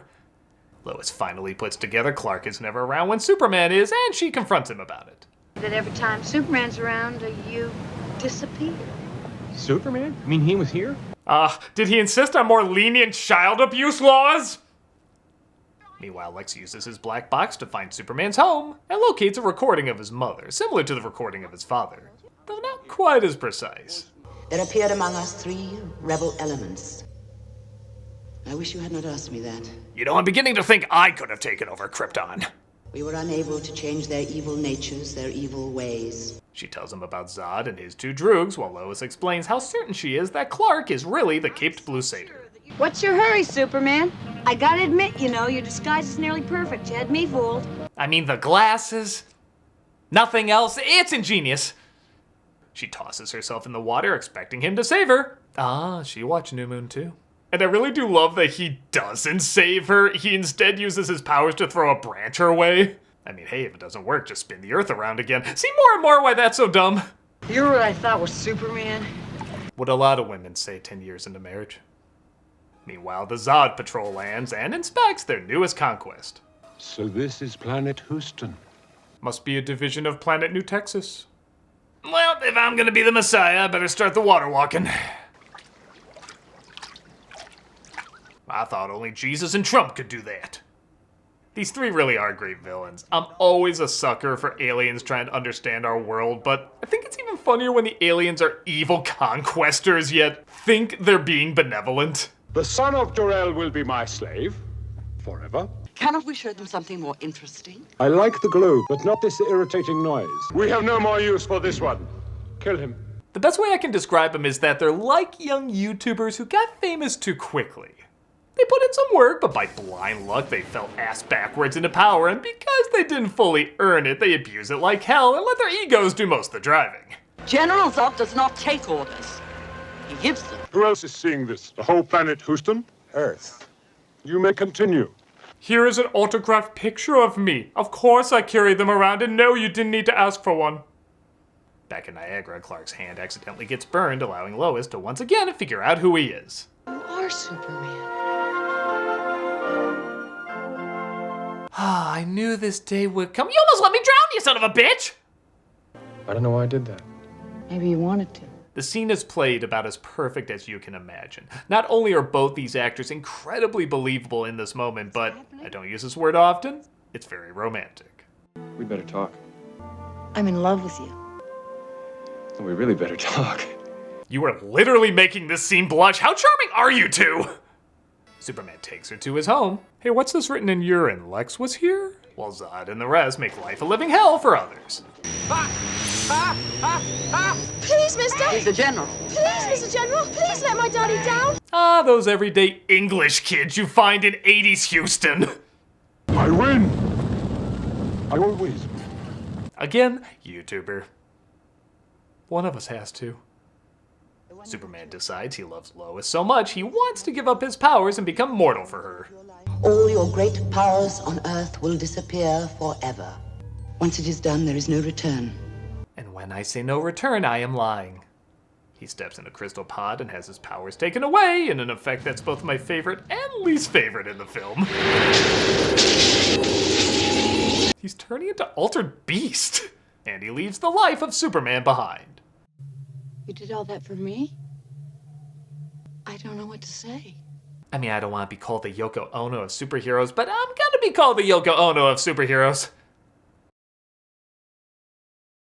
So, now that Superman is mortal, what do you want to do? Wow! Okay.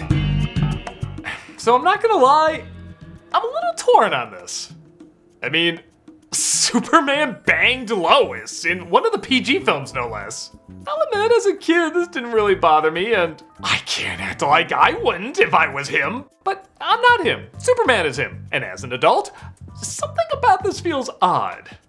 Like, she was the prize he could never get, that goal that was just too far away. His duty was always more important. And then, in movie 2, oh yeah. I don't know, I guess I can't say I have a huge problem with it. It just kind of feels like fan fiction.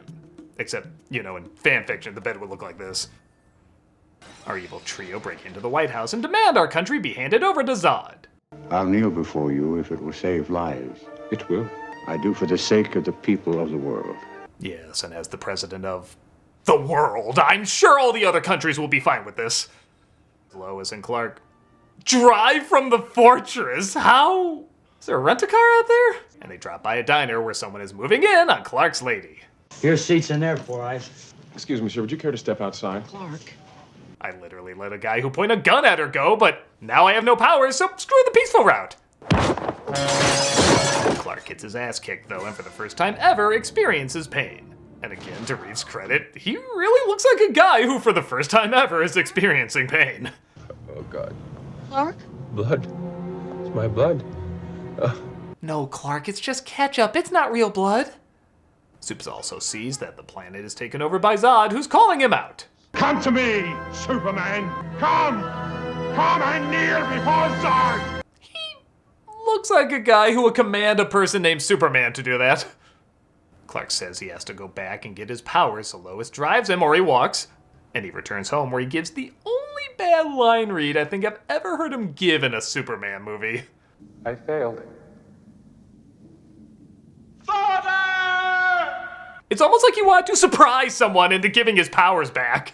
Well, I guess I'll just go home. Boo-ha! Now you have to make me Superman!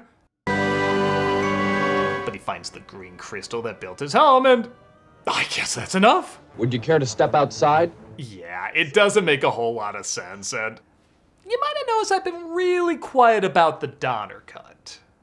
You see, after Donner was fired, there's a lot of talk about what Donner's original vision was, and in 2006, they compiled what they had and released it.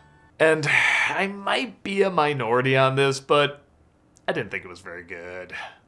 It is interesting, and there are some cool things about it, but the pacing is off. It goes on way too long, and half of it doesn't make sense, including wrapping things up by having him fly the Earth backwards again! I am dead serious. In fact, it actually makes this choice even crazier. When he goes back to fight the guy in the diner who beat him up, it's done after he time traveled. So it just looks like he's picking a fight with a random dude. Gee, that's funny. I've never seen garbage eat garbage before.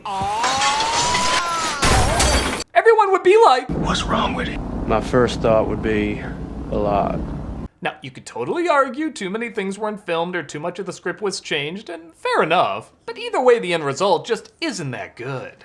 Except for the Brando scenes. You see, Brando wanted a ridiculous amount for his likeness to be used in the sequel, even after getting paid an ass amount for the first film. So the producers cut him out of their version. And while the mother is totally fine, I can't say there's anything wrong with her, the father is the one we have the strongest connection with, and it changes a lot of the story. When he goes back, it's the father that actually sacrifices what's left of himself so that Clark can have his powers return. It bookends everything perfectly, for as he said, the father becomes the son and his power becomes his. Even though it will exhaust the final energy left within me. Father, no. This is an essential scene missing from the original film, and is the best and most crucial moment in an otherwise lackluster cut. Except for Zod firing a gun. That's just the greatest thing ever filmed. Lex confronts Zod and tells him he can give him the one thing he doesn't have, Superman. And all it'll cost him? What do you want? Australia. From what I understand, the 80s is going to be very profitable for them.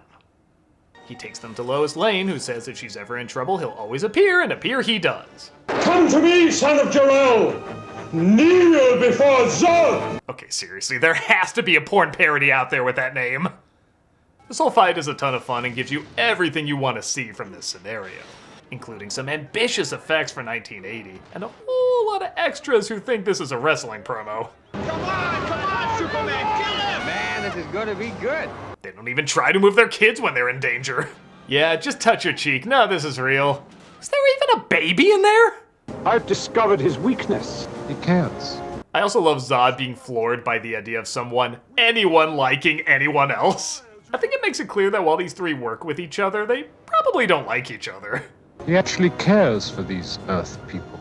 Like pets? I suppose so. Like I was going to make you a non when I took over. What? What? No, aren't you aware? Superhero movies are fought under Pepsi signs now. Madam Web won the Cola Wars. No! People! It looks like too many people are at risk, except this guy who I'm just assuming is tripping balls. So Superman takes the flight to his home, which Lex happens to know the location of. Bow, yield, kneel. That kind of stuff closes out of town. Why do you say this to me? When you know I will kill you for it. I love the way he says that line. It's like when Stimpy pisses off Ren so much, he's actually a little happy about how much he's going to hurt him. I'm so angry. Eradicate the only man on Earth with... Kill him! Superman's address. And for some reason said with a Spanish accent. A sentimental replica of a planet long since vanished. No style at all. Okay, I'll just say it. I'm very okay with this guy ruling Earth. Superman stops him with whatever the hell this damn thing is. Lois and I used that in an earlier scene. But it looks like they can do this now. Yeah, the powers are limited to just whatever they want in the moment, I think. Also, what is it with her and hitting dudes and their goodies? But everything stops when they threaten Lois.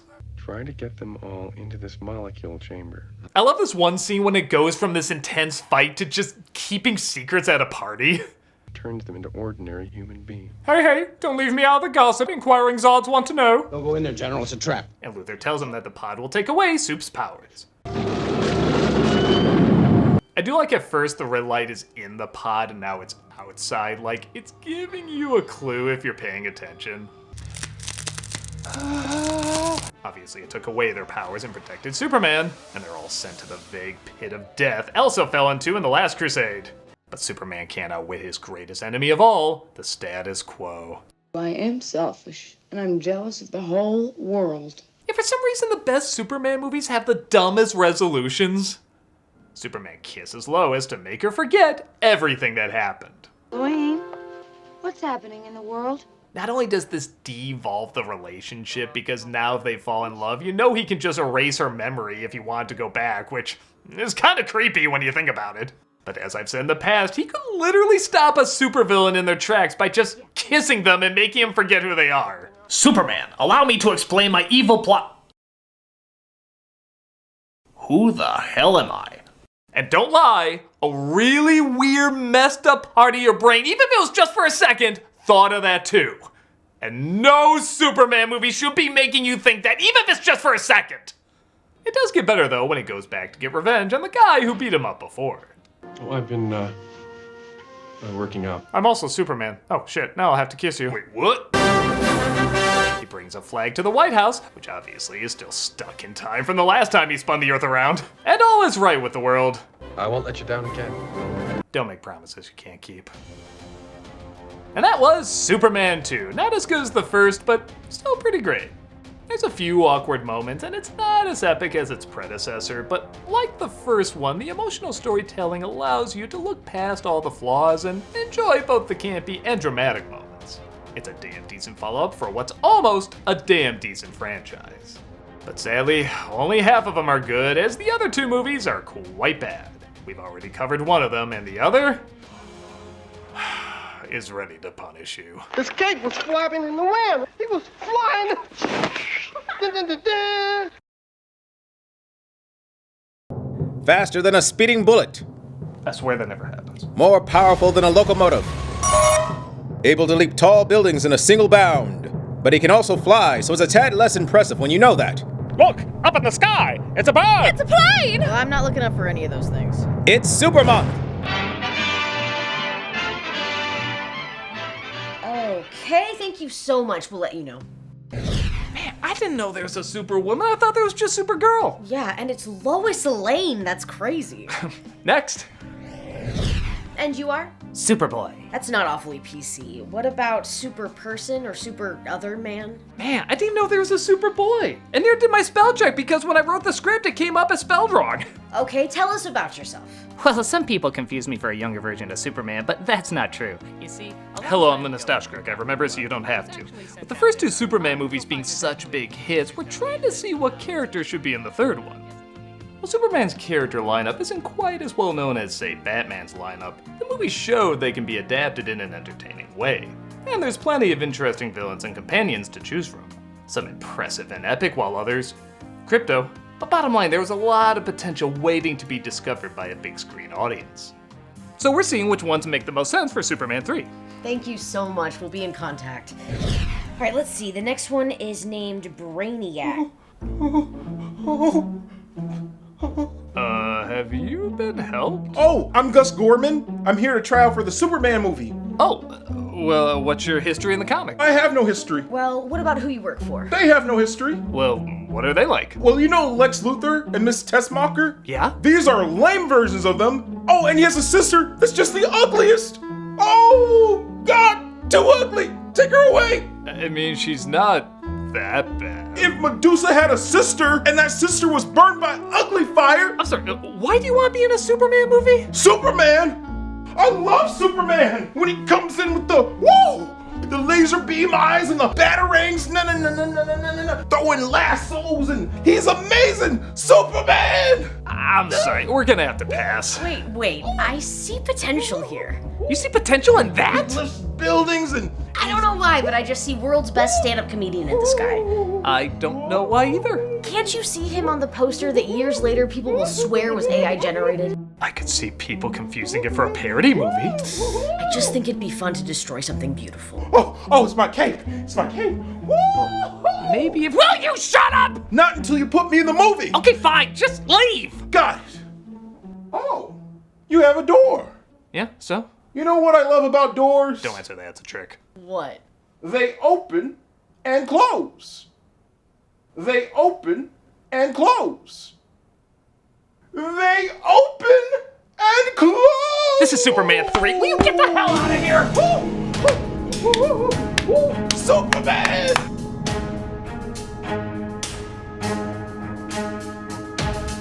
After the smash hits of Superman 1 and 2, the replacement director from the last film came in to continue their success with Superman 3. And when I say success, I mainly mean the suck part.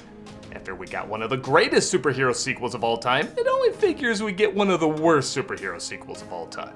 No, really, it's been called that a lot. With an unfocused plot, essential characters given a back seat, and an absolute assassination of comedy from a brilliant comedian, Richard Pryor. Pryor was a huge star both in stand-up and the movie scene, and he took the part thinking there would be a bit more drama to the role.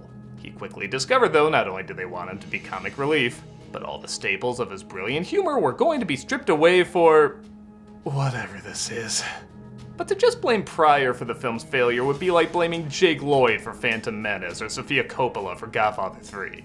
There are a ton of other factors that make this an absolute disaster, and we're sadly gonna look over them here today. So let's take a look at this laugh riot. Hey, Critic, I really think you're missing some great comedy out here. I mean, his cape is pink. Superman's cape is not pink. It's so wacky. Get out of here! Let's take a look at Superman 3. Next. Name? Sorry, I put on the beginning of Bustin' Loose. Yeah, would you even guess this was a superhero movie? Or any comic book movie for that matter? It's just Pryor playing a character named Gus trying to get a job from a Chuck Jones caricature here. They expect you to learn that stuff in one day. Hold the lettuce, hold the ketchup. Can I have some sauce, please? I don't want any sauce. Sir, we're trying to film a Superman flick. Please step aside. Do you know what you are? Don't call me a bum. I'm not a bum. I was gonna say making the toy look like a comedic masterpiece, but bum is good. To hell with those epic opening titles in space, this sequel opens literally walking over the names of Superman and Richard Pryor. Can't get more fitting than that. This whole intro is done like a silent comedy if it was played at half speed. All the timing is painfully off. Though maybe that's because you can't make out half of it because the lower portion is so blurry you'd swear you're wearing bifocals. Hey, you're supposed to be in a Batman movie, little fella. Well, I saved the day. Back on the street you go to cause an accident. The payoff isn't even that great. Superman saves one guy and then the slapstick just keeps going. Wouldn't it make more sense if he had a solution that solved every problem, like putting everyone in trouble on a truck and lifting them out of the chaos over into one street over? And maybe they start causing chaos in that street too? I don't know, it's not a great conclusion, but this doesn't even conclude, it just moves on to something else. Even they have a look like... Was there a human mousetrap game going on for 6 minutes? No, I remember joy coming from that game. Meanwhile, the Daily Planet talks about a humanitarian of the year named Ross Webster. Ooh, he is good looking. Now, who's this other woman? That's his sister. Picture looks fuzzy. The picture's fine. She looks like that in real life. Wait. Absolute knockout, something wrong with the camera. Both these two could be on the cover of absolutely no impression monthly. I don't know why the idiot in circulation. Morning, everybody. doesn't- Hi, Clark. Hi, Lois. Morning, Jimmy. I just recorded my lines via Skype this morning. Clark is going to Smallville for a high school reunion while Lois is going on vacation because she wants nothing to do with this movie. Bye. Have a good time. There's rumors that because she was so vocal about Donner being cut from the other movie that her part was trimmed in this. But apparently she had other projects, which if you look at her IMDb, does check out. And the producer said her and Clark's relationship had nowhere else to go. Yeah, that's why they dropped that romance so quick in the comics too. Either way, after seeing the film, Kidder's reaction to being in it so little was... Thank you. Thank you very much. Thank you.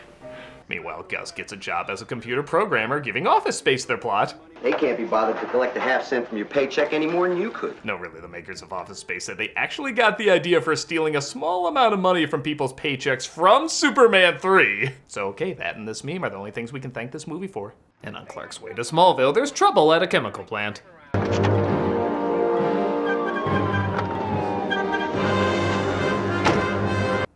Okay, that was a surprisingly good effect.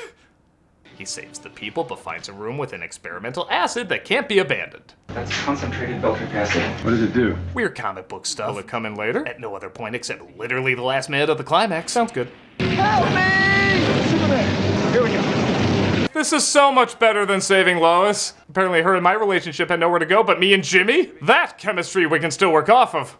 Actually, most of the romance is around Clark and his old high school friend Lana Lang, played by Annette O'Toole, who I do give credit is not only from the comic, but also from the first film.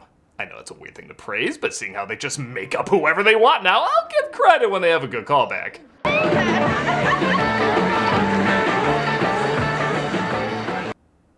Crotch! This is the first time, excuse me, you've come back to this little burg since your mom passed away. Yeah. Oh, guess his mom's dead. The father dying is a huge character-defining moment, but the mother passing is barely a comic book asterisk. Thanks for helping me out. You kidding, Lana? He helps Lana clean up after the party, and they catch up on old times. You know, years later, you can look at someone and think, how much they really look like Superman. Meanwhile, in Pleasantville, Jesus, somebody get laid so we can see more color. We see our villains Ross, played by Robert Vaughn, his sister Vera, played by Annie Ross, and Lorelei, played by Pamela Stevenson. Bubba, I will not let this woman have the right to... Mouth is closed, ears open. She's a big pig. You go back to working with Dr. Evil, and you go back to dating Mickey Mouse. Kiss the 85 thou goodbye. They find out about Gus's computer scheme, and rather than turn him in, they invite him to help out with their evil plans. I know that you're a man of compassion and you have pity, and I don't want to go to jail because they have robbers and rapists. Is it weird that that's the second PG Superman movie to use that word? Computers rule the world today, and the fellow that can fool the computer can rule the world himself. I will say the bad guy's plan to control all computers, predicting they're gonna be an even bigger thing in the future, is weirdly ahead of its time. But kind of in the same way the box scheme in Batman Forever was ahead of its time. Everything else about the villains are still pretty dumb. You didn't tell me your mother was going to be here. It is not enough that I succeed. Everyone else must fail. Where Lex tried to use his brain to rise from the sewers and achieve powers and riches, this guy's already rich and powerful. And on top of that, boring. His first big scheme centers around coffee. You know what I want now? No. I want coffee. Destroy the entire Colombian coffee crop right down to the last. Okay, I guess I can't pretend real estate is the most fascinating scheme either, but Lex would have made this interesting. Otis would want his own brand of coffee or something. But that's nothing compared to the amazing subplot of the Daily Planet running their Jingo Bingo. No, really, that's a subplot, and they return to it a lot. It's time for you to draw this month's winning Jingo number. This is the first time I ever won anything. Oh, look, Maury, a native wedding. Get out your wallet, Mr. Editor! Mr. White, look what I've got for you. How's it do that? How's it manage to cut from one boring thing to an even more boring thing? Clark hangs with Lana and her son Ricky, and I will admit, I love him wearing the red Smallville sweater with an S on it like a cape, as they try to have a picnic. Hey, pate. Oh, Clark, that's Buster's dog food. Oh, shoot. Well, I have to kiss you now to make you forget that. Little Ricky is in trouble, though, and about to get plowed, so Superman goes to save him. Superman? That's me. Wow, they did not do a camera test with him and that kid because they had no connection. It's actually kind of impressive. A little boy and Superman. It is impossible for them not to have chemistry together. This kid's supposed to bring back Superman's humanity later, yet he looks at him like he was hoping for the Green Lantern. Mr. Kent? And of course, Clark returns, but no one can put together their connection. I see Superman every day. Could you get me his autograph? I don't know. If I had a nickel for every time some little kid... Man, that's bad when even the movie is like, this scene's going nowhere, just cut away from it. There's no vodka in it! Oh, now things are funny. We got big hats. You never do pass out, do you? Nope. Gus gets the security guard drunk so he can access... You know, I'll be honest, I don't fully know. This movie is so boring, and I try watching so many of these scenes without falling asleep that I actually miss what he's supposed to be doing here. I know you can argue it's unprofessional of me, but I'd rather be called unprofessional than watch any of Superman 3 again. Somehow he hacks the computers all throughout the city to be even more unfunny than it already is, which is an impressive feat.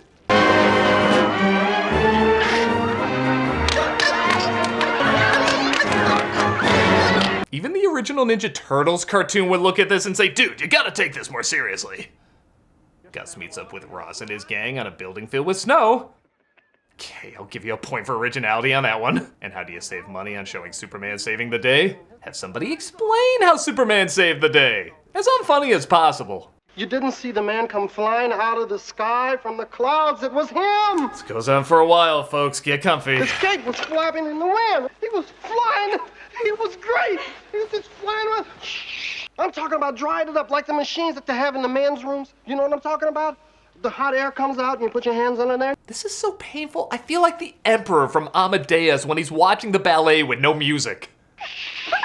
And he landed right in the middle of this big plantation. Dun, dun, dun, dun. And you think he stood around to take bows? Not this man. With his cape flapping in What is and he this? checked everything out, right, with his X-ray vision. I don't understand. He made the little end on top of the... Is it modern? Just like that. Oh, it's gonna go crazy. I've never seen nothing. But Superman Salieri. put these laser beams out of his eyes on You like this? Right. He flies off again, right? Then he saw what really caused the trouble, right? Well, look at them. Bzzz, dried up everything. Flew into the tornado. Went down to the bottom of the tornado. And turned it upside down. Superman's bad. But it has a topper. He skis down the side of the building.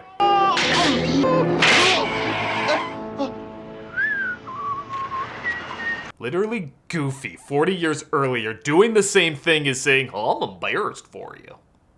So again, it's a little confusing, but Gus recreates the formula for kryptonite, but with an unknown element, which they plan to use on Superman, who's being given a hero's welcome for saving Ricky. And in yet another misunderstanding of Richard Pryor's comedy, they have him dress up like an army general because they think he's Bugs Bunny. You sit on molded plastic seats. America leads the world in high-grade plastics. My God, you can literally see this scene flatlining even before it's a minute in. We cannot afford a chemical plastics gap. Cause when you put your hand in a pile of goo that used to be the Superman franchise, you'll know who to blame.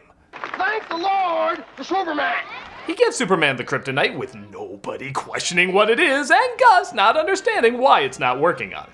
How am I supposed to know what unknown means? But you know how they're always trying to find the secret recipe in that chicken in the bucket? Am I crazy, or is Pryor playing a character he would mock in his stand-up? They try to set him up as a loser who can't get a job, but then reveal he's a computer genius. They go back and forth between he can't fool anybody and then he can fool everybody. I don't think anyone knew what this character was outside of Richard Pryor is playing him. And this movie is so bad, even Richard Pryor is doing a pretty poor job playing Richard Pryor. There's been an accident on the Old River Bridge. A trailer truck crashed through the barrier rail. The kryptonite, however, does start to affect Superman as he hears about an emergency, but instead wants to spend time hitting on Lana. Well, there's no rush. The bridge. Oh, it's okay. I always get there on time. If I miss it, I gotta work around. No big deal. You know, it's unusual finding a good-looking girl like you alone like this. Reeve actually plays scuzzy Superman pretty well. And maybe the best part of the movie is watching such a pure character start to act threatening. He doesn't even do anything here, yet you swear you're watching a serial killer stalk his next victim. Are you sure you shouldn't do something about the bridge? What bridge? I destroyed it in the 2 seconds you looked away. He comes to his senses, though, and makes his way to where the disaster already took place. What can I do to help? Not much of anything now. If only you'd got here a minute sooner. I'll get here sooner when you fix this damn door! So you might think this is the beginning of Superman slowly turning evil, bit by bit, losing the humanity that kept him such a decent superhero. But no, he's just bad right away. That interesting back and forth between if he should be selfish or noble, that is literally all you get. From here on out, he's just a scumbag. No transition, no complex character study, he's just a dickhole now. I love too, the first bad thing he does is he straightens out the Tower of Pisa. Oh, fixing this was a piece of cake. Ha! Even my puns are evil! His second act of menace, blowing out the Olympic torch. These are less evil deeds and more super pranks for a YouTube channel. Speaking of erect torches, while our villains devise an evil plot to seize control of oil tankers, Lorelei tries to get Superman's attention. Don't let me keep you from anything. I'm not in a rush. What did you have in mind? Well, at least we know what the cover of the porno parody will look like. Give me your wired, your whores, your hardened messes. She says if he keeps all the oil tankers in one place, she'll do whatever he wants for him. He complies, and, well, so does she.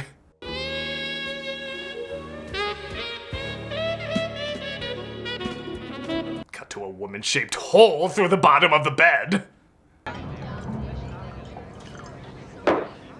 You know, it's funny. Most people love sharing this meme because, well, it's goddamn hilarious. But the funniest part isn't even in the meme. It's not that it's an unshaven Superman getting drunk. It's that it's an unshaven Superman getting drunk and nobody at the bar turns their head. They don't even look nervous to turn their head. They're just like, yeah, we saw Wonder Woman pole dancing last week, smashed off her ass. This is kind of a normal thing around here.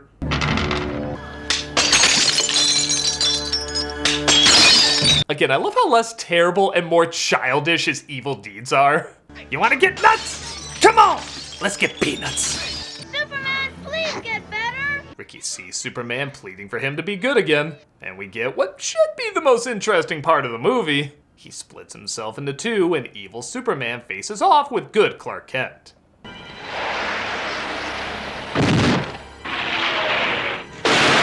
Now, admittedly, this is a fascinating idea. You can have all the selfishness of what Superman could have been if he gave in to his temptations, fight against all the good he is by not giving in to them. The problem is, it's literally that, just a fight. And while it is cool to see, there's very little meat to it. Like, if Clark reminded him of the good they could accomplish versus Superman saying how much humanity doesn't deserve them. There's so many things you could do with this, and they don't take advantage of any of it. However, like I said, the image of this is just so good, it does come across as a little cool. Even if at times, it is unintentionally hilarious.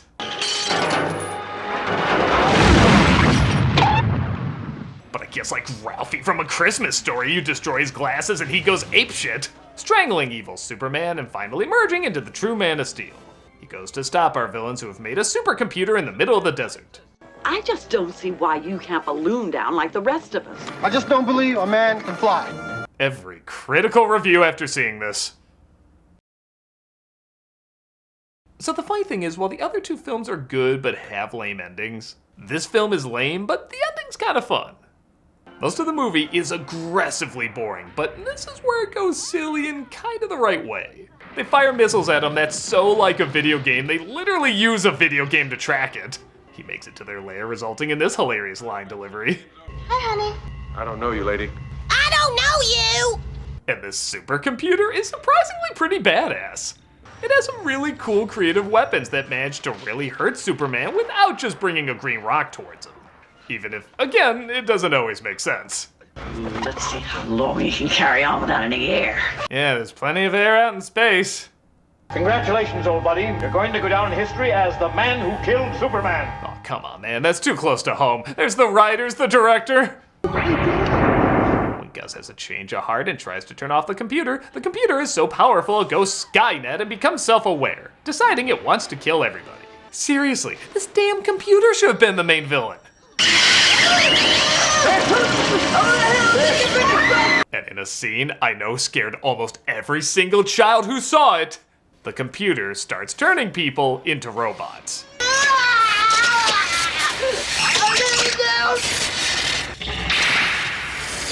To this day, I still get a little freaked out whenever I see someone turned into a machine. It's stupid, I know, it's Saturday morning shit, it can't really happen. But this moment disturbed me so much, it still unnerves me. It's not even that long, only a few seconds. But you go to YouTube and you can see the tons of people that were creeped the shit out by this. I think it's how choppy, awkwardly, and even quietly it's done. It goes from bombastic music and screaming to just no score and the computer clicking. It's only a little bit of time, but my God, that little bit of time stayed with a lot of people. The machine tries to wipe out everybody and is adapted to Superman's powers, so he goes to get the Deus Ex Machina acid that was mentioned before. Still don't know you, lady.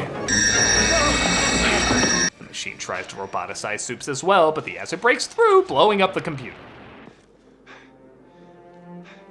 Thank you, brother. Thank you for several times trying to kill me. No, really, he lets Gus off because he saved him once and even manages to get him a job. Just, you know, no more of that almost destroying the world thing, young man. You already flew with him. Oh, you don't know about me and him? What did he even think was gonna be there? This movie's awful! The film reminds you Lana Lang is in it as Clark gets her a job at the Daily Planet. Oh, I see. Supes has Lois, but Clark has Lana. What am I supposed to be rooting for again? I like your sparkler. I couldn't believe it when Clark gave it to me. Clark gave it to you? Yes. Let's end on the subplot you forgot was even a subplot, as well as Superman doing the right thing by ruining this guy's livelihood again. Hey, grazie. Can you maybe fix it to clean screen king next time? He gets the reassuring smile of no refunds, and the movie finally ends. And you know, I gotta say, returning to this film all these years later, it's even worse than I remember it.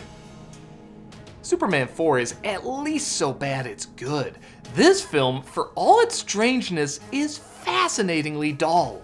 The humor is dead on arrival, it has ideas it barely touches the surface of, and it has way too many pointless subplots. I didn't even get to the one about Lana's ex because it impacted the story so little. The only time the film is kind of fun is in the last part. I really think this should have been about Superman fighting a supercomputer. Hell, maybe it goes all the way and does something like turns him into a robot. I don't know, Superman fighting a robot, Superman fighting himself as a robot. Just, there's something freaky and cool you can do with that. But as is, this film is horribly written, horribly directed, and horribly conceived.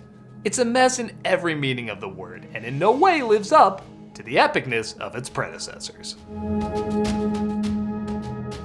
And what a waste of a comedic legend like Richard Pryor. There's no other way to describe this character than— Don't call me a bum! I'm not a bum! Ooh, I didn't know we could demand that! Fight the power! Ow! Oh shit, he's gonna be mad. Yeah, let's get out of here.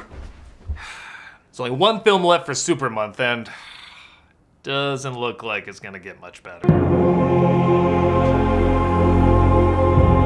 Wait, is that the Snyder Cut? Oh, that one's awesome! Faster than a speeding bullet. I swear that never happens. More powerful than a locomotive. Able to leap tall buildings in a single bound. But he can also fly, so it's a tad less impressive when you know that. Look, up in the sky! It's a bird! It's a plane! No, I'm not looking up for any of those things. It's Super Month! Hello, I'm the Nostalgia Critic guy. Remember, so you don't have to. Why is everything still black and white? I thought it would look more like the Snyder Cut. Look, Ferrado, I hired you to do the critic cut of the Snyder Cut. I expect you to be professional. Maybe your office is so eye-bleedingly red, all you can see is black and white. Fix it! Much better. Why did you have me edit this again? Because I already reviewed Justice League, and because I edited that, somebody else has to edit the review of the Snyder Cut. Isn't that backwards? Now you're understanding the DCEU. Is my 10-hour edit ready? Yes. Wonderful. But I crammed it all into 25 minutes. But the 10 hours are still in there, right? Sure. Snyder Cut, baby!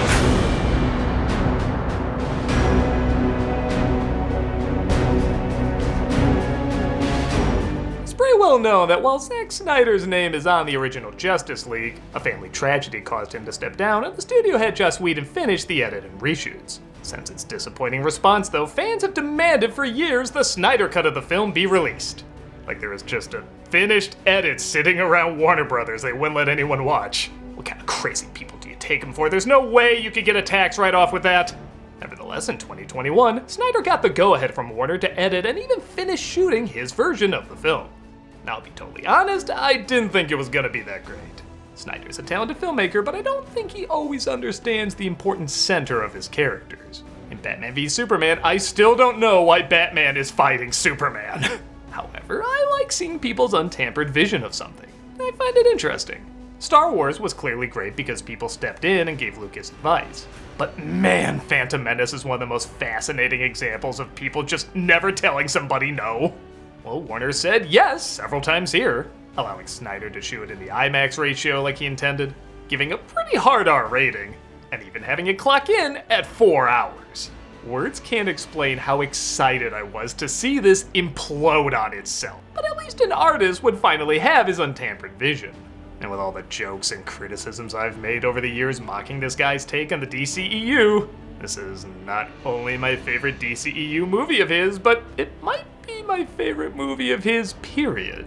It is so drenched in visual storytelling, gripping atmosphere, and a tone that balances its epic scale, but also quiet reflection. Sure, there's a ton of talking in it, but there's also a ton of visuals, and both help each other tell the story the same way an epic comic book does. I truly was shocked how much I enjoyed this flick, and I'm gonna go into detail why. So now that my vision of the review has finally been edited. Yep, I didn't leave anything on the cutting room floor. Good to know. Let's wrap up Super Month with the Snyder Cut. Okay, Zach, you want us to like your DCEU films? Maybe don't remind us of your DCEU films. Well, it's already more Cyborg in this cut than we've seen in the Whedon version. I will say the only thing I miss from the original edit is the Everybody Knows song. I was actually surprised that wasn't a Snyder choice, but it already sets up the mystery of the mother boxes much better without even uttering a word of dialogue, as we see them seemingly come to life with Superman's death. Just the buildup of this cautious Amazon approaching this thing is far more tension than anything in the original. Except that one shot, we all agree that's the one good moment in the film. Bruce Wayne goes searching for Aquaman, so he asks Aquaman if he's seen him. As a stranger comes to this village from the sea, he comes in the winter when the people are hungry. It brings fish. Which is kind of like killing family. You know, if I want Whedon jokes, I watch the Whedon version. With that said, it is interesting comparing these two alternatives. Like, both these scenes get across the same thing, but Whedon's version only sticks to the essential information with an occasional joke. It's tight and quick, but you tend not to care because it goes by so fast. Snyder really takes his time, which you think would drag, but it keeps you more invested because the characters are really taking in what the other is saying. Thus, we are too. With that said, I am kind of surprised some dumbbell moments made it into both versions. Fight comes, we'll need you. Don't count on it, Batman. Why not? Also, can you call me Shazam around total strangers? But we get this song,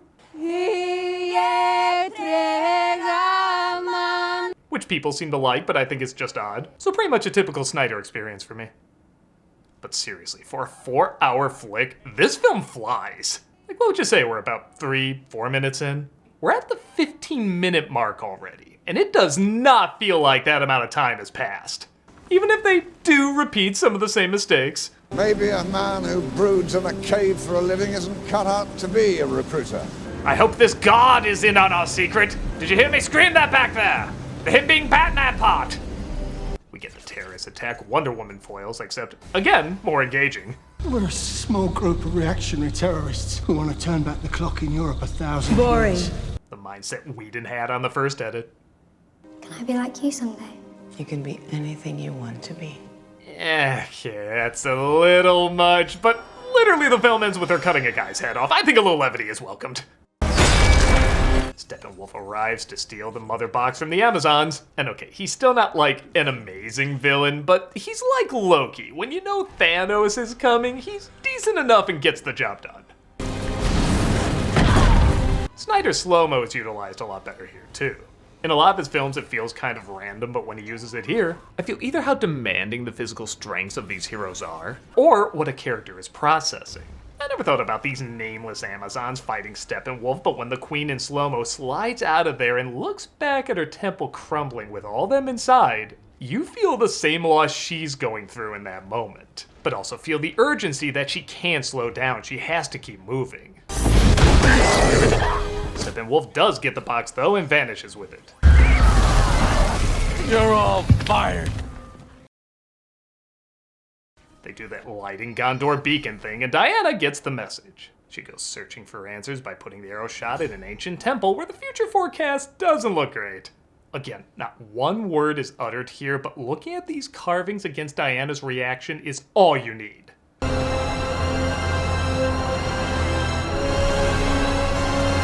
Bryan Singer is going to be the new guest director! Even the song choices affect the pacing greatly. If we went from Diana seeing Darkseid to Aquaman returning to the ocean in slow-mo, both those scenes together would feel too slow.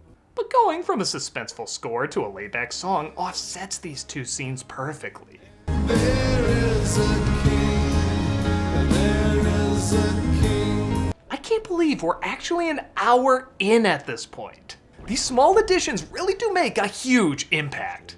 You're the rightful king of Atlantis. Aquaman is told danger is coming and he should take the throne, but he refuses. The time has come. Take up your mother's trident. I foresee a triumphant future and... you know one's enough. Steppenwolf talks with his superiors, maybe a few too many times as the movie goes on, but again, I do legit listen to what he has to say because we do find out more about him and he's looking for redemption. You betrayed him, your own family. I saw my mistake. I said yes to these effects, but I know better now. We're given DCEU's power non-couple when Wonder Woman meets up with Batman. And once again, these two have crazy good chemistry. Hi there. A new toy? I wish you would be, yes. We're given the backstory of the mother boxes dating back years ago, and, well, I guess it's not a shock the guy who directed 300 can make this interesting. Though it does need more stone goats. As Darkseid waged war, he found a secret there. A power hidden in the infinity of space. The Infinity Stone Mother Boxes! Which is still a strange name. It sounds like a Hallmark gift. The defenders of Earth attacked and fought as one. Amazons alongside Atlanteans, alongside the Guardians from the sky. It was familiar but cool. They of course won, and the mother boxes were kept safe-ish. Bruce and Diana decide they need to recruit others to help out in this battle, so they go to Barry Allen in yet another scene that didn't age well when you know more about the actor. Drew me loving to your eyes. You just had to have a hot dog in that scene, didn't you, Zach? It's like a challenge. How can you connect every scene to a dick somehow? Your son may be captain of the football team, certified genius. We get more info on Cyborg's backstory, an amazing football player who's also a computer genius.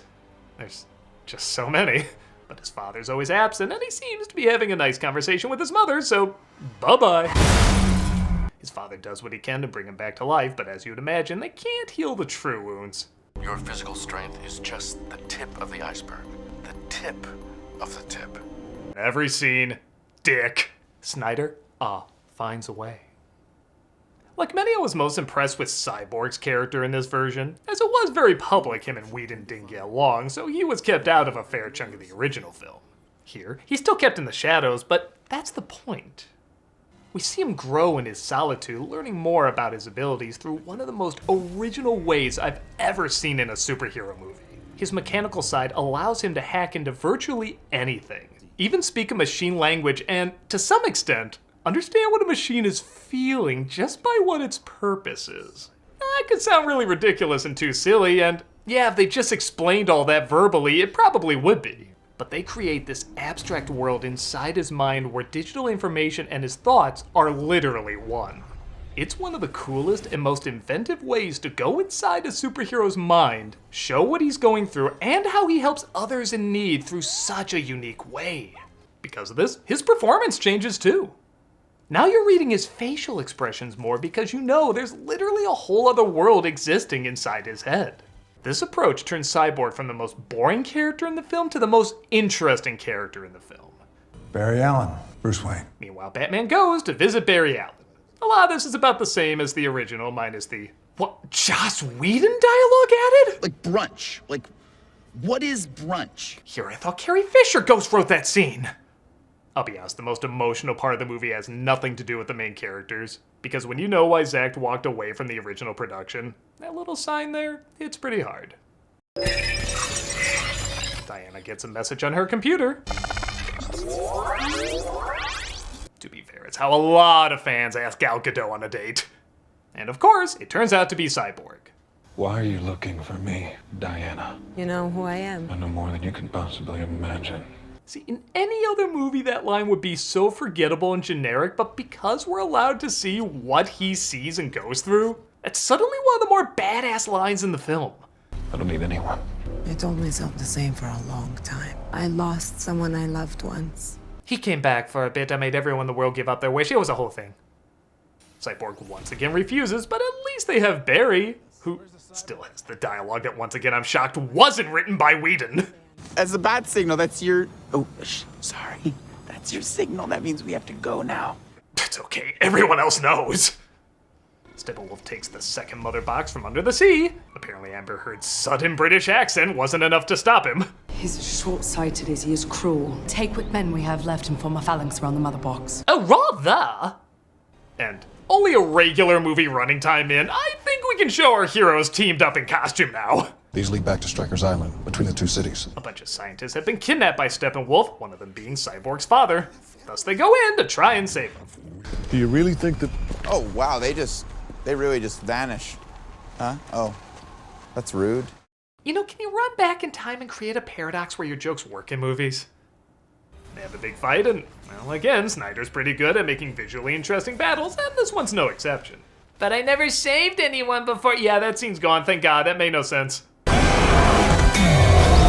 Aquaman joins the party like before, and the last mother box is safe for now. The resurrected Darkseid is not pleased. I will stride across their bones and bask in the glow of anti-life. He seems nice.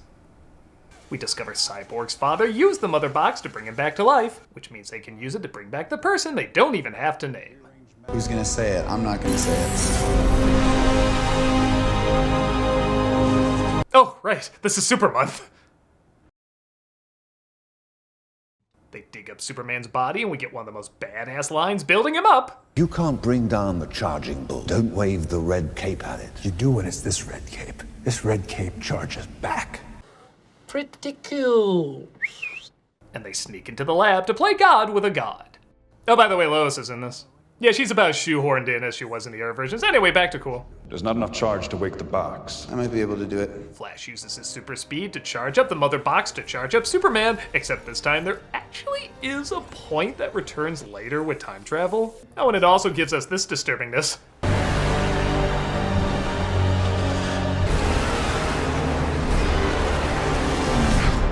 Wow, haunting imagery can be effective when you give a shit and it makes sense. He's brought back to life, but his brains are all scrambled up, and he attacks our heroes. Again, a lot of this is like in the original, including, as mentioned, the one good scene from the original. However, Batman's scene is changed up because, well, he just couldn't get there as quickly as the others. Yeah, I don't know why that really makes me laugh. As if he's like, some of us just have a car. It's a cool car. But Lois appeals to his humanity and they fly away. Steppenwolf gets the last mother box despite Cyborg's father sacrificing himself to sabotage it. Yeah, the side character I forgot was even in the original. Actually pretty sad didn't make it. His father's dead because of us. I told you waking that box was a bad idea. It wasn't a bad idea. It just resulted in an outcome that was bad, from an idea that was bad. Superman and Lois return to his mother's home, and remember that line in the original when she says you smell good? And you were like, even for Justice League Joss Whedon, what was that about? You smell good. Did I not before? Well, here's what it was supposed to be. This is home. You spoke.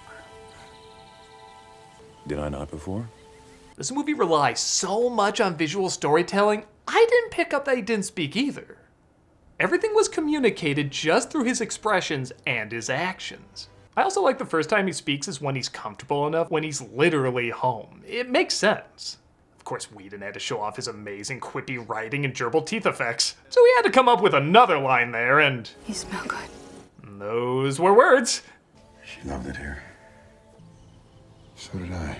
There's more of Lois reconnecting Supes to his memories, which was definitely needed in the other version. And the rest of our heroes try to form a plan to how to stop Steppenwolf. I don't care how many demons he's fought and how many hells. He's never fought us. Not us united. Inspiring words, isn't that right, Superman? Oh, wait. Oh, yeah. What was this shit again? He said to me, Lois Lane is the key. I think it's something more. Something darker. So dark, you'll literally never see what it's supposed to be. It also looks like Cyborg fixed Bruce's plane he could literally never get off the ground. You fixed it. It wanted to fly. Flight is its nature. Yours too. Oh, that's another thing this movie has. Chemistry. I actually like hearing these people encourage each other. He'll be here, Alfred, I know it. What makes you so sure? Faith, Alfred. Faith. The other films did make it clear he was Space Jesus. The mother boxes fuse into one, and again, showing more of Superman's journey back to himself. His memories call to him as he picks a new pretty rockin' suit. I'm assuming you're Alfred. You said you'd come. Now let's hope you're not too late. Don't worry, in DC movies, even when it's too late, it's never too late. Except... our heroes go attack Steppenwolf, and the action's fine. It is nice seeing the original color scheme, which is to say, no color scheme. But it does look better than God sneezing Kool-Aid powder all over the earth, and they do all work together a lot more in this one, as opposed to just letting the other take turns to fight the threat. They legit function as a team. That's the whole reason we want to see them as a team in the first place. If one of them isn't there, this wouldn't succeed. With that said, they don't succeed. Not the first time, anyway. The timing to destroy the box between Flash and Cyborg fails. What to do? I'll just let him explain it. You just gotta go faster than the speed of light, far beyond the speed of light. You gotta break the rule, Barry, and you've gotta do it now. And I know I'm gonna sound hypocritical, but this is the spinning the Earth backwards done right. It was not only shown this could kind of be done before, but it's also something that will be done in the future. Make it clear why it's not a good thing to keep doing in the future. And it's also done while dimensions are fusing and powers are merged, and there's like a million other weird things going on here that could also connect to how this is possible. It's actually so crazy with so much going on, it kind of acquits itself. I want a Justice League movie, but we're gonna get Zack Snyder's Justice League? I want it to be as freaking weird as Zack Snyder's Justice League can get. Steppenwolf is defeated as pointlessly, but also awesomely violent as possible. Displeasing the coming attraction of characters I'm so pissed off we're never gonna see. We will use the old ways. We could have made her voice Ed Asner's final role! Nevertheless, the day is saved, the Justice League is formed, and all is right with the— what do you mean there's 28 minutes left? Alright, the epilogue. Yeah, I didn't care much for the epilogue. I guess there's nothing really bad in it per se, and again, it is an extended cut, it should go all out, but I mostly call it quits by this point. I just watched a 3.5-hour movie that did not feel at all like a 3.5-hour movie, but with the epilogue, I instantly feel the film's running time. With that said, some of the stuff's pretty cool. You know I hate Eisenberg's Lex Luthor, but replacing shouldn't we have our own league with— If you want the Batman, his name is Bruce Wayne. That's an upgrade! Seeing the apocalyptic future Batman dreamed about is kinda neat, even if it does feature drunken Mind Morbius offering sexual favors. You don't want to kill me. Who's gonna give you a reach around? It's Jared Leto's Joker, directed by the guy who made this. Of course he says something like that! But probably my biggest screaming to the gods shouting no moment is when they revealed one of the most underappreciated actors, Harry Lennox, was about to play Martian Manhunter. Your mother and father would be proud. They've called me the Martian Manhunter. This guy is a Shakespearean actor, and I think he would have crushed it as this character in future movies. If they went the makeup route and, you know, not Michael Bay Ninja Turtles covered in JFK lips from Forrest Gump. But yes, for a film I was pretty much reading the playbill to bad for, I absolutely love this movie. It has a unique identity that separates it from other superhero films, but doesn't separate it from the past films in its library either, for better or worse. Snyder being allowed to do whatever he wants really shows how well he can let the visuals in a visual medium do most of the talking. I'm not gonna act like this is an amazing script or anything, but its atmosphere and pacing and even some of its ideas are so engaging to me. I feel like it gave me an experience I never had before. One where the superheroes do practically no superheroing until a normal movie runtime would end, and I amazingly didn't mind. It truly feels otherworldly in a way that plays into the strengths of this filmmaker and very little into his weaknesses. It's not the Justice League movie I would expect growing up reading the comics, but that's also kind of what I like about it. It is something different that plays by different rules and gives me something new. They're not groundbreaking rules or anything, but they offer a fascinating point of view that relies more on tone and going slow, while also still being bombastic and super energized. I can't say it's like one of the greatest superhero movies to watch, but it is one of the most unique superhero experiences to encounter. And there you go, my special 10-hour review of the Snyder Cut. It just flew by, didn't it? Yes, well, that's what happens when you have such an engaging star. Yeah, that's one word for it. Oh, that reminds me, you're still making that 3-hour Nostalgia Critic intro, aren't you? Yes, and I'm so good that I squashed it down to a few seconds. You're a miracle worker. Well, thank you everyone for joining me for Super Month. And you know, I've been making fun of Warner Brothers so much, I think it only makes sense to make fun of their competitor. I only wish there was a clear sign that could point me in the right direction for what movie to make fun of. I only wish someone could make it so clear that— Who's gonna give you a reach around?